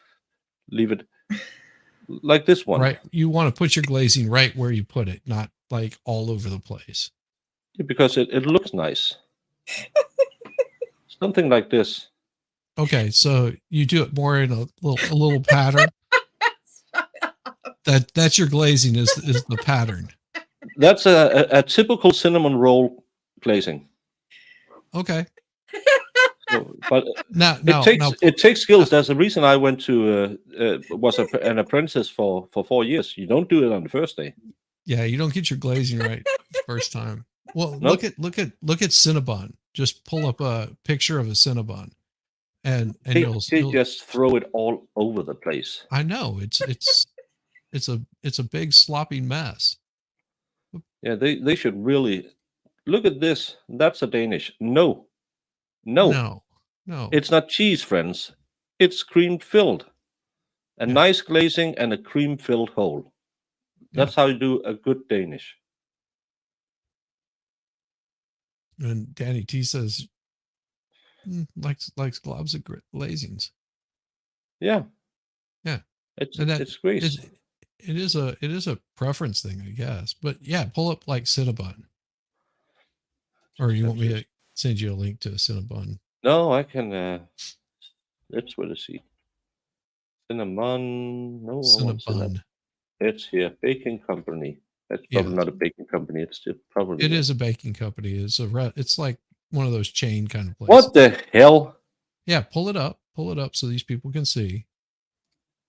No control, guys. All right. Yeah, there's no control over that. It is just glazed to the backs. So that's what Americans tend to like right there. Just nothing but this big glaze of mess all over the place, dripping down the sides. That's just a mess. You Americans need to really hone in your skills and keep it nice and tight. Yep. Because again, if you're just spraying all over the place, maybe it's because the hole in the rest call of them spray bags when we use them, it could be too big, or the cake is the wrong size. Maybe it's too hot, too moist. You need the right temperature and the right skills. Right. Diabetes glaze. Exactly. Yeah, diabetes in 5 years. I should make some real things. When my baking studio, it's like when you tell your wife, "Yeah, I'm going to clean out the grass." Well, usually I have to. I have no choice in that one. As long as Yeah. people eat it, we don't care. Yeah, but I like a little bit of finesse. It seems to work better. The customers are way more happy. Although I will say those Cinnabons are pretty damn tasty. I can't have them all the time. But too much glaze. But how the this Cinnabon itself is it soft or Yes. gooey? Yes, Oh. it's soft and gooey. I mean, Yeah. and then the amount of the cinnamon Yeah. mixture that they have on it Yeah. is pretty heavy duty also. I mean, it's pretty tasty. Yeah, that we make a lot of them. When we make them this big, we call them it's the CEO snail, if you had to translate it, the snail, because it's the big one. But we make it out of a different dough, almost like a Danish dough. It's called half and half, where you put and like a normal sweet cake dough and then a Danish dough, put them together. So it's a bit squishy, but still it's flaky. Yeah, so those would be more of a bit squishy, not so flaky. Exactly. Don't nobody want no dry as bread, but you still like some where it's not too squishy. You want some rigidity. Rigidity. Yeah, rigidity. you want your glazed meat bread. Sorry, glazed bread to be a little squishy. Yeah, but I'm gonna put my tin back, and should I just let Dale Brooks take us into the night? It threw people off a loop. They weren't ready for it. They scared of it. That's what it is. Come on, man. Mr. Brooks. Come on, man. Stop. When you Stop aren't Stop even it. You're a letting me public ask a servant, Your question. Honor. It is a full recap of the incredible trial of Bar. An interest, as you know, it's about 2 dozens. Tell you the What does that mean to you, sir? Explain to me that request. Again, because I've already said it on record. Record? To represent myself as a sovereign citizen. Do you see who is? I'm not going to make a determination for whether you're a sovereign citizen. What? I said, do you see who his lawyers were supposed to be? They're the lawyers that represented Mark Jensen in his second trial. Yep. Oh, I didn't know that. Yeah. The guy's really good. And I think, and if that's the girl, I think it looks like her. I'm pretty sure it was her. They were really good. So I mean, not like it would have helped, but. No, plowing down 76 people kind of gets you in trouble, especially because you do it in broad daylight with everyone looking at you. Yeah, everyone on the parade route. Yeah, especially all the cops you try to run over. Yeah. But I'm not saying he's an idiot, but he's not that smart. No, but I thought that was interesting because I remember seeing them and like going, and then I seen him in the Mark Jensen second trial, and I was like, oh, those are the guys that were supposed to represent Daryl Brooks. Yeah, he was. You know, we used to make jokes about it. You know, whenever we were much younger, make jokes like, you know, how many points for an old lady, or, you know, somebody in a wheelchair. We'd make jokes about it, but yeah, you don't do that kind of stuff. But he took it too seriously and said, well, I want to go for max amount of points I can get. Yeah, I want to hit 1,000. Yeah, he was well over 1,000. I mean, you go through a whole group of old ladies, you might as well just you might as well just, you know, go whole hog. And good thing there was no, you know, bus full of nuns there. Yeah. He should be spanked until he tells the world what the point of it all was. Yes, I agree. Especially because he doesn't show remorse at any point. No. Oh, it was all about him and what was going to happen to him. So. Yeah. Blade Star. When we remember all the witnesses looking at him, I think I could round up a pretty big posse who wanted to have a swing at him. Mhm. But gonna throw this tin back in the cupboard. Or not. It's not relevant to my determination how you characterize who you are. So if you are allowed to represent yourself in this case, sir, you will not have attorneys assisting you. If I let them withdraw, they are gone from this case. Do you understand that?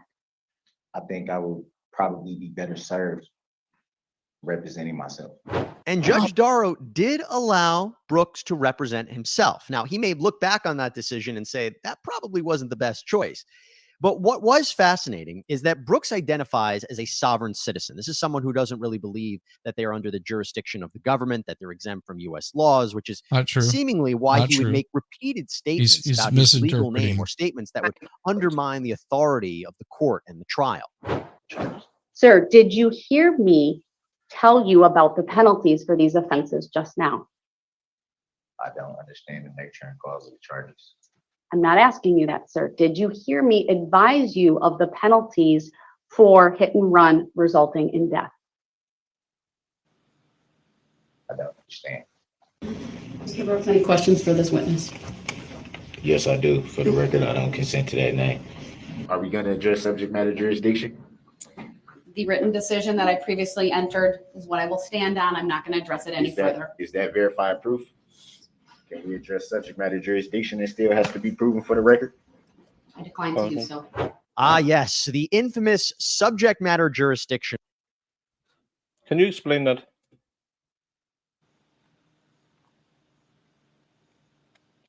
Shizzy? I have muted myself. I was because gonna I'm say, I on. think you're muted. So a sovereign citizen, it's not that they don't believe that they're not a member of the United States. They believe that they are separate from the United States and basically their own country, a king of their own land. And that they follow natural law, which would be the laws set down by God and by the Constitution of the United States to a T, but disregard any parts of it that don't fall into making them guilty for anything that they may do. So yeah, they so have he- all he the ma- rights and none of the rules. Right. So that's pretty much where he's missing out on. He's saying, no, they don't believe that they, no, they do, but only if it fits into their own narrative. Like Baker said, all of the rights without the rules. Oh, you shouldn't bring that up on this channel because we just determined we don't like biscotti. Do you like biscotti, JB? No. My wife loves biscotti, but not me. Yeah, I don't. It's too hard, and it just like, it's just not. It's not enjoyable to eat. So, not a fan. No, it's always too hard. And you always get them when you have a cup of coffee in Italy, and it's give me the chocolate instead. Amores versus Sovset. Dealing with Sovset work amazing. I still believe they're entitled to all the benefits of citizenship.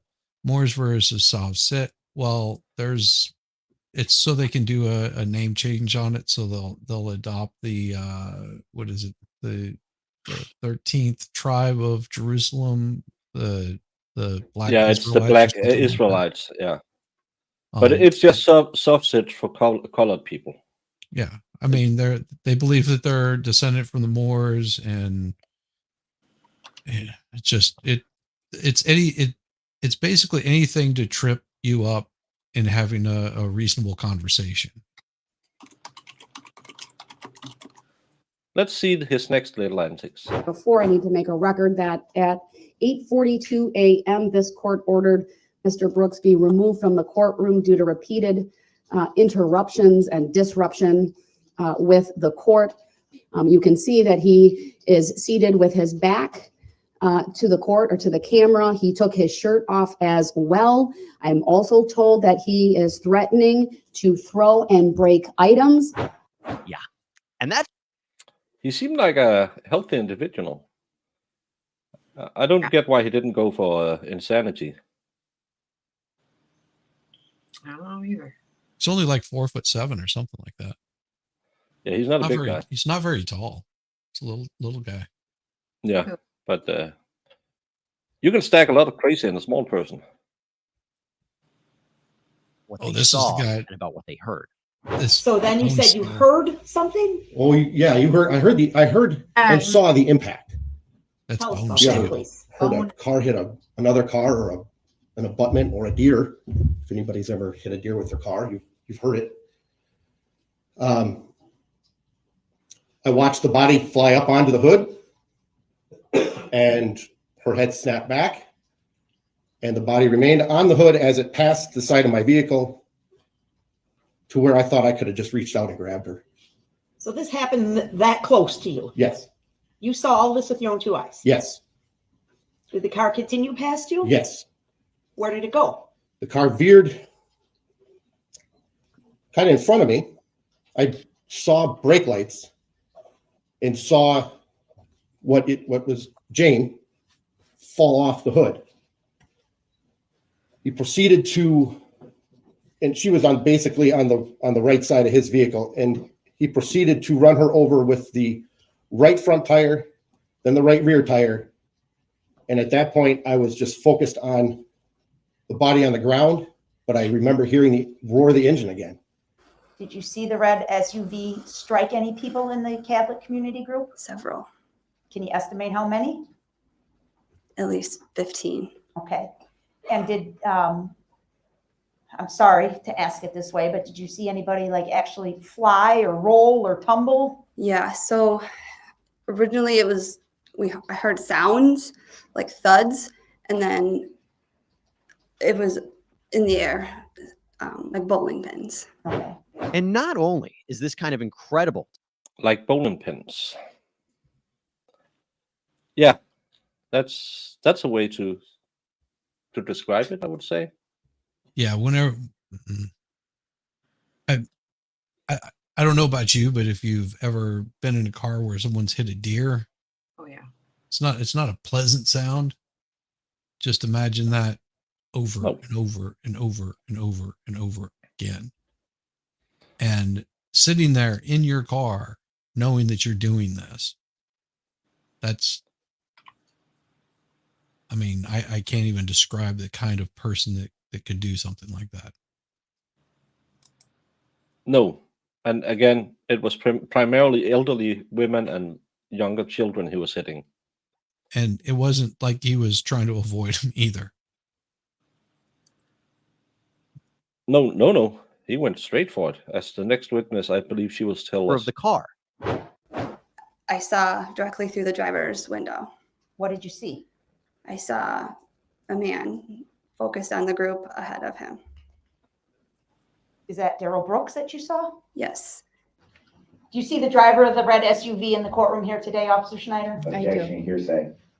Overruled. She may answer. I'd ask Mr. Brooks be directed to remove his mask so that Officer Schneider can identify him, please. Objection, I never heard an answer to the question. It has not been answered. Mr. Brooks, please remove your mask. Thank you. Officer Schneider, is the driver of the red SUV that you've just described for this jury present in this courtroom today? Objection, hearsay. Can you please point him out by where he's seated and what Not he's wearing? hearsay when she saw him. He is seated over here at the table wearing a gray suit. Just to disrupt. That's it. That's the man you saw Yeah. driving the red SUV as it sped And he past just you? heard someone say, And as strong as that was, hearsay. it's not even the only evidence the prosecution laid out. They also showed the defendant's police interrogation tape. You see, after Brooks drove his car into the parade, police evade law. In this instance, the parade and been when he realizes what's really going on. We been cool, man, the whole time. If I did something wrong, that's why they were here. But do you see them here today? They're not here today. Yeah, but y'all lied to me, man. You made it seem like they just come for no reason. Well, here's the thing, Darrell. And I'm like, what if it's listen today? for a minute. I I can give you a clean slate. I apologize. Because you have lied to us as well. Because you came out here in the red Ford Escape. Okay, that is what you came out here in. You had the key, right? So what I want to do is try to give us all a chance to reset. You understand what I'm saying? Start over. Because you're not giving us an accurate story.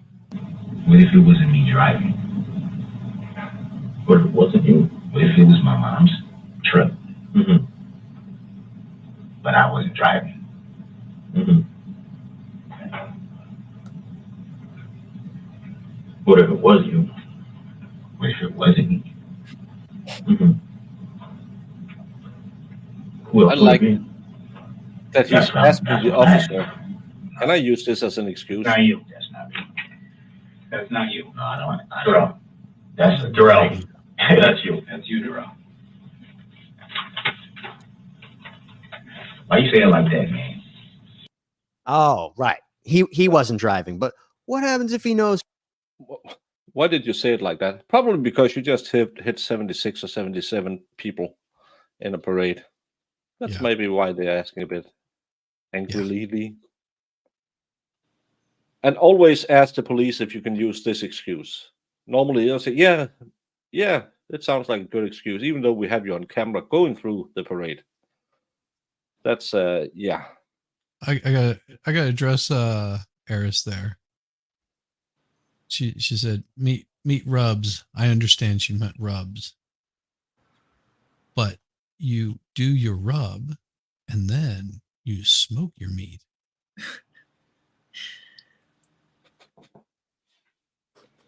I don't really think I have had much smoked meat. Again, that's not really something we do here. Again, we do the boring grill where you just grill it till it's charcoal. No. And then you sit out in the garden and say, this is great. And then you drink a lot of beer and yell at your family. What you do is you get your charcoal and you get some cherry or apple wood and you get it to about 225 degrees and you put mustard, regular yellow mustard all over it because it's a bonding agent. And then you add your rub to it, which usually is going to have some sugar, some coffee, and a bunch of like paprika and different spices in it.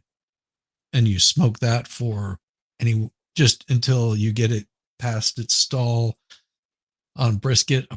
I get it up to about 200, 201. So I smoke it until it hits 201 degrees. And then once it hits 201 degrees, I pull it off. I wrap it in aluminum foil. Well, I wrap it to get past the stall in butcher paper. And then once it reaches that temperature, that magic temperature of 201 degrees, I take it off and put aluminum foil over the top of it to retain some of the heat and let it cool down till it gets to be about 170, somewhere around in there. And then take all the paper off of it and slice it, and you end up with a really nice, juicy meat.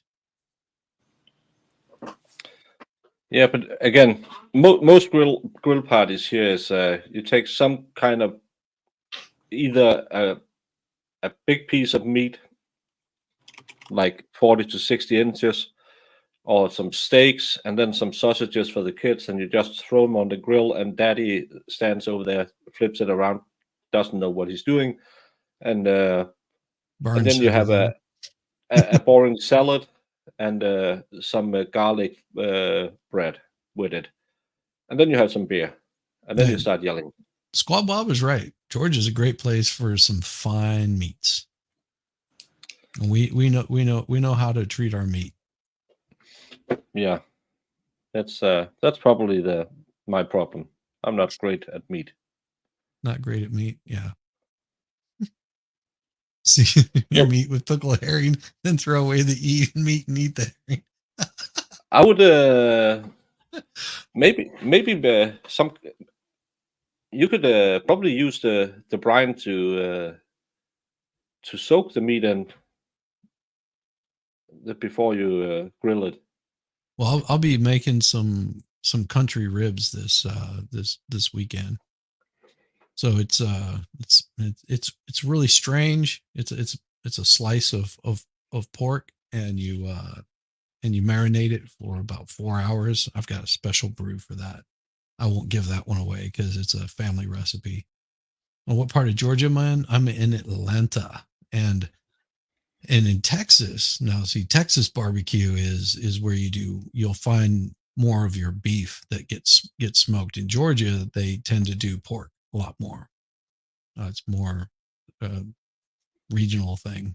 So I prefer brisket. My wife has actually started liking my brisket more than she likes the pulled pork. I don't like pulled pork. But again, it's because a lot of people just buy the barbecue, baby raised barbecue sauce and just ham that all over it. And I can't stand the artificial smoke taste. It's everything barbecue. When No. the last night I was deployed, we had what would you call it? A burn tank where you put people in if they were burned, because we couldn't call it a pool because then we wasn't allowed to have it on the base, but it was to treat if anyone had burns from fires. And we might have been a little drunk because it was the last night, so they couldn't throw us home. We were going home the next day, and we just went into the kitchen, took all of this artificial smoke we had because we did some of our own meats down there to make cold cuts and stuff like that. We just poured it in the pool. The next morning, it smelled in the entire camp of this fake smoke. So everyone just hated us. And they kicked us out of bed and at like 5 in the morning. And what the F did you do? Oh, I don't know. Well, put me on a plane and send me home. Why don't you? You have to clean it. No, I have to catch a bus and see you later. I've been here for 372 days and 14 hours. I'm going home. See you later, boys. Well, and there's a lot of people whenever they do brisket, they'll put it in a crock pot, cook it, for 8 hours, or they'll do their roast the same way. Like, if you're going to do a roast, do a Mississippi pot roast, because it's super simple and really, really tasty. And you're using an au jus mix, a ranch mix, about a stick of butter, and you just cut it up into smaller pats and set it all over the top of it. And then the peppers are a pepperoncini. So like the pepperoncinis that you find like on a Greek salad. So those kind of little pepperoncinis, you get about 6 of those and throw them in there. Don't add all the juice and everything. And then the butter makes the liquid. Cook it for about 8 hours, and you end up with like the perfect pot roast. It's a chuck roast that you use for that. Yeah, I had smoked ham. We have that. That's for New Year's or Christmas here. And hot dogs, yeah, they're lightly smoked, but they don't get. What I can't stand is that artificial smoke flavor that they add to make it seem like a barbecue thing. Yeah, I don't like that either.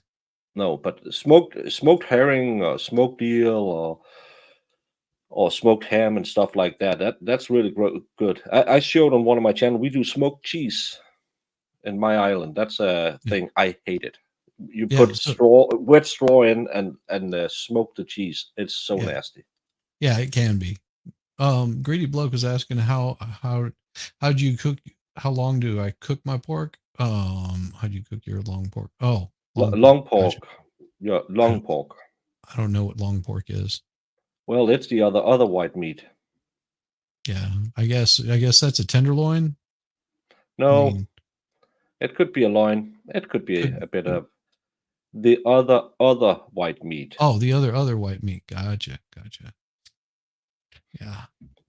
Oh, we do you those with, I don't know if you call it grønlangkål, where to take the spinach sauce. Oh, that's so great. And brown potatoes. Oh, that's good. I understand, Valhalla. Soylent Green. Got it. That's but I just think, because when people see something from, especially we had when you did the Grill Master shows, then it became something over here, and it was just, people got way into it, and every house had to have at least 5 grills and a grill starter and a gas grill, and no one could do it. There was still just the stupid thin slices of meat and a couple of sausages. but everyone was I don't talking about it. understand that. I don't understand why you get all that if you're not going to use it properly. Because you had it on your porch, so everyone could see you had it. Oh, that makes a whole lot of sense. Yeah. So Yeah, I did a brisket chili. It's so far the best one that I've done, and I'm I use the smoked brisket for it. I just save about 2 pounds of it, and then it's just a bunch of beans and tomatoes and crushed tomato, chopped tomato, I'm gonna. peppers, poblanos. It must be close to 4 p.m. So Yeah. if they're gonna do it today again, I don't like it has taken them this long. Now we're in the point territory. Yeah, now we're in that area where they're just determining if they're going to get maybe not guilty of one, but the lesser and included or whatever. Yeah, or there's just this stupid stubborn person sitting there saying, "But why would they charge her 4 times if she didn't do it? I don't believe you." I'm pre-gaming for tomorrow. It's Little Friday. That's right. That's right. I should pour myself one also. And then yeah.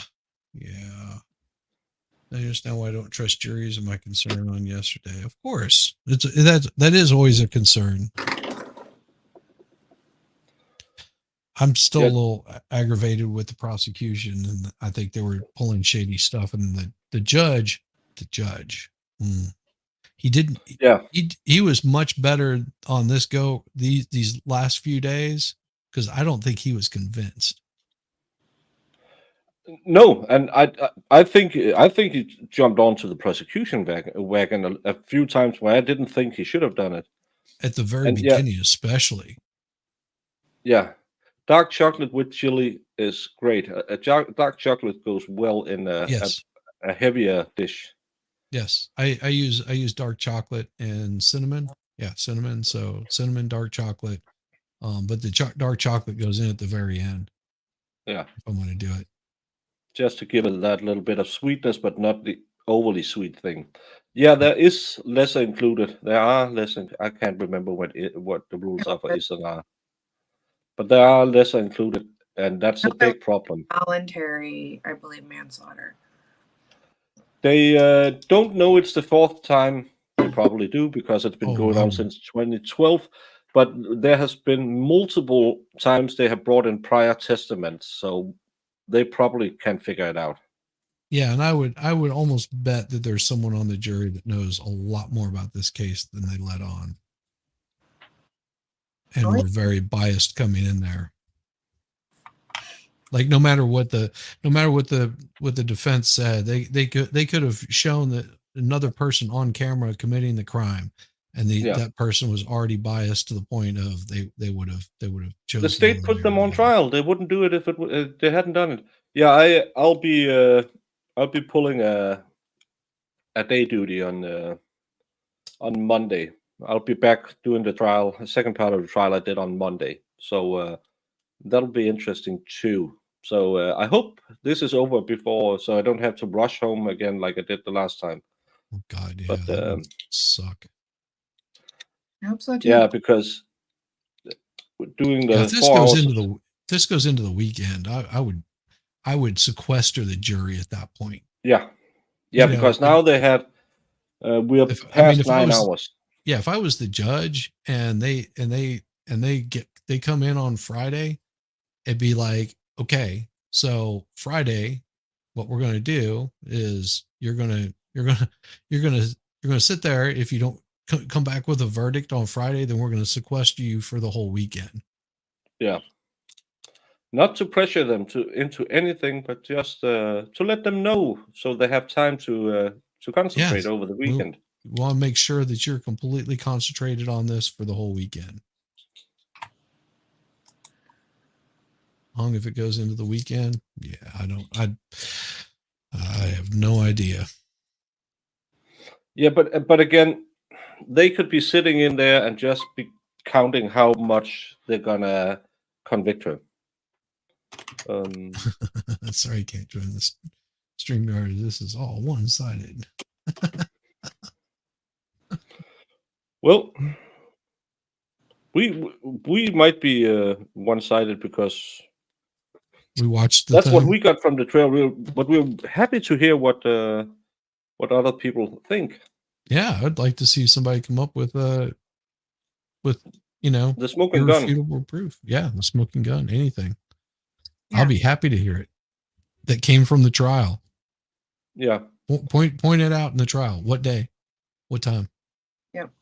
That did it for you. And we had during the trial we had Iris who raised some valid points, and I think we are kind of open-minded, even though we have our opinions.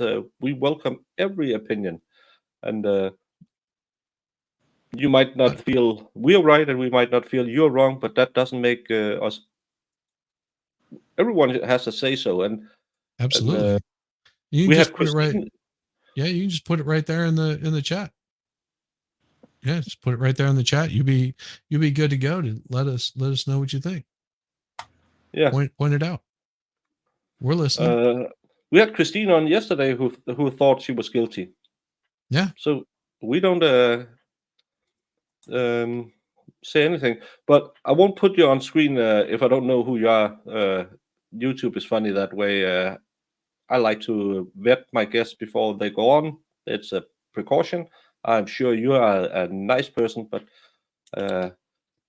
that's just the way. So if you have a YouTube channel or something so I could watch you, if we go into tomorrow, I'll happily have you on to explain what it is. But it's just, I don't open up StreamYard and have accidents happen. Yeah, we've had that happen before. I've seen it happen with the expert. Yeah, and that's so it's not because I don't want to hear opposing opinions, but I just like to see that it's not something that I'm not allowed to show. Oh, it's not about. Well, you don't have to have a YouTube channel, but we just like to we do tend to vet people out, because it's not just Baker's channel. If it was Baker's channel by himself, I would say don't do it, but it's my channel also, and I'm saying don't do it. Yeah. So it's not because we don't value differing opinions, because we can all learn, and I'd like to hear about it. They have been totaling close to 10 hours if I can do my math. So yeah, I can't tell you exactly, but it's close to 10 hours, and I would expect if they're not done, they should be coming back to court now and say go home for the day. Yeah, bakers don't know math, do they? Law They and have to they have to measure stuff. At 9 hours and 2 minutes so far. Yeah, but that's from some time ago. Well, they said over 2 days. 9 hours. Yeah, but today alone they have been going for 7 hours. Yeah, they only went time yesterday and then went home. But. Yeah, I mean, I came into this not knowing anything about anything on here. Yeah, and that's why I don't just open up. If it was someone I had seen in chat multiple times, I would have been more open to just send a StreamYard link. But we have all seen channels where you open up and the person comes on, and the second I open him up to the panel, boom, there's a peen, and it's not. I like a pretty peen, but still, most of them aren't that pretty.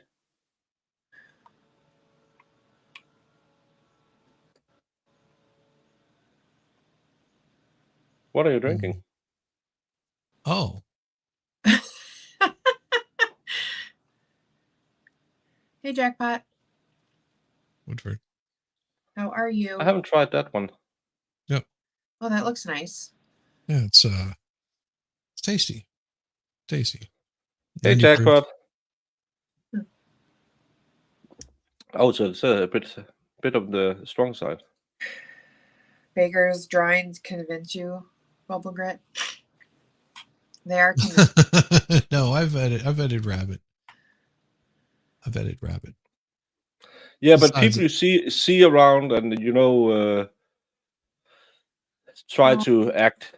Somebody just random coming in your chat and being like, "Hey, Yeah, put me on screen." it's another thing if you had been here for the entire trial and we have had our not arguments, but discussions over things. Yeah, Yeah. absolutely. Then it makes it a little bit easier. Like I wouldn't have any problem bringing Fedorowski on. Fedorowski. Yes, that's right.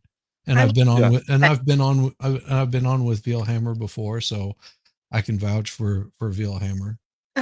Why don't they come on and say their piece? I want to hear. Well, Vielhammer's not disagreeing. No, but I just like hearing people talk like what they. I would love, especially when we've been sitting here for 6 hours, 57 minutes, and 90 seconds. I would love to hear someone who sees it a different way, because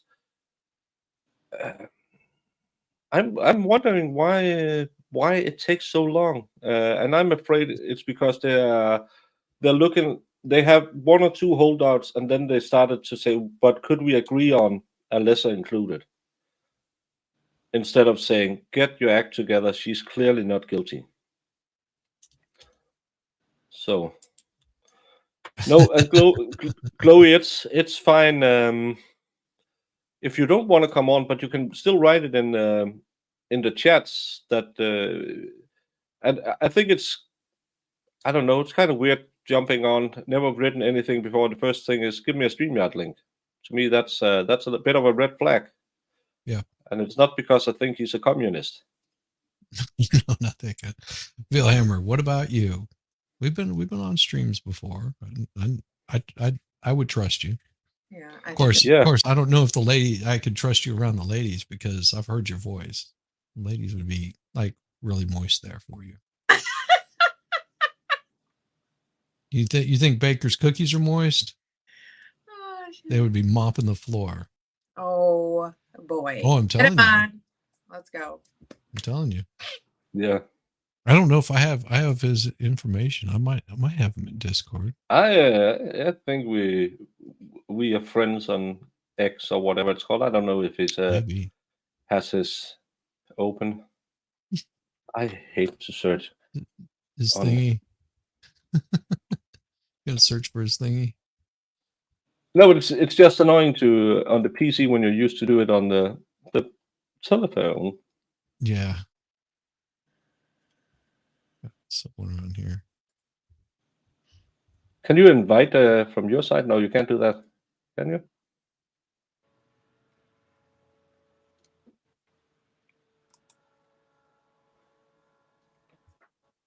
Can you invite people from your StreamYard? Can I invite people from what? Yeah, to this stream. I think or so. Is it only me? I can send invites to them. Yeah. Oh, yeah, but I probably still have to wet them or to say hello to it. Say good. Hey, Shelby.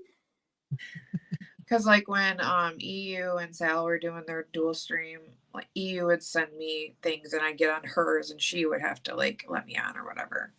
You know? Okay. Yeah, whoever's running the stream is the person that lets them on. I have no control over letting people on. Yeah, it might be, but still, if you're getting $15 to be there all day, no amount of free pizza could sway me. No. It's probably that's the problem.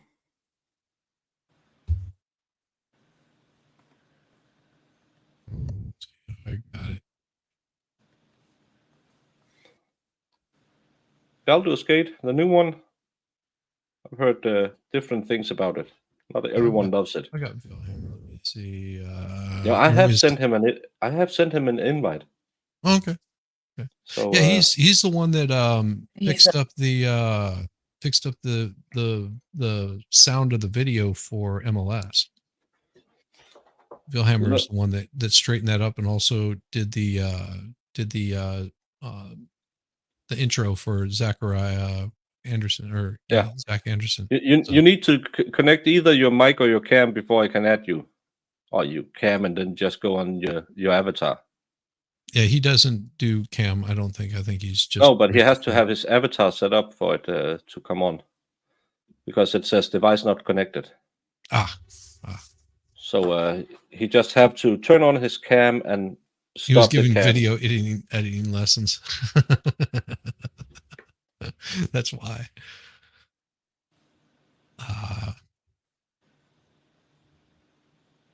He'll be here in a second.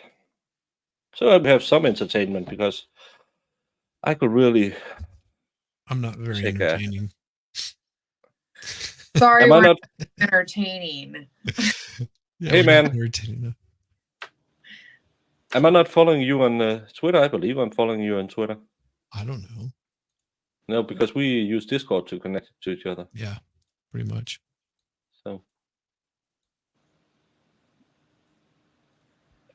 I think we do. I don't know. When you don't use it, you don't think about it. Yeah. There we go. I do believe we follow each other. And Cheesy's going to set up everybody for disappointment. Hey.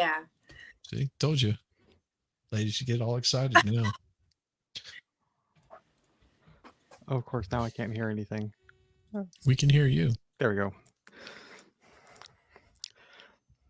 Yeah, so Hello. this guy's a verified audio engineer. Nice. Verified. Verified. Say that again. Verified. Verified. So how are you? I am well. I'm going to disappoint you guys, though, because I really don't have a different opinion. No. But what do you he needs think? someone to talk. Yeah. Yes. What do you think about it?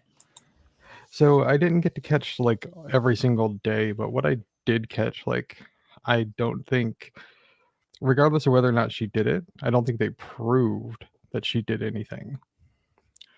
And that is what matters, is whether or not they actually proved it or not. Yeah. So it's the same thing that you guys had mentioned Zachariah earlier. I know there's hundreds of other people that are in the same situation, but it's they didn't prove anything. So, yeah. What from what they did show in the trial, did you have in a moment like us where it was just you couldn't believe what they were saying? Actually, I think I joined on Door Day, and Door Day. I am following you. Yeah, you are. Yeah. No, it's a shizzy. Yeah. Oh. Chloe asked if I. I don't know why the question. Now we have another guest here. I can run to the toilet. Oh. Jesus. Have fun. Don't shake it more than once. Don't fall in. Or you shake it more than once. Yeah, more than once, but less than 5, because then it's something else you're doing. Yeah.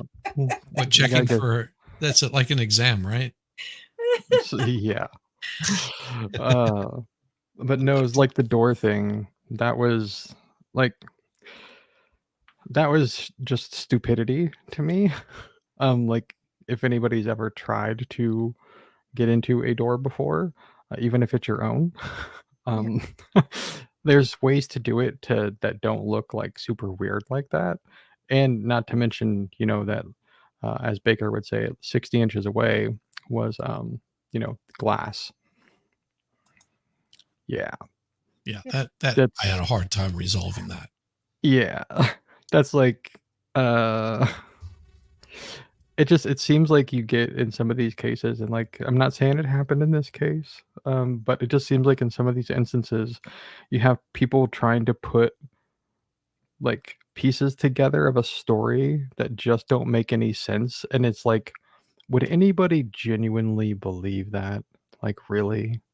Well, apparently someone has, because they're taking this much time, so somebody's believing their story that they put together.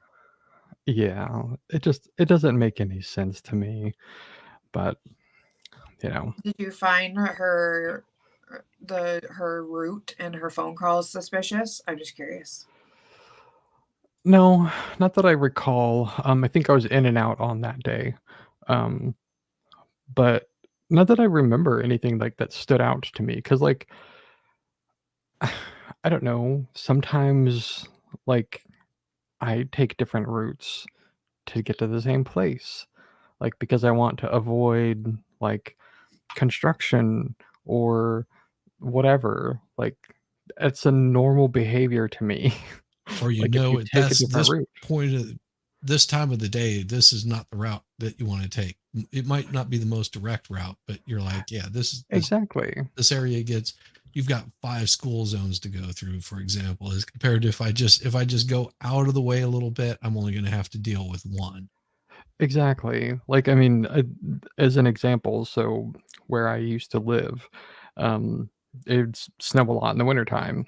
And so there was a back route that I would take when it would snow because there was less idiots to deal with. Because it's not that I don't trust myself, it's I don't trust everyone else on the road.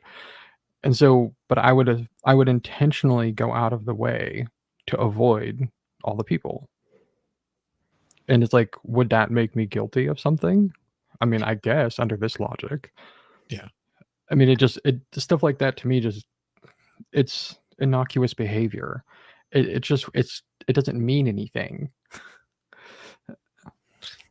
Yeah. I agree because like there's so many times like I'm literally a person that will some days I'll just take the long way because I just feel like driving. Yeah. And I don't have to explain myself to anybody, but you know what I mean? Like something like that's just that one time that something happens and they're like, yeah, Well, but if I ever find my pickle at the bottom of the stairs in the basement, I'll make sure to point the finger at you because you were driving around erratically. It made no sense. It was Jamie. Yeah. Jamie hurt my pickle. Well, and especially with her having her daughter, like, I mean, I don't have any kids, but my mom said I was tough growing up, and that was the only way to get me to go to sleep. And they would have to go drive around town for like 45 minutes. So it just makes so much sense to me. And then why did you go? Like, it's so crazy because then, like you said, she's in a traumatic situation and she may misremember something, and they just like they latch onto that so hard and make you look so crazy for doing that. Mhm. You know. And But yeah, well, and you see that exact thing in like multiple different things, like whether it's a police interrogation or even during trials and stuff, you see that exact thing get brought up. And like sometimes, yes, it can mean that somebody's hiding something, but on the same hand, it's like, hey, you just found your family slaughtered, and it's like, hey, let's go have a talk. And it's like you're probably not going to remember everything in a clear mind because you have just experienced a traumatic event and nothing is going to make a whole lot of sense to you. Your brain's going to be all scattered. Sorry, the pun. But it's that's the kind of thing that like, it just, I get why people latch onto things like that. And when there's, when you can impeach somebody, if you want to use all the fancy legal stuff, then great. You can impeach somebody if they are something that they have told 2 different stories on. But if there's a logical explanation for it as to like, I don't know, that's a little hard to, because like, is it something subtle that was changed? Or is it like something that's massive that's changed? Oh, like I said, I was in Florida when then the next time I said, no, I was actually in, California. Like that's different. It's the saying like, oh, when I walked in the door, I took 3 steps to the left instead of 3 steps to the right. It's like, oh my God, that's just, horrific. Yeah. Yeah. It's also like people may not agree with me, but I have the same, like our brains are so malleable. It's not even funny. So when you can convince yourself to, like, let's say, have you ever had a moment where you're just like, I swear I did that. I swear I did that. And you could swear up and down that you went that way or you did that thing, even though it didn't really happen that way. It happened just this, and it wasn't like huge difference, but like a little bit different. But you can like convince yourself that you like went this certain way or did this certain thing sometimes, especially a situation like that where it's very traumatic, Well, and also it's not uncommon, and I've had this happen to me before where I've left work and gotten home and do not remember the drive in between. You're like, because it's just this muscle memory. And I didn't break any laws or do anything illegal, at least that I know of, but I physically just don't remember the drive because you have that, whenever you have that muscle memory, and that's a possibility that what happened with her, just like from muscle memory, this is the route she normally would have taken. And so if you're telling her, hey, can you trace out the route that you took? She's just, from muscle memory, sitting there trying to recall while dealing with all of these other feelings and thoughts that she hasn't come to deal with. And just by muscle memory, she goes, I went here, I went here, I went from here to here, I went from here to here, I went from here to here, I went from here to here. And that's all I can think of. And then after a couple of days where she's had time to process it, she's going, well, how in the hell did I end up at the McDonald's over here? Oh, because yeah. So I went up actually this way, or they show her proof that no, you went to this place instead. Just like, I mean, it's just muscle memory. I'm just going by where I thought I would have gone. or and when people you're something, and when you I did do that. Oh yeah, I did do that. yeah, but when you're retelling a story, if you're not, as you say, you're writing on muscle memory or stuff like that, your mind automatically fills the gaps because your mind is made to fill patterns, Yes. like patterns. So it will automatically say, well, if I was here at this time, I must have been here at that time. And you're totally convinced. That's why you can't use a lie detector for anything, because your mind believes and as long as you believe it, you can't pick it up on a lie detector. That's why I'm wondering why they want to do a lie detector on the Murdoch case, because it's not admissible in court. No, and Because it's not reliable at all either. no, It just looks bad to the public. yeah, exactly. Well, And it because sounds so good. Well, But and I think the original reason that lie detectors were created was because if someone believed that they're going to be caught in a lie, 9 times out of 10, they're just going to tell the truth. If they feel that they're going to be caught in a lie, they're just like, yeah, there's no point in doing it. I can try, but it's not going to happen. So and that's for people that aren't used to lying. But while we're still waiting, and I have bad news. It took them 27 hours to reach a verdict in the third trial. So, but Jesus! While we have Wilhammer on, I thought we could watch this. Oh, if it's not too. But are you going to be on, or are you just making the intro? So there is more to this. This is just the kind of the intro promo for it. Unless something like really bad happens, the plan is not for me to be on. But I will be providing a full length video for them to kind of go over like kind of the highlights of stuff. So that's kind of the idea. So, and I did not do all the work on it myself. I'm not taking all the credit for it. We're not doing that right now. Oh, we have people. But they're sending them home. Oh God. I hope not. We're back on the matter of 1180 CR 0128, the Commonwealth versus Cara Rintala, Sure, currently on trial.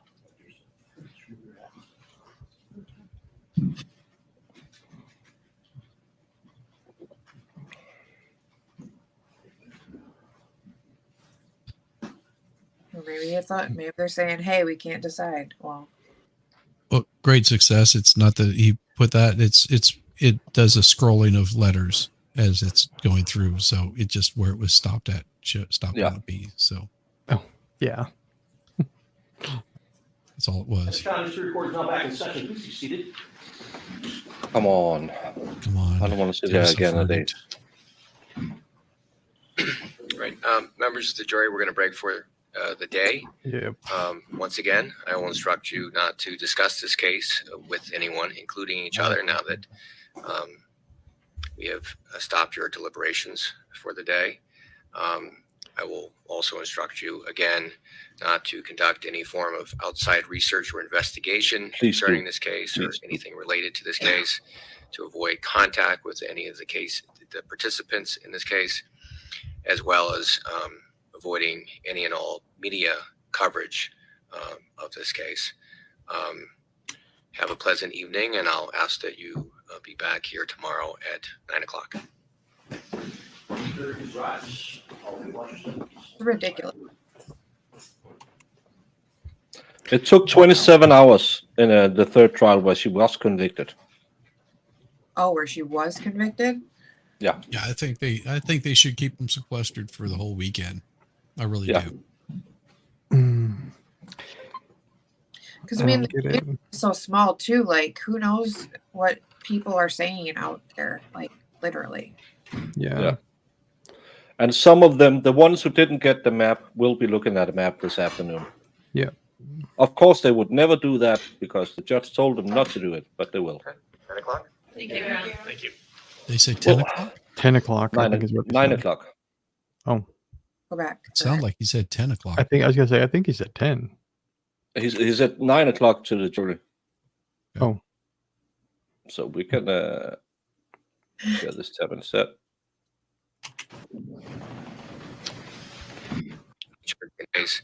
To avoid contact with avoiding. Have a pleasant evening, and I'll ask that you be back here tomorrow at 9 o'clock. Oh, you're right. Sorry. Thank you. 9 o'clock? Apparently we have bad ears. Yeah. Okay. 9 o'clock? Thank 9 o'clock. Thank you. Well, when he said it the second time, it sounded like. Yeah, it was muffled because he took his mask back up. But let's see this intro before we end the day's show. This is made by Mr. Wheelhammer, and I think it's really good.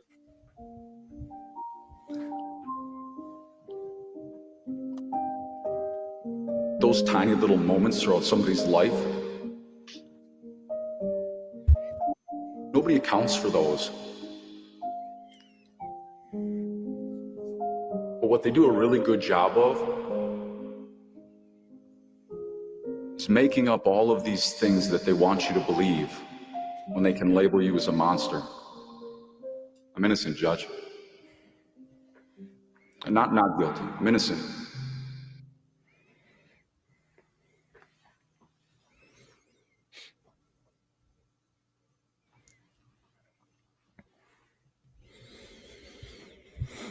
Yeah. Good job. Yep. Thank you. Yeah. Great work. And I would also be remiss to not mention that Nicholas Staroff is also hosting a stream on Friday. I believe is that tomorrow? Tomorrow. Yes. Yes. Where he's going to be drinking for money, and I believe all the money is going to go towards helping Zach's legal fund. So And a lot of people will be stopping by and and encourage him to hurt himself a little bit more in the name of the unguilty people. But a few ones before we end. I gave Brandon a wrench. This could be my last stream. No, Brandon is a good guy. He just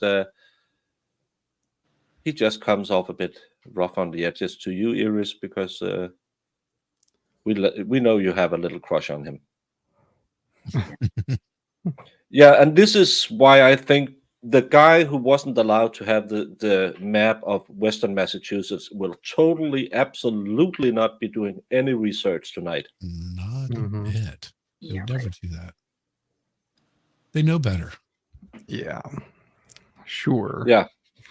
Exactly. Jessica Fletcher will be sitting at home with her Karen's haircut, but hopefully it's someone who did like we did. Go into Google Maps and say it's only a 17 minutes drive to the place he got his new pants. There have been lots of motions, but now it's turned over to the jury. You can't do anything. The only thing you can ask for them to be sequestered. Well, and here's the problem. Here's the problem with somebody going home and doing that kind of research. All it takes is one other juror to say they went home and they looked stuff up. The only reason we know it is because they brought this information back to us. Mm-hmm. and that person will be removed from the jury immediately. Yeah, but still, they have been sitting in there talking, and they have some of them has reached some kind of conclusion. Either we don't know which way it would lead them, but they want to know what it is. So, yeah. So, luckily, I'll be back again tomorrow. I was thinking about going out and buying some paint and sniffing it. Maybe. So. Sometimes these trials make you lose the will to live. Don't sniff paint. It's not good for you. It gets stuck in the nasal cavity, and I mean, yeah. Great success. That's totally in the control of the judge. He can tell them you're sequestered. I'm pretty sure everyone could recommend Wheelhammer if they have some suggestions to make. But what do you think, Wheelhammer? That's your call. I guess you can recommend me. I mean, I guess it's depending on what you mean, like to do things for them. Yeah, like I've helped MLS with the Whitmer thing, but I have quite a large backlog at the moment. Plus, yeah, people have been asking to like, hey, can you show us how to do things? So there might be some stuff coming on that too. So we'll see. Well, but if you just go and give him a little followy poo on YouTube, you will see some of the great work he's doing. Because,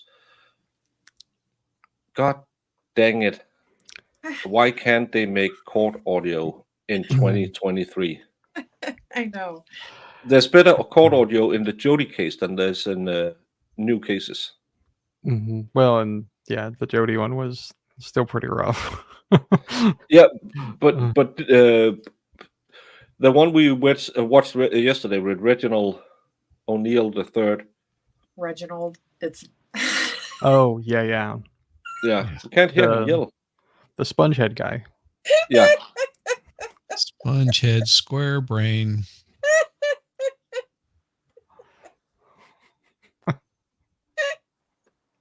Oh, there it is.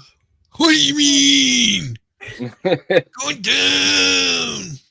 The evidence will show. The evidence will show.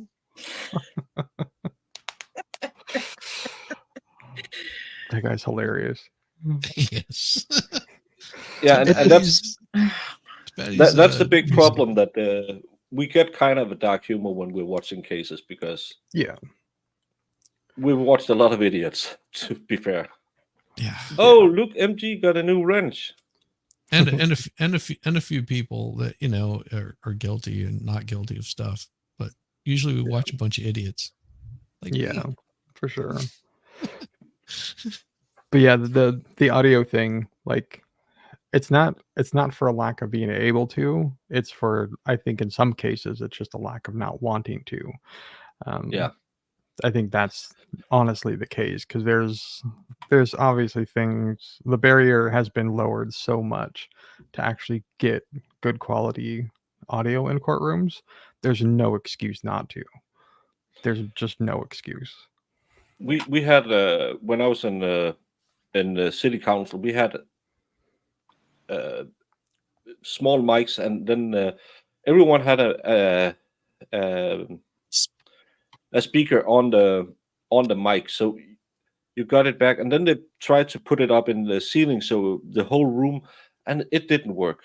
And there's nothing like government workers trying to make something work, and half the people forgot that you had to push the button to talk, and it's and in half of the courtrooms you still have to press the button to get online, and you can't have more than 2 people talking at a time, and you're just sitting there thinking, oh my God, why can't this why can't you just fix this? So yeah, you just got to have a loud booming voice like mine, because whenever I talk, there's people will pay attention.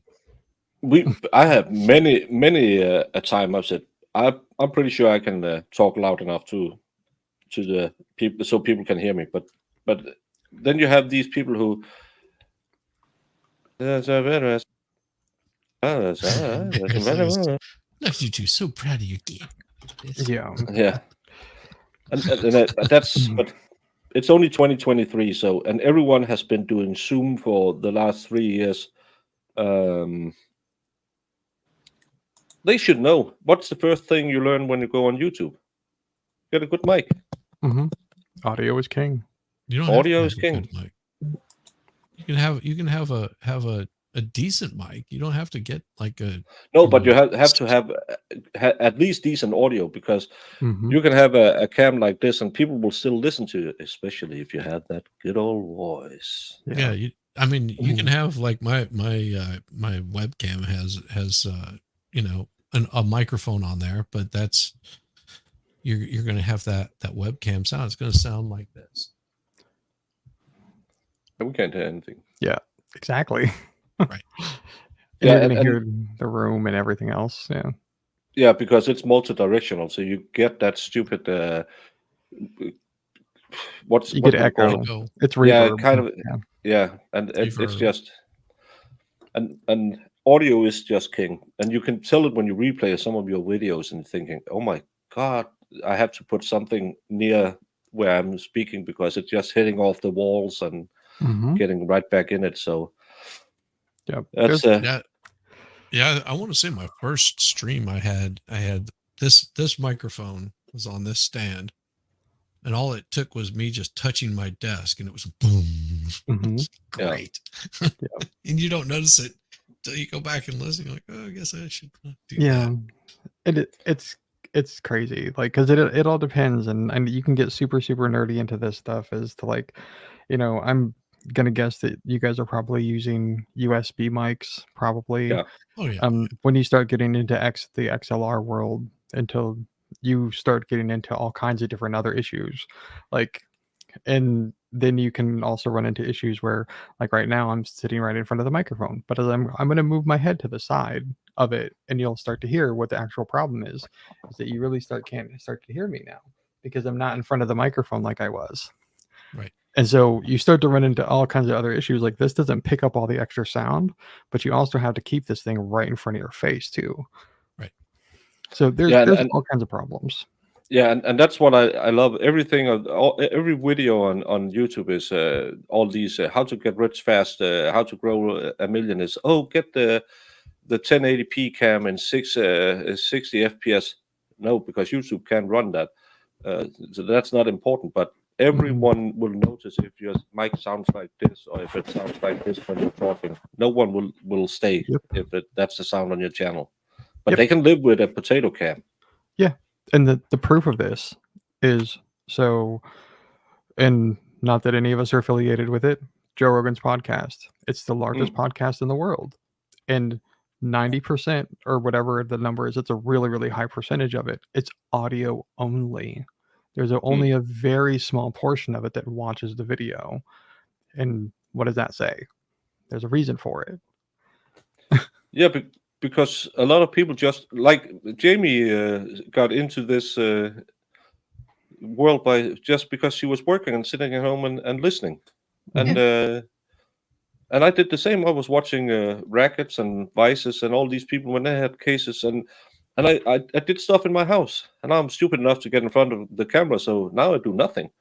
And my house just I was hoping I had tomorrow off so I could clean my house, but yeah, Saturday it is. Well, tomorrow I'll be on and off. That's what she said. Yeah. Yeah, she will. She will be saying. No, because Friday is my day that I don't work except for in the shop. So I may you may hear me on the crappy audio, but I can actually mute that out and sit there and run my saw. No, I shouldn't be out there all day, but I will be stopping by to give Nick a hard time because, well, that's what you got to do. We can take turns watching this and then going and harassing Nick. Yeah, put on the word game and make Iris happy. Yeah, lunchtime, just do that. Yeah. I'm not addicted to live streaming, but you get into a groove, and when you're in the groove, you want to stay in the groove. And the second I turn off the camera, I don't want to turn it on ever again. And then I wake up at 4:30 in the morning, and MG has sent me a link, and I'm thinking, well, I could just pop on for a minute, and then it's been a long day again. But as long as people are willing to watch us do it, let's give them some entertainment. And more than 500 people has been by here all day, so Yeah, can't hit complain that about like. that one. Make sure you're subbed. All these fine people, except for Jamie. If you sub to her, she will come and hunt you down and break your kneecaps with her Yes. eyelashes. They are lethal. Painful. Hey, Julie. Still no verdict. They were sent home again just like 10, 20 minutes ago. We'll start up again at 9 a.m. Eastern tomorrow, which will be, I have to math, you're 8 hours behind me or in front of me. So it will be around 11 o'clock, 11 p.m. your time. So fun times indeed, as Tuck always say. And guys, gals, Wilhelmer, thank you for stopping by. Yeah. Jamie, we can't do this show without you. And Shizzy, I'll send you a link sometime when I get eyes tomorrow. I think I'll go and lay on my couch and just watch something that doesn't involve waiting for a verdict to come back. Yeah, I think I want to go for a long walk with my wife. Yeah. Isn't Love you that all. horrible? Love Jamie the most. See you tomorrow. See ya. Thank you.